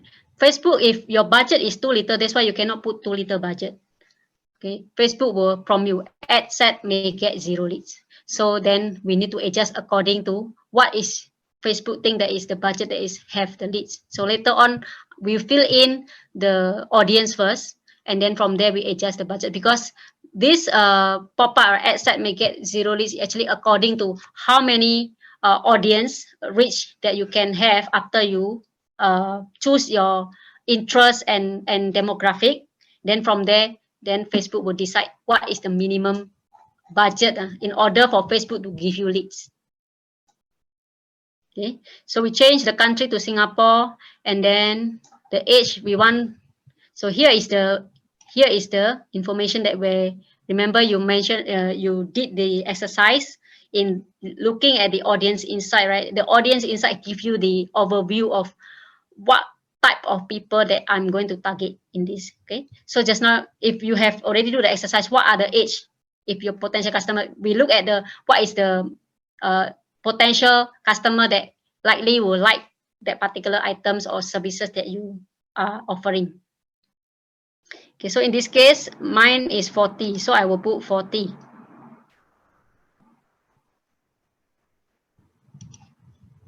And then above and above, right? So I just put 40 and above.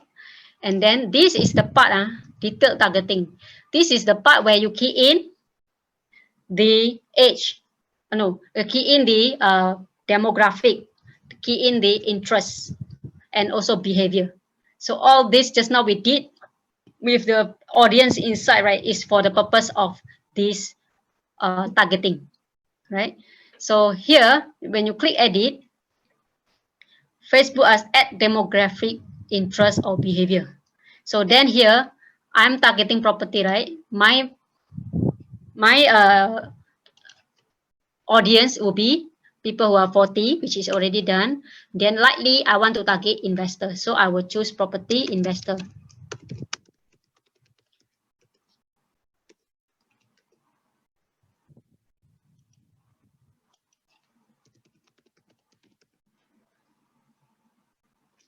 Can you see? It connected investors, real estate investors. So if I'm offering a property, definitely I want to target people who are investing in real estate. So then these are my target audience. So I just click. Okay. So this audience have 15,000 only. So it's not enough, right? Because minimum for your campaign to have result, you must have at least 100,000 reach. If it's the audience is too small, what happen is that the cost per lead will be very expensive, and then it's not effective as well, because it's only like 15,000. A few days later, you Facebook already exhausted, because it's too the number is too small. So very hard for Facebook to gather more leads for you, because it's only 15,000, right? So then you need to add some more. What are the relevant? So then we look at what are the brands that usually people, investors, right? What kind of lifestyle do they have? So not only just demographic, we need to understand what are the pains, right? What are the desire, the motivation for these people to buy. So when we know that the motivation for investor to invest in property, usually what passive income is, then I just type passive income, because we want to earn rental, right? Then I just put passive income. Okay, then passive income amount 110,000. So this one we can actually start already 110,000, right? We can actually just target these two audience. If you say 110,000 is not big enough, I want some more, then we look again what are the potential of property. We want to measure whether the person have money or not, right? So usually when we measure, because in Facebook, in US, they can actually they indicate how much are the income level, but in Singapore it's not allowed, in Malaysia not allowed, in other country I believe also not allowed. So in order for us to gauge what kind of people who has a certain income to invest in property. So depending on your property, are you selling the private property, or are you selling the lease property or freehold property? So then from there, you know that what kind of potential buyer would there be. So let's say we sell a premium, right? We sell premium condo. Then these people, it must be in the management level, right? So it cannot be the a sales assistant or work in the retail. It's not possible, or work in the a nurse or something like that.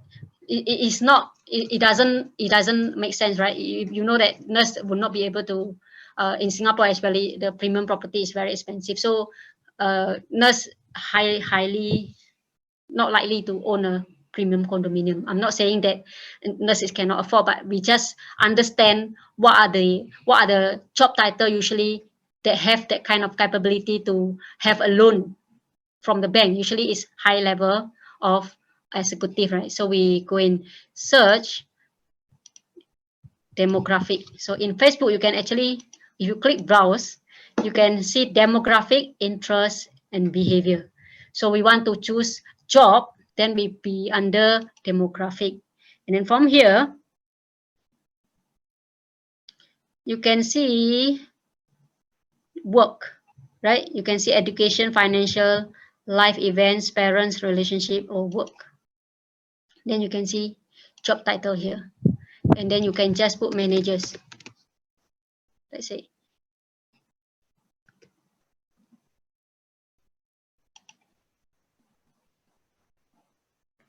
It doesn't add any. And then you can also easily just when you once you enter one, right, you can actually ask Facebook for the suggestion. So Facebook will say purchasing manager, purchasing officer, specialist, procurement manager, director of purchasing. So this maybe I want to choose director of purchasing, because it's a director, maybe the salary is quite high, maybe can afford to buy a condo, right, in Singapore. And then let's say see chief procurement officer also, I will just put.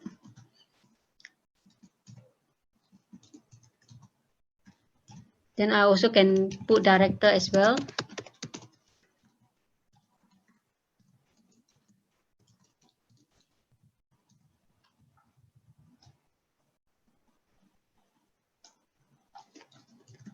Managing director or CEO.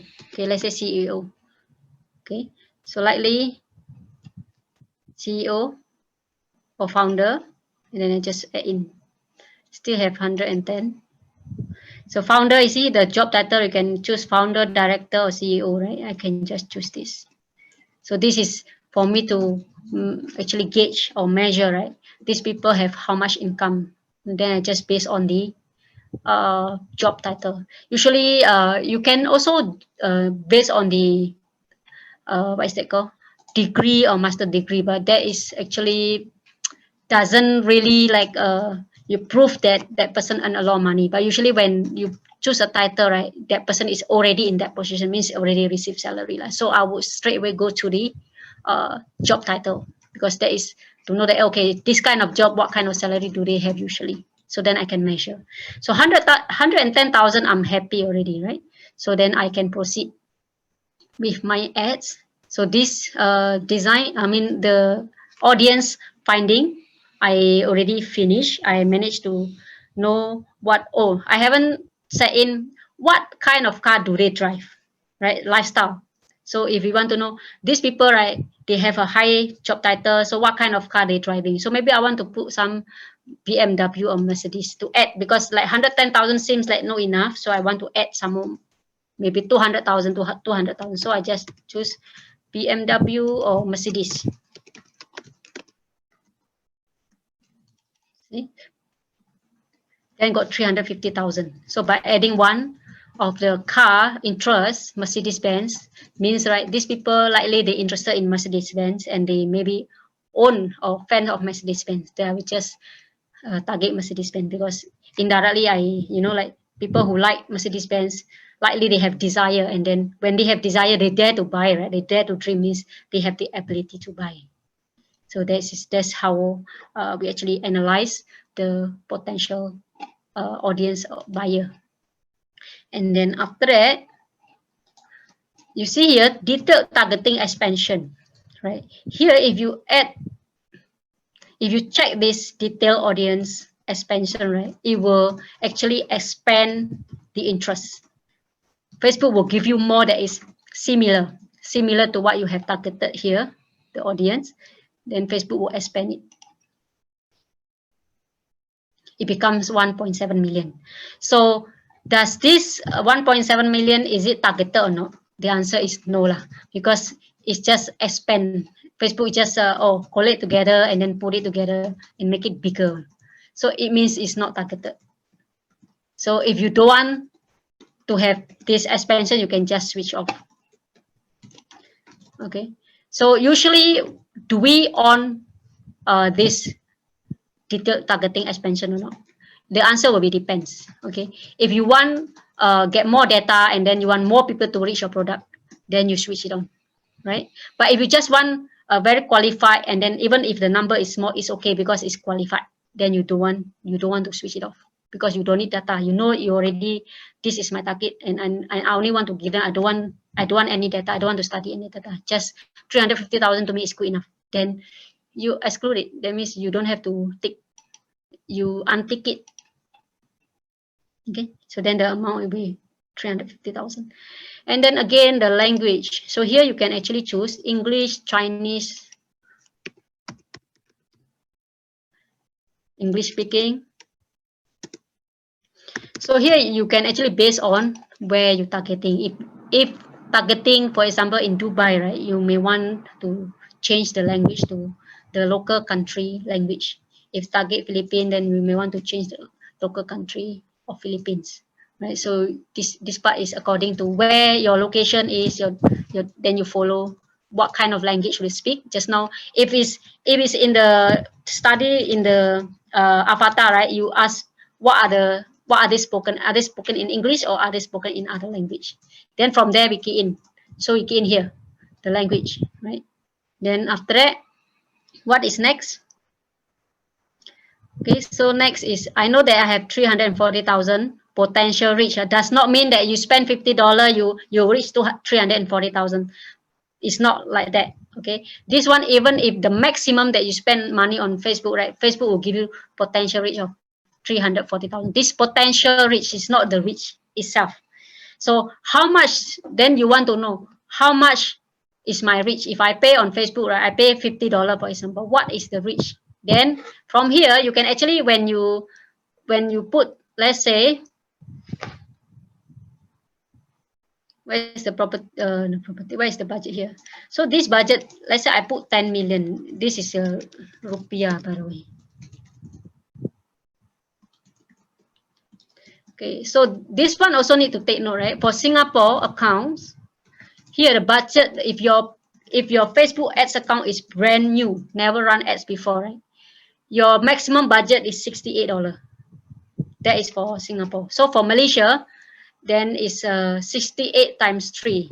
It's like you need to convert lah. 68 convert to Malaysia is how much? 68 convert to because 68 is actually a Sing dollar. So if it's convert to Malaysia, you need to convert, and then how much is the maximum. So you just put how much over here.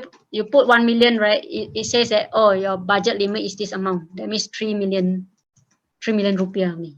So in Singapore, it's $68. Okay, so then I cannot put too much, right? I can only put 3. Let's say I put the maximum that I can target.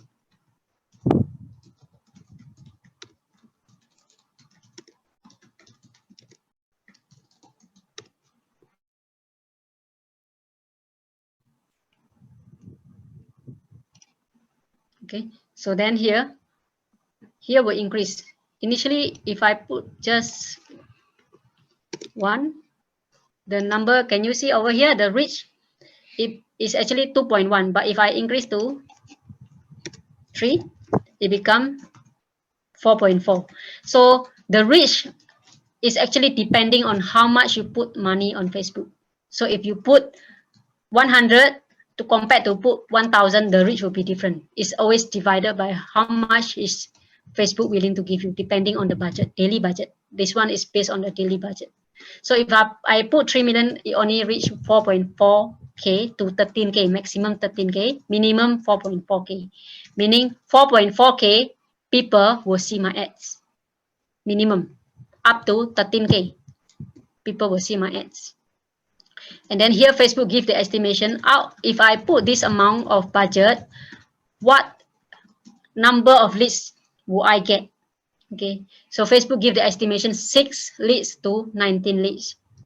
Okay, so this is just an estimation. It's not say that confirm if you put this amount you will have this leads.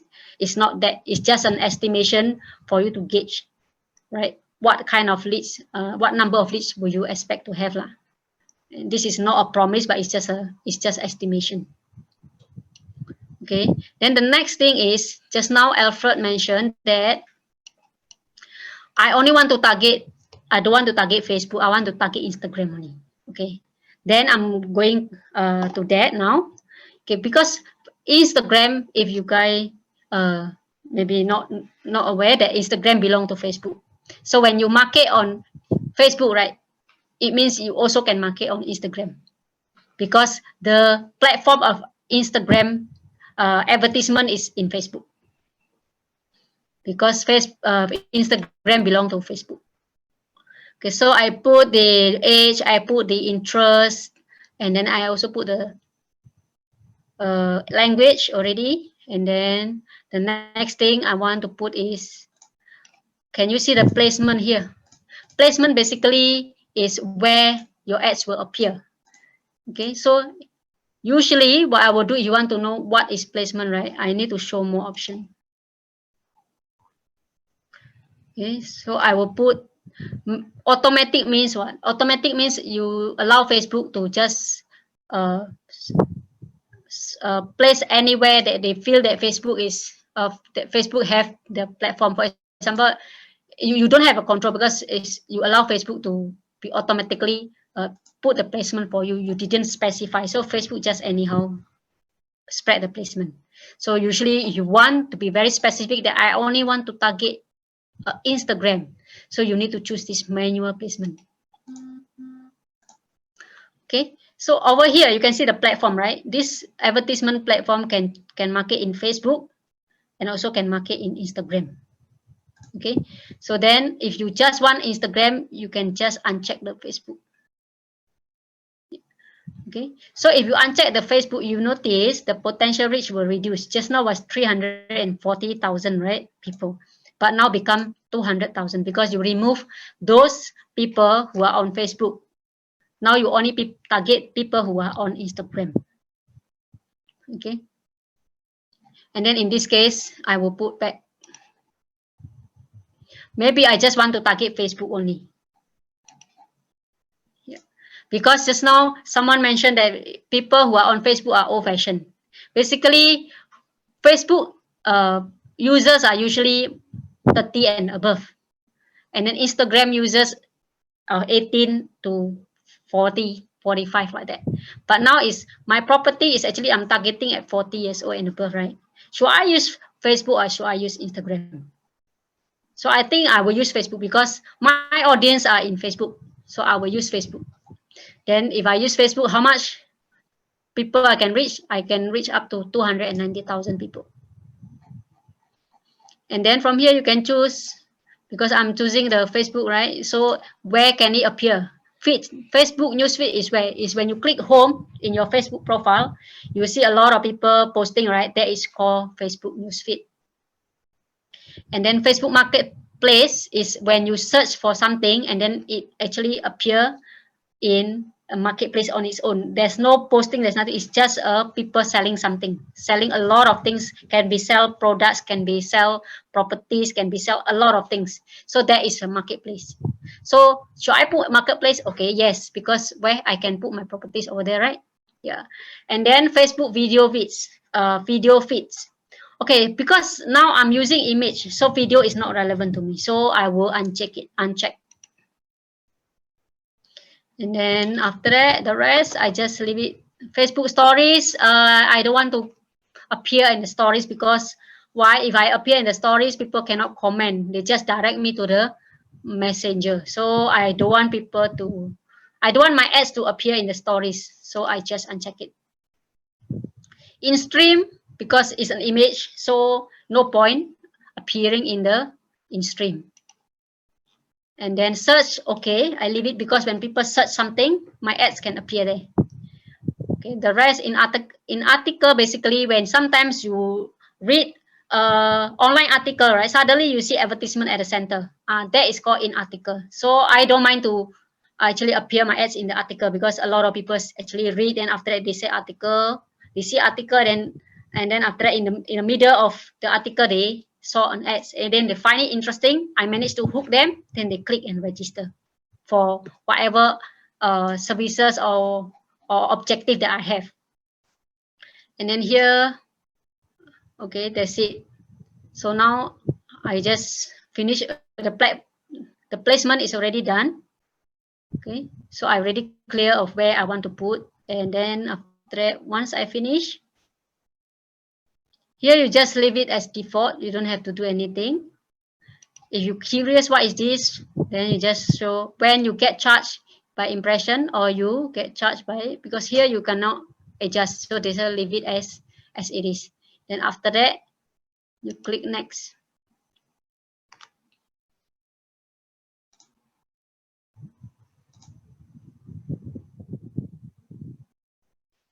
Okay, so this is the place where our copywriting, our images, right, our hook and stories are placed here in this ad name.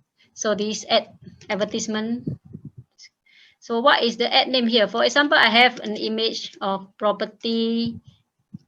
Let's say just now I only have one image, right? Let's say I have two images. I just put image 2, image 1. So later on the second image I can put image 2.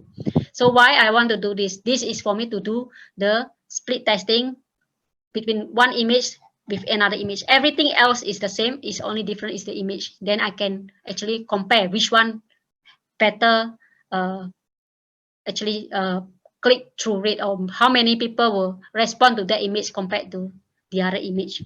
So that's why I put image 1. This is manual testing, A/B testing. Okay, so then from here, single image or video. So I put single image. Then after that, from here, I just clear all. Okay, and then upload your photo here. And then you can use image or you can use video. And then after that, I can upload. And then where is the photo that just now I created, which is this one.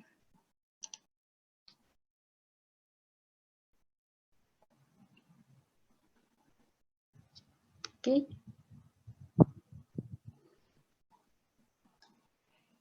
And then I will click, once you choose, right, you just choose, you don't want, you just let go, and then if you want, you just choose it and then continue. Okay, so this is the photo that just now we did, right, in the Canva. And then from here, where is the copywriting should I put? Is over here, primary text. So the copywriting that we did this morning, the exercise, right, you need to paste it here. The hook, the story, and also the offer. So I already have the copywriting, so I just need to paste it.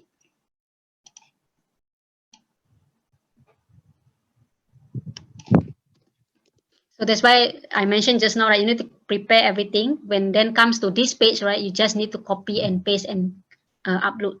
You don't need to wait here and then you go to another page. It's very troublesome.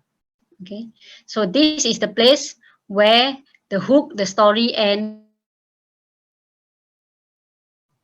the image is placed. Okay, we in the whole morning, right, we done like almost 3 hours actually focusing on this particular launching ads. This is the second most important other than the audience, right? This is the one that the ads will make it or break it, is this page, this area where you need to make sure your copywriting is actually attractive, your copywriting is hooking people. Then this one you have to spend a lot of times to write a copy that people will likely to buy or take action. And then after that, this is a place where you place the hook. The hook can be placed in 3 places. One of the place that you can put the hook is at headline. And another place you can put the hook is at the image. There's a word over here, right? You can also put the hook over there. And then the third place that you can put the hook is over here, the front one. The first sentence of the copy, right? You put the first sentence of the copy, you can put the hook. So there's 3 places to actually put the hook, right? The first phrase of the copy, the copywriting, and then or the image, at the image, or the third one will be at the headline. Okay, so then I want to paste. This is my copy. This is, I want people to, because you see the key, holding a person with the hand with the key. So it's like I'm giving them the feeling of as if the person who see this ads, like they have the desire or have the hidden desire that they want to own a property, but now it's undervalued. So then this person will, interested. How can I own it? And when we put own, right, the next the psychology of the people that you see, right, you say, how can I own it? Or you can say, if you want to make it more attractive, own your property now. Let's see.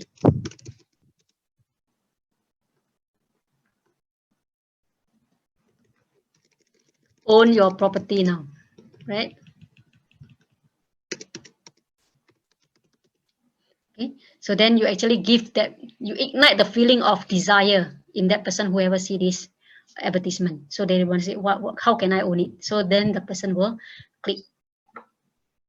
And then all this you can actually ignore. And what is the next? The next one, because remember just now we used lead generation, right? When people click the there's a call to action button over here. This call to action, usually I will choose learn more. Why? Because learn more has the less commitment compared to sign up now. Because if I don't feel like signing up, you ask me to sign up, I will not be able to dare to click, because there's commitment to me to click that sign up, right? Unless there is what you are offering is like no brainer, like a free trial or anything like that, or free trial, and now you can I give you this free information and then you sign up now, then yes, I will do sign up. But depending on, because this is a property, so I cannot have that sign up now button, because the commitment for this property is too high. So the person may want to just, oh, maybe I want to know more. So that's why we put learn more, right? But if your commitment is very small, you can actually put sign up now. Like you can put get quote, get offer, download, book now. Depending on what is your offer, you can actually adjust accordingly. And then after that, when people interested, where can you direct them, right? So you need to collect the information. But because we, as a beginner, we don't want to spend so much time creating the sales page and the copywriting. So you may want to try this. This is the fastest way for the beginner to actually launch the first ads by putting the leads into the Facebook call form, lead form. So it's very simple to create, just for, because at this moment, right, how it looks like this one.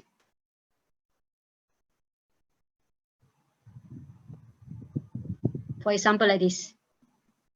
So when people click learn more, they will come here and then they will see the date, and then after that they submit their name, email, and phone number, and then after that they submit.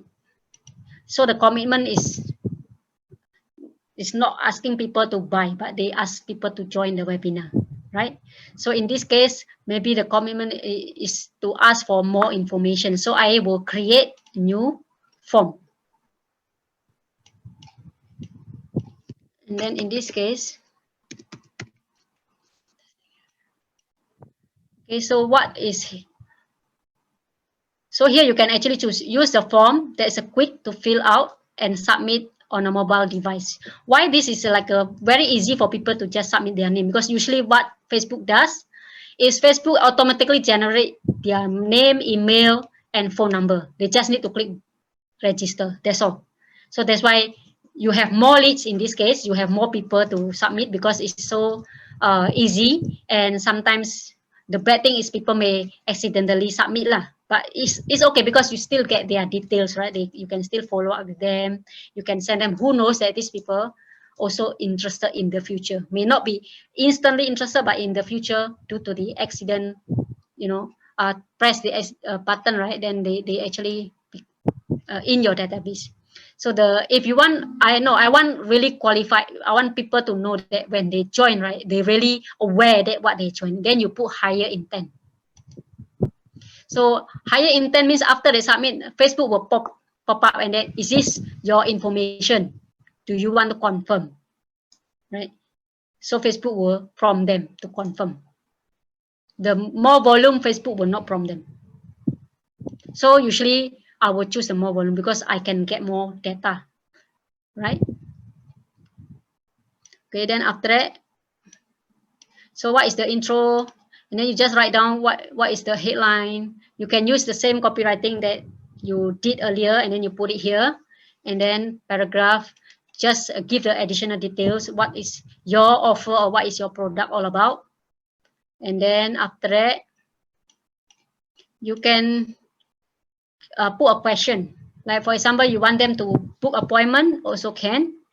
You can see appointment request, right? You can actually ask you put a question, then after that the person can actually do the confirmation. Or you can add other things, short answer, all these things, right? If you don't want, then just remove it, right? In this case, I don't want to put anything. I just want to follow up with them. So here, then the email name. So if you want to add phone number, you need to go contact and then put phone number. And then Facebook will generate all these things. And then after that, what is the next? Next is just put a policy, because Facebook is want to be transparent. So what happens if you don't have a privacy policy website? So what you can do, you just go to the Google Sheet and then create a form, and then after that you just type the privacy policy in that particular form and then put the link over here. That's it.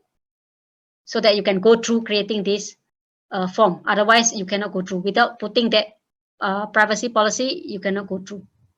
But you can just create a simple one using the Google form, and then just explain what are you going to use with the data that you collected. That's all. Then after that, you just paste the link here. Then you can go through. And what link text you want to put? Just put privacy policy.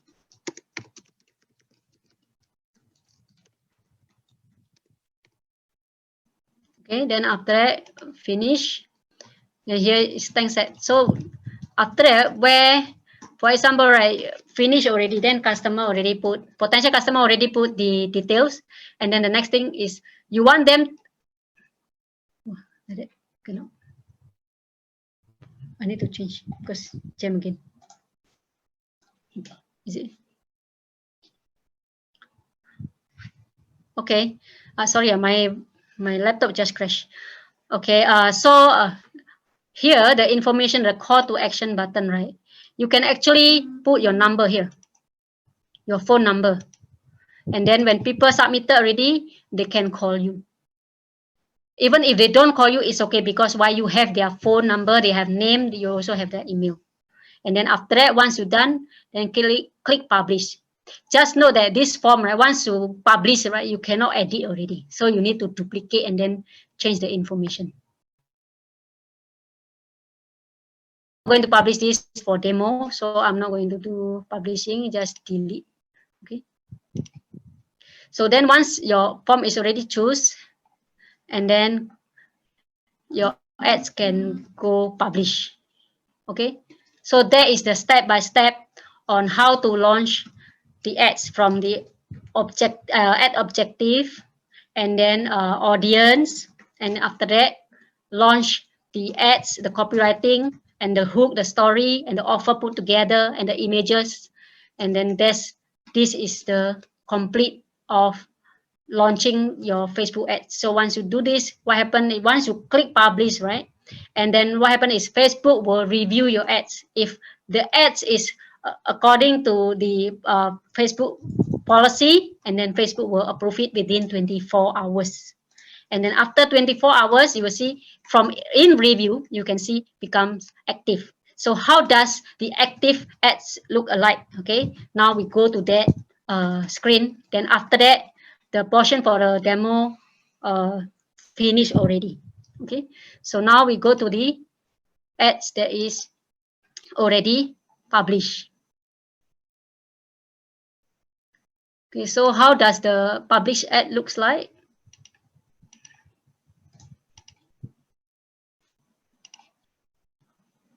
Okay, so published ads looks like this one.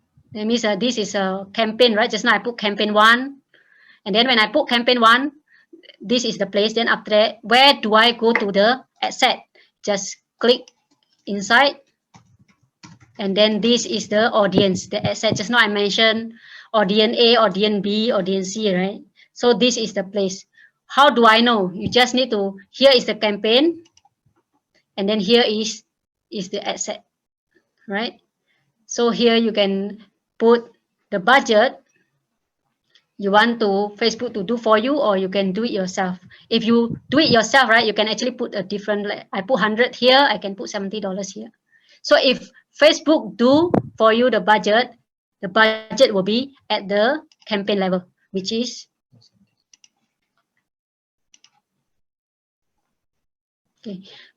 over here. The budget will be over here if your campaign is allow Facebook to do the optimization. Okay, so now the last thing is I want to show you, because your ads is brand new, so you do not know after I submitted and then approve already and the ads is run, so where do I download the leads, right? So because the previous ad, your ads is not no leads yet, so you will not know where later on after this class finish, right? I have a list, but I do not know how to download the leads, right? So what you can do, you go to the whichever that you see there's a result, right? 1 or 2, right? You go to that result, and then after that you click here to the ad set, and then after that click one more into the ads. And then if you notice, can you see the under the result, right? There's a number. And then when you click hover over it, you can see on Facebook lead. So as long as there's this on Facebook leads, right, you can actually download it. Just click, and then you can download. You can download all the leads, or you can download based on the date, because sometimes if you run for 1 month, right, you cannot be downloading the 1 month of leads, right? You just want to download from 10 to 12 or 12 to 14, then you just use this download date range. So once you, sorry, so you just use this download date range, and then you can say, oh, today or yesterday, right? And then I just click download, and then from here you can use the CSV or XLS. Okay, so once you download, it will goes into the Excel, and then from there, how is my ads look? How does my list look like in the Excel, right? So I want to show you.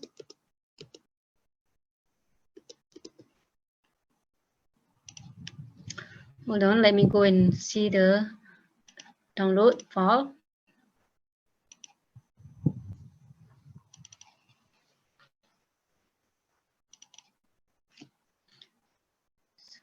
So after I download, so this is the, okay, let me just give me a second. How does my ad list look like in the Excel file? So once you download, right, you can see my screen, and then Facebook will tell is which ID create which campaign. Yeah. So when they come, and then the ID, after that the form, and then can you see the person information, then the name. If there's an appointment date, then the appointment date will appear. If there's a seminar date, the seminar date that they choose will appear. And then name, full email, full name, and then phone number.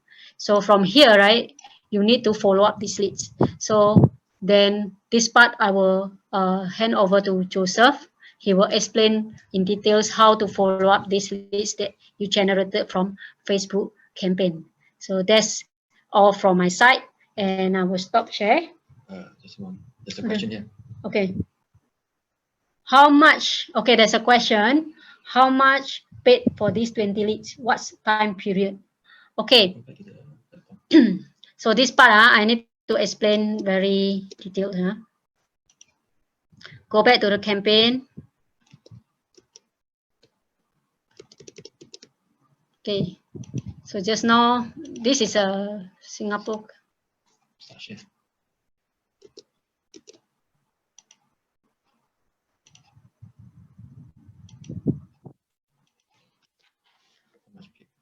Okay, so how much paid, right?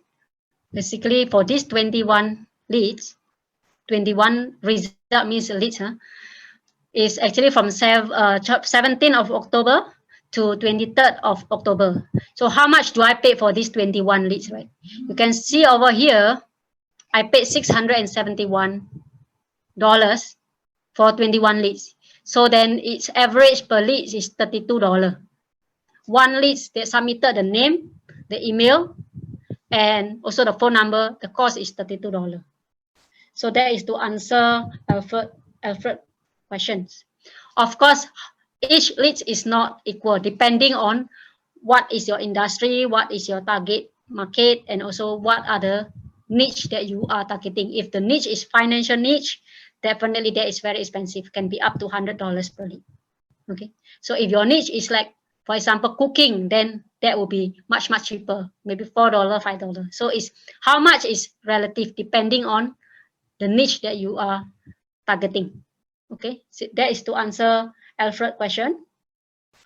And then Eng Tin, how do we do retargeting based on this lead email that we got? Okay, do we want to cover that? Maybe after the break. Yeah. So we will talk about this after the break. Okay, so how do we cover the retargeting for this, right? We will share after the break because we have been run for like 1 hour, I think quite intensive, and some of you is overloaded with information. So yeah, we will have a break, 10 minutes break. And then after that, I will share shortly the how to retarget these leads, okay, for the ads. Okay, now I stop share and the break start now. We will come here 4:30, right? 4:30, then we will start again.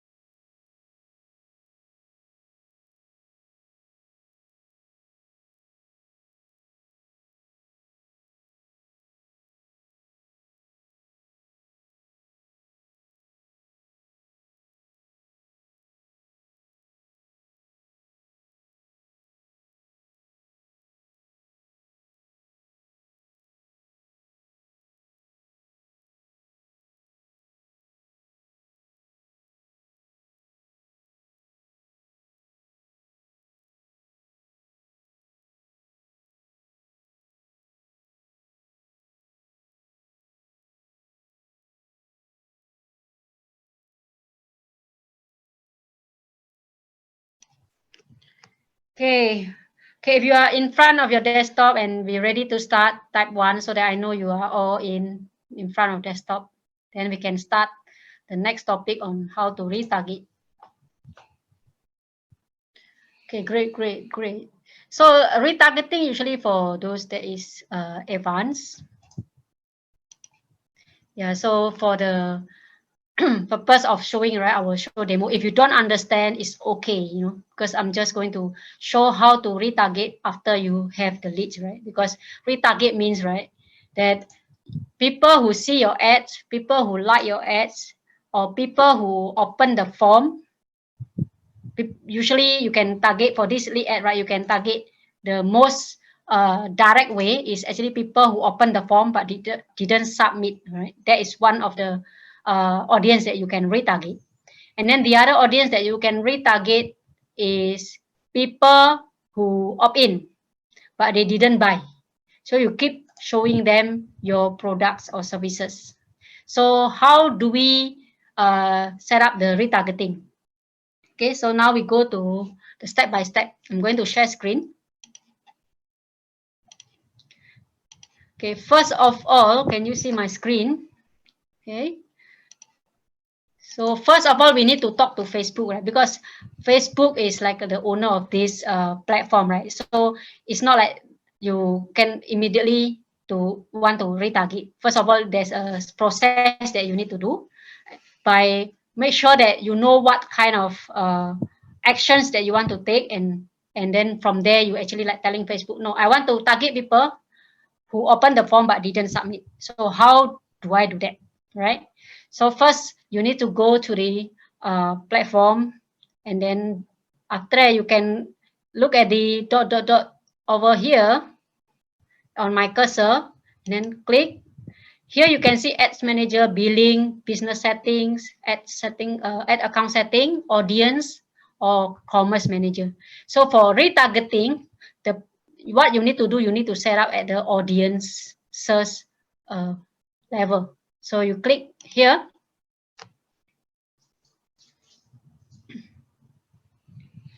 Just wait for loading.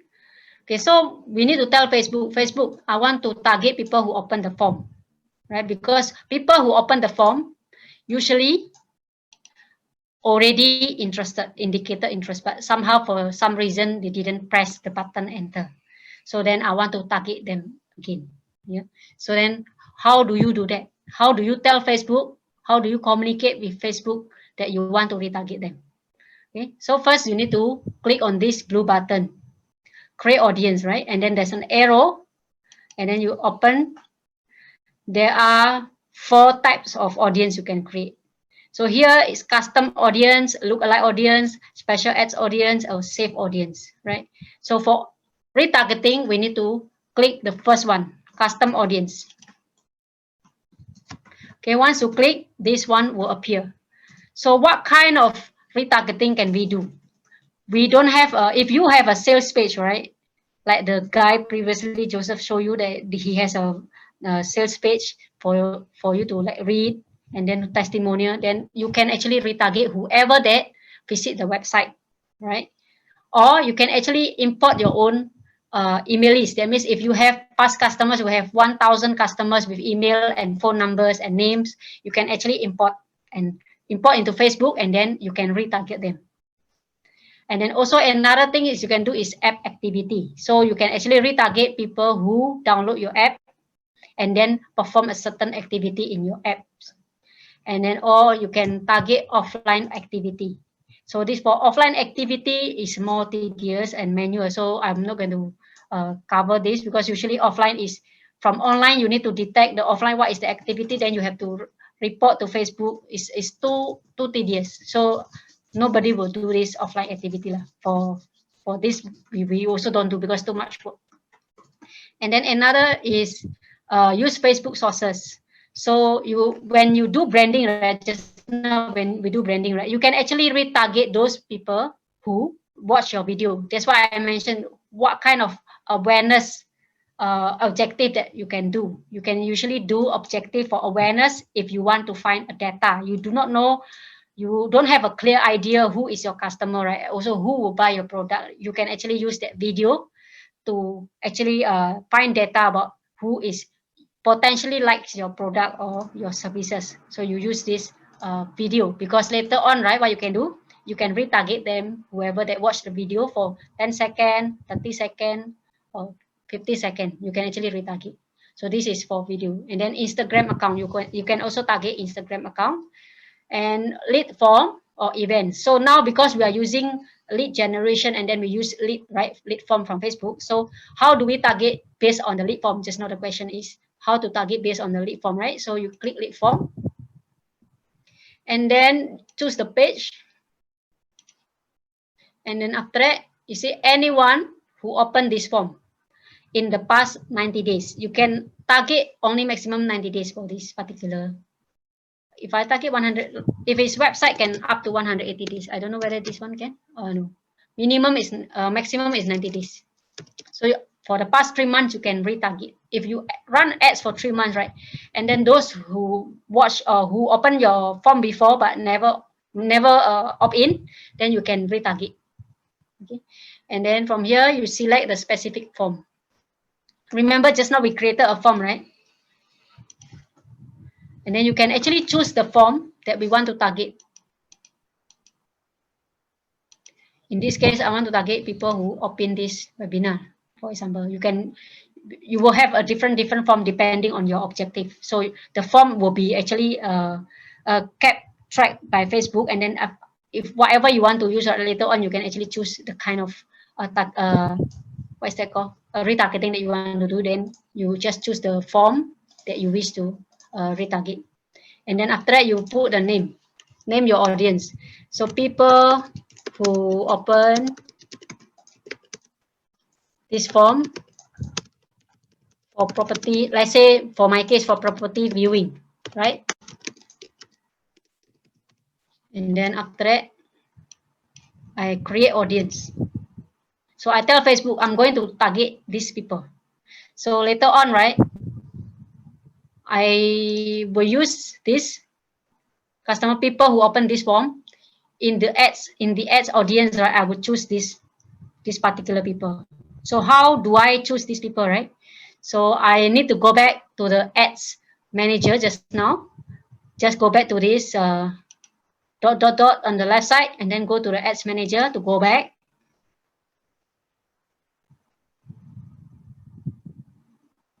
And then remember in the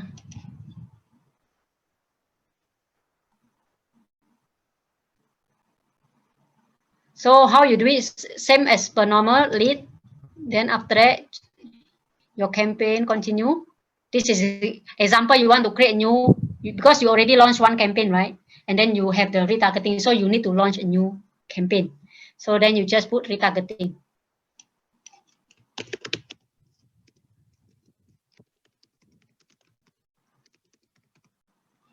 And then budget off.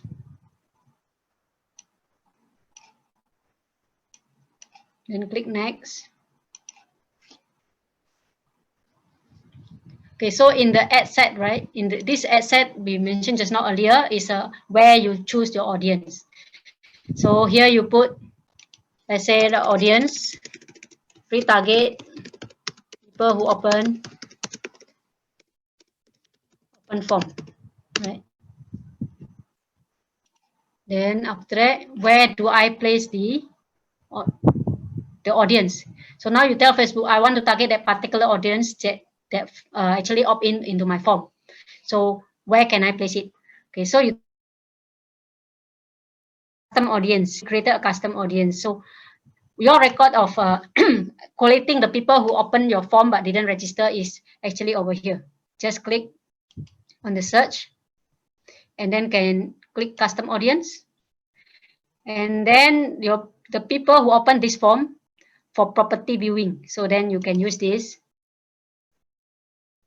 And then at this moment it's very, like less than 10 people, right? So usually, what is the minimum size for me to retarget? For minimum size to retarget, right? Minimum at least 10,000. Because if it's too little, it will not work. I mean, it's a waste of advertisement budget because it's too small and then too concentrated, and is for Facebook to optimize is not going to be easy lah. So usually when can I retarget? I will retarget to be effective will be 10,000 minimum. Then I will retarget them. Okay, so that's all. So I will be stop sharing and I will hand over to Joseph.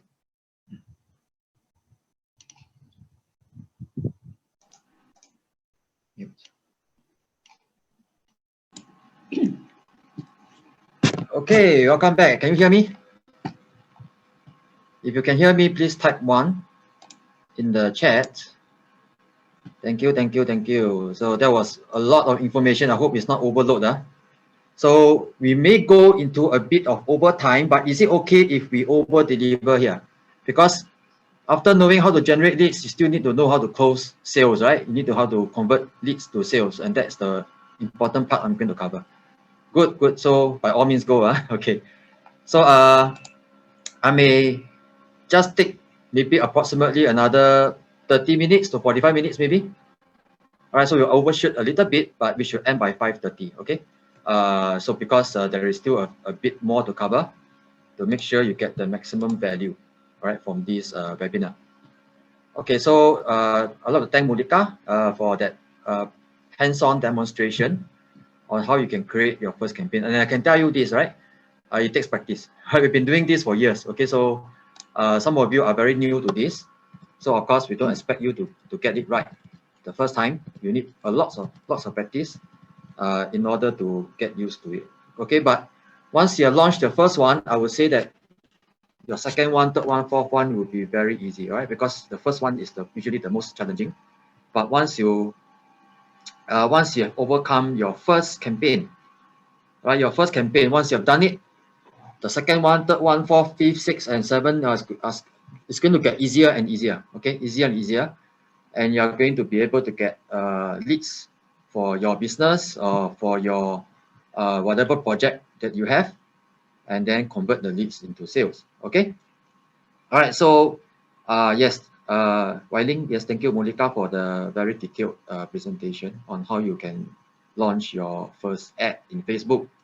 All right. So on we go. All right, optimizing. All right. So a lot of questions coming in about the cost. All right, how much budget to spend and so on. So before that, we need to touch upon this topic about how to optimize your ad campaign, because a lot of you will be very concerned about how to get an effective ad running. Okay, so there will be several, after you launch your first campaign, your first ad, like I said, it need not be perfect. All right, the first time around, just get it running first. It need not be perfect, because once you run, you need to tweak it. You need to adjust your campaign. You need to tweak and make it better. All right. So the next step after you have launched your campaign, is approved and is running, and leads are coming in already, you will want to test further. So what can you test? Can you come up with another piece of copywriting? You have already created maybe one piece of copywriting and you launch it, and okay, you got leads coming in, but can you test another one? Because copywriting can always be improved, right? You can always improve your hook or your story or your offer. So you can tweak your copywriting and then launch another campaign with the new copywriting, and then see if the cost actually comes down. Because if your copywriting is very good, a lot of people will respond to your ads. They will click on your ads. A lot of response, right? So the more response you have, Facebook will actually lower down your cost per lead. Okay, that's how it works, all right? If there's a lot of response from your ads, right? A lot of people see your ads and they click on your ads. Lots of people click on your ads, right? Your cost per lead will actually go down. So you will want to constantly adjust these factors. First factor will be your copywriting. Second will be your images or your videos. You may want to adjust as well to improve on it, to make it more attractive, to make it a better hook. And then you may also want to tweak your audience targeting, right? So whatever that you have done your research from the audience insights, right? You may want to test different audiences, different groups of targeting and so on, until you get the best response. And then you have to do something what we call A/B testing. So A/B testing, you see on the screen, there are actually two ads, right? One on the left and one on the right. So that's why it's called A/B, right? So one on the left and one on the right. So A and B ads will usually run at the same time. So you got version A, which is A, and then version B, which is the other ad. So version A and version B will be running. It could be different images, different copywriting, or different audience targeting. All right. So then you will see, okay, is your audience, is your ad A better, or your ad B is better in terms of response. All right. So from there you will know that, okay, if A is better, you keep A, and then B you don't run B anymore. All right, you just run A, and then you can come up with another campaign called C, or another ad called C, and then you test again. A and C you compare. If now C is better than A, you keep C, and then A you can pause the campaign for A, and then you just run C only. So you keep testing back and forth until you get the best ad. All right, so it's an ongoing process. Okay, so this is to tweak your copywriting, your images, your audience targeting, and then you do A/B testing on your ads until you get the one that is the best, getting the best results for you. All right, next.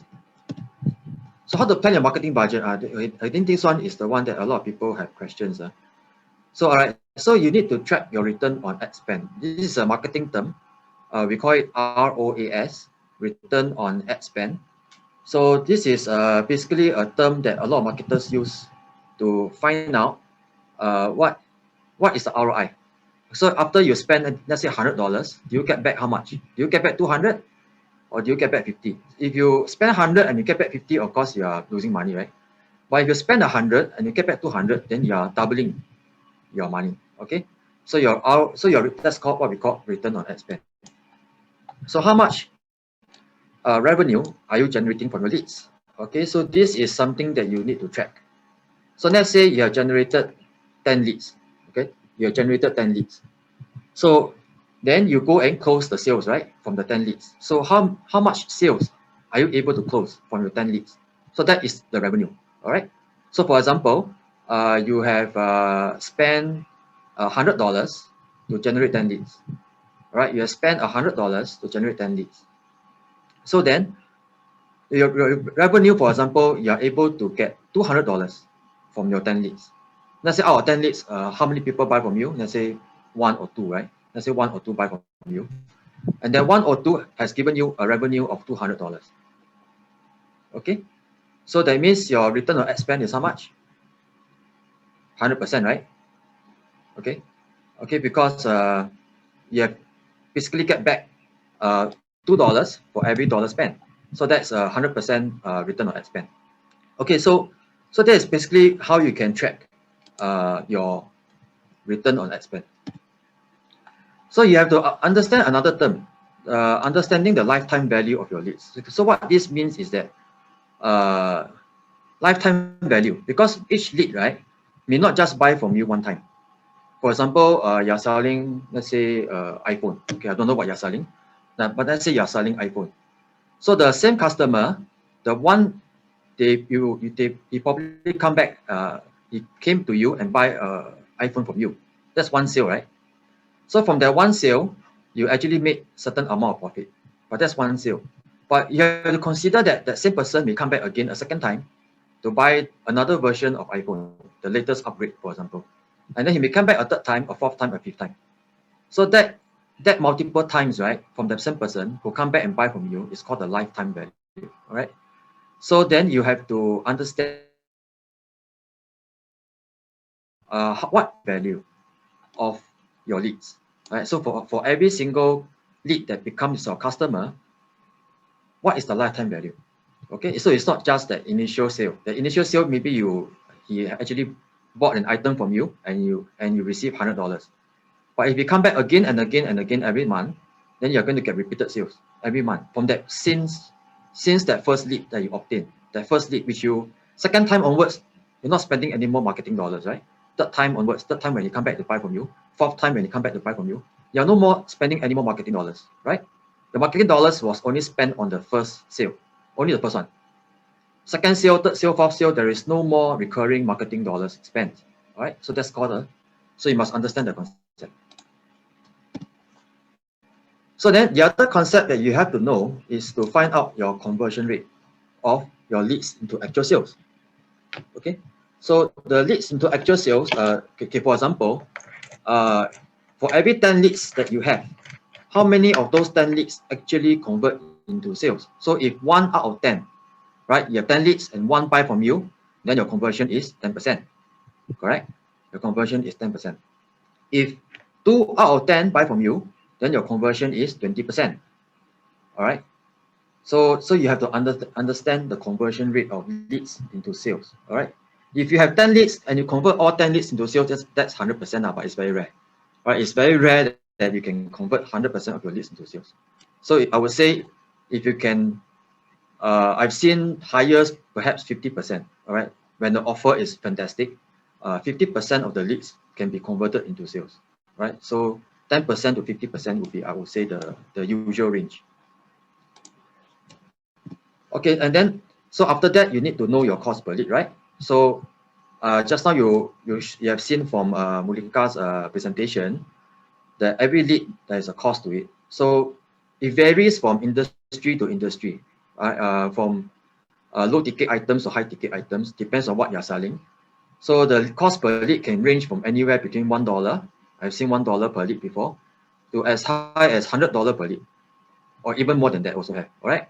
So it depends, really depends on what you're selling. So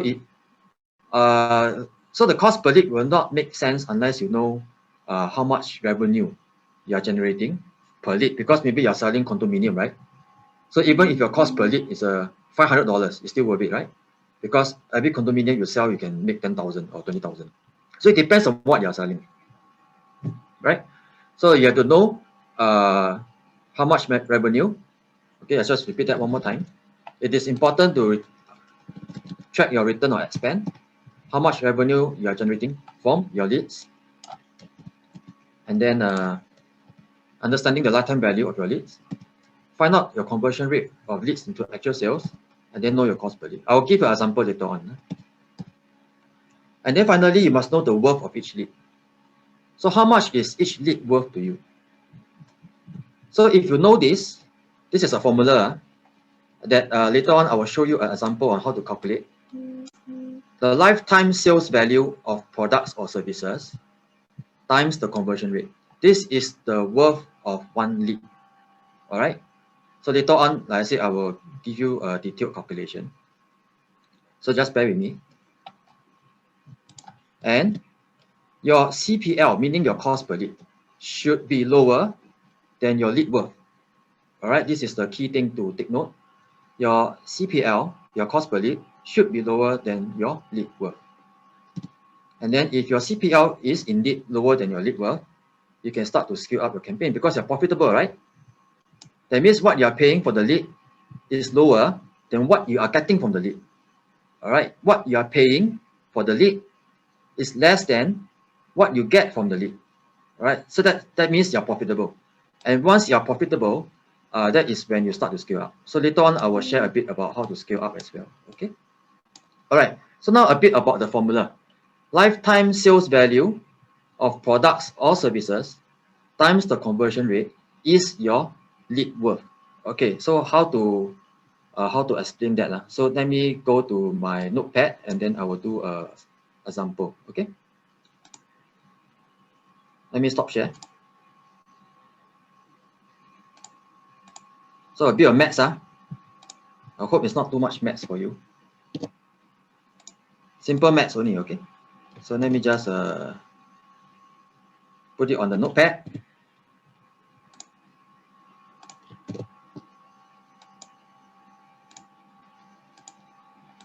And then I will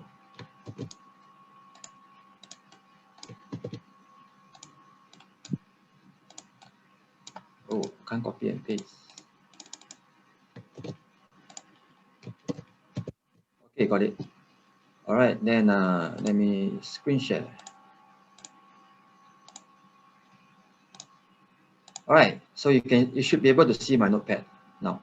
Okay, All right, so this is a calculation to show you how to calculate the worth or the lead worth, right? So lead worth just means the worth of one lead lah. Okay, worth of one lead. All right. So how to calculate this? All right. So then you have to use this formula here. All right, lifetime sales value of products or services times your conversion rate. Okay, so let's say you are selling, again, I use the same example, iPhone. Okay, so every time you sell one iPhone, what is the sales value of that one iPhone? 2,000. Let's say $200. Okay, I'm not sure. 2,000. Huh? 2,000. 2,000. Okay, Mulikah says 2,000. Okay. All right. So every iPhone you sell is a sales value of 2,000. Okay. So that's one iPhone, right? And then how many times do you think this customer will come back to you again, maybe the next year to buy the next version of iPhone? All right. So maybe you estimate that this same customer will come back and buy from you at least 3 times. All right. 3 times. So that's called the lifetime sales value, right? So the same customer comes back to you to buy at least 3 times. And each iPhone is $2,000. That's the sales value, okay? And then, what's your conversion rate of your leads into sales? Just now we mentioned that if you have 10 leads, how many of those leads will convert into sales? All right? So if out of 10 leads, only 1 buy from you, then that's 10%, correct? So let's say your conversion is 10%. Which means that out of every 10 leads, only 1 buy from you. So that's 10%, okay? So to repeat one more time, lifetime sales value, this portion is 3 times $2,000, and then multiplied by your conversion rate, this case will be 10%, okay? Now, if you were to punch that into your calculator, you should get 6,000 times 10%, right? Which is 600, which is a very high value, okay? All right, so your worth of one lead in this case, this is your worth, your lead worth, right? This is your lead worth. $600 is your lead worth of one lead, right? Which means your cost per lead can go up as high as $600. All right, does that make sense? Understand? Your cost for one lead can be as high as 600. That means as long as you spend less than 600 on your cost per lead, you will be profitable, right? Okay, so this is maybe a bit simplistic because we're talking about revenue, sales value, right? If you want to be very strict on this, you can change it to profit value. Right? There's another formula, a more stricter version, which is the lifetime profit value instead of sales value. Because why? There's a difference between sales and profit, right? Because this is the sales that you collect from one iPhone, but you have your own costs, like you have rental costs, you have salary costs that you're paying for staff salary, you're paying for rental, you're paying for blah, blah, blah. So this may not be exactly your profit. So you may change this to profit, then this will be a lower figure, and then that could be a stricter number that you can use. All right. Okay. Then how about, let's say we use another example. No more iPhone. Let's say you are selling I don't know, handbags, for example. Right, you're selling handbags, and each handbag, let's talk about profit value now. Let's talk about this one. Let's say handbags. You're selling handbags. Okay. And the price is equal to, I don't know, $80, let's say. All right, the price per handbag equal to $80. But that's your revenue, right? That's your revenue if you were to sell one handbag. So, but what is the profit? That's different, right? Your profit means you have to minus off your rental, your other transport costs, purchasing costs, for example, manufacturing costs, whatever cost. Maybe only $30, let's say. All right. So your profit per handbag when you sell is actually $30. So if you were to use this formula, then, all right, and assuming that again each customer will buy at least maybe 3 times from you. 3 times, so that would be 3 times $30 times the conversion rate. And again, I'm assuming your conversion rate is 10%. All right. So this will be the figure for the handbag. All right. So the that customer will come back to buy from you at least 3 times, and each time you make a profit of $30, and then you multiply by your conversion, which means every 10 leads, 1 will buy from you. This is your lead worth. All right. So how much is that? So that's $9. If you punch that into your calculator, 3 times 30 is 90. 90 times 10% is $9. So this is your lead worth. So your cost per lead, remember your cost per lead, your CPL, should be lower than your lead worth.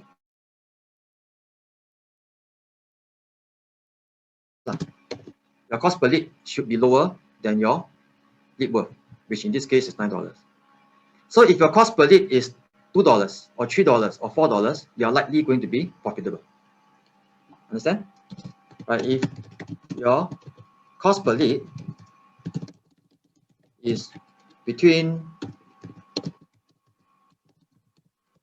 $1 to $8, you will be profitable.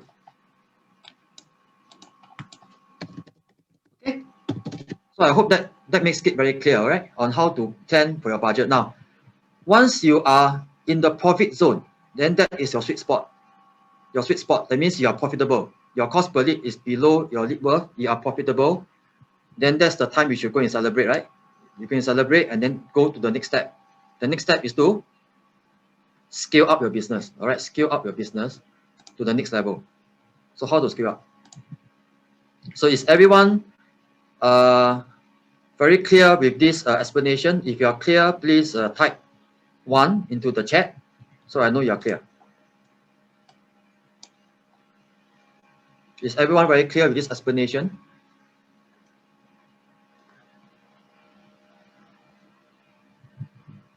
Okay, very good. So you're very clear.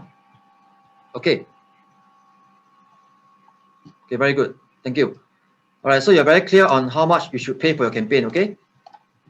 And don't overpay, because overpay, you will lose money, okay? So you must be very clear on how much you should pay for your campaigns.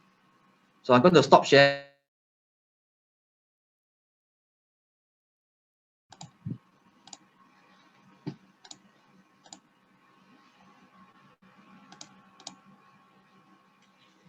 Okay, so you have discovered your lead worth, and you know that your cost per lead must be lower than the worth of 1 lead. All right, and then that is when you can start to scale up your campaigns. All right, and this is the sweet spot, right? Because once you have achieved this step, your CPL is lower than your lead worth. This is, you're in profit zone. All right, you're in profit zone, and the next step is to scale up your campaigns. Okay. Easy question to answer. Because if you every dollar you spend, you get back $2. Would you spend as much as possible? Yes or no? If you agree that you should spend more, please put 1 in the chat. If you agree that if you spend $1 and you get back $2, you should spend as much as possible, right? If you agree, please type 1 in the chat. Okay, so you guys are typing, huh? Okay, good. So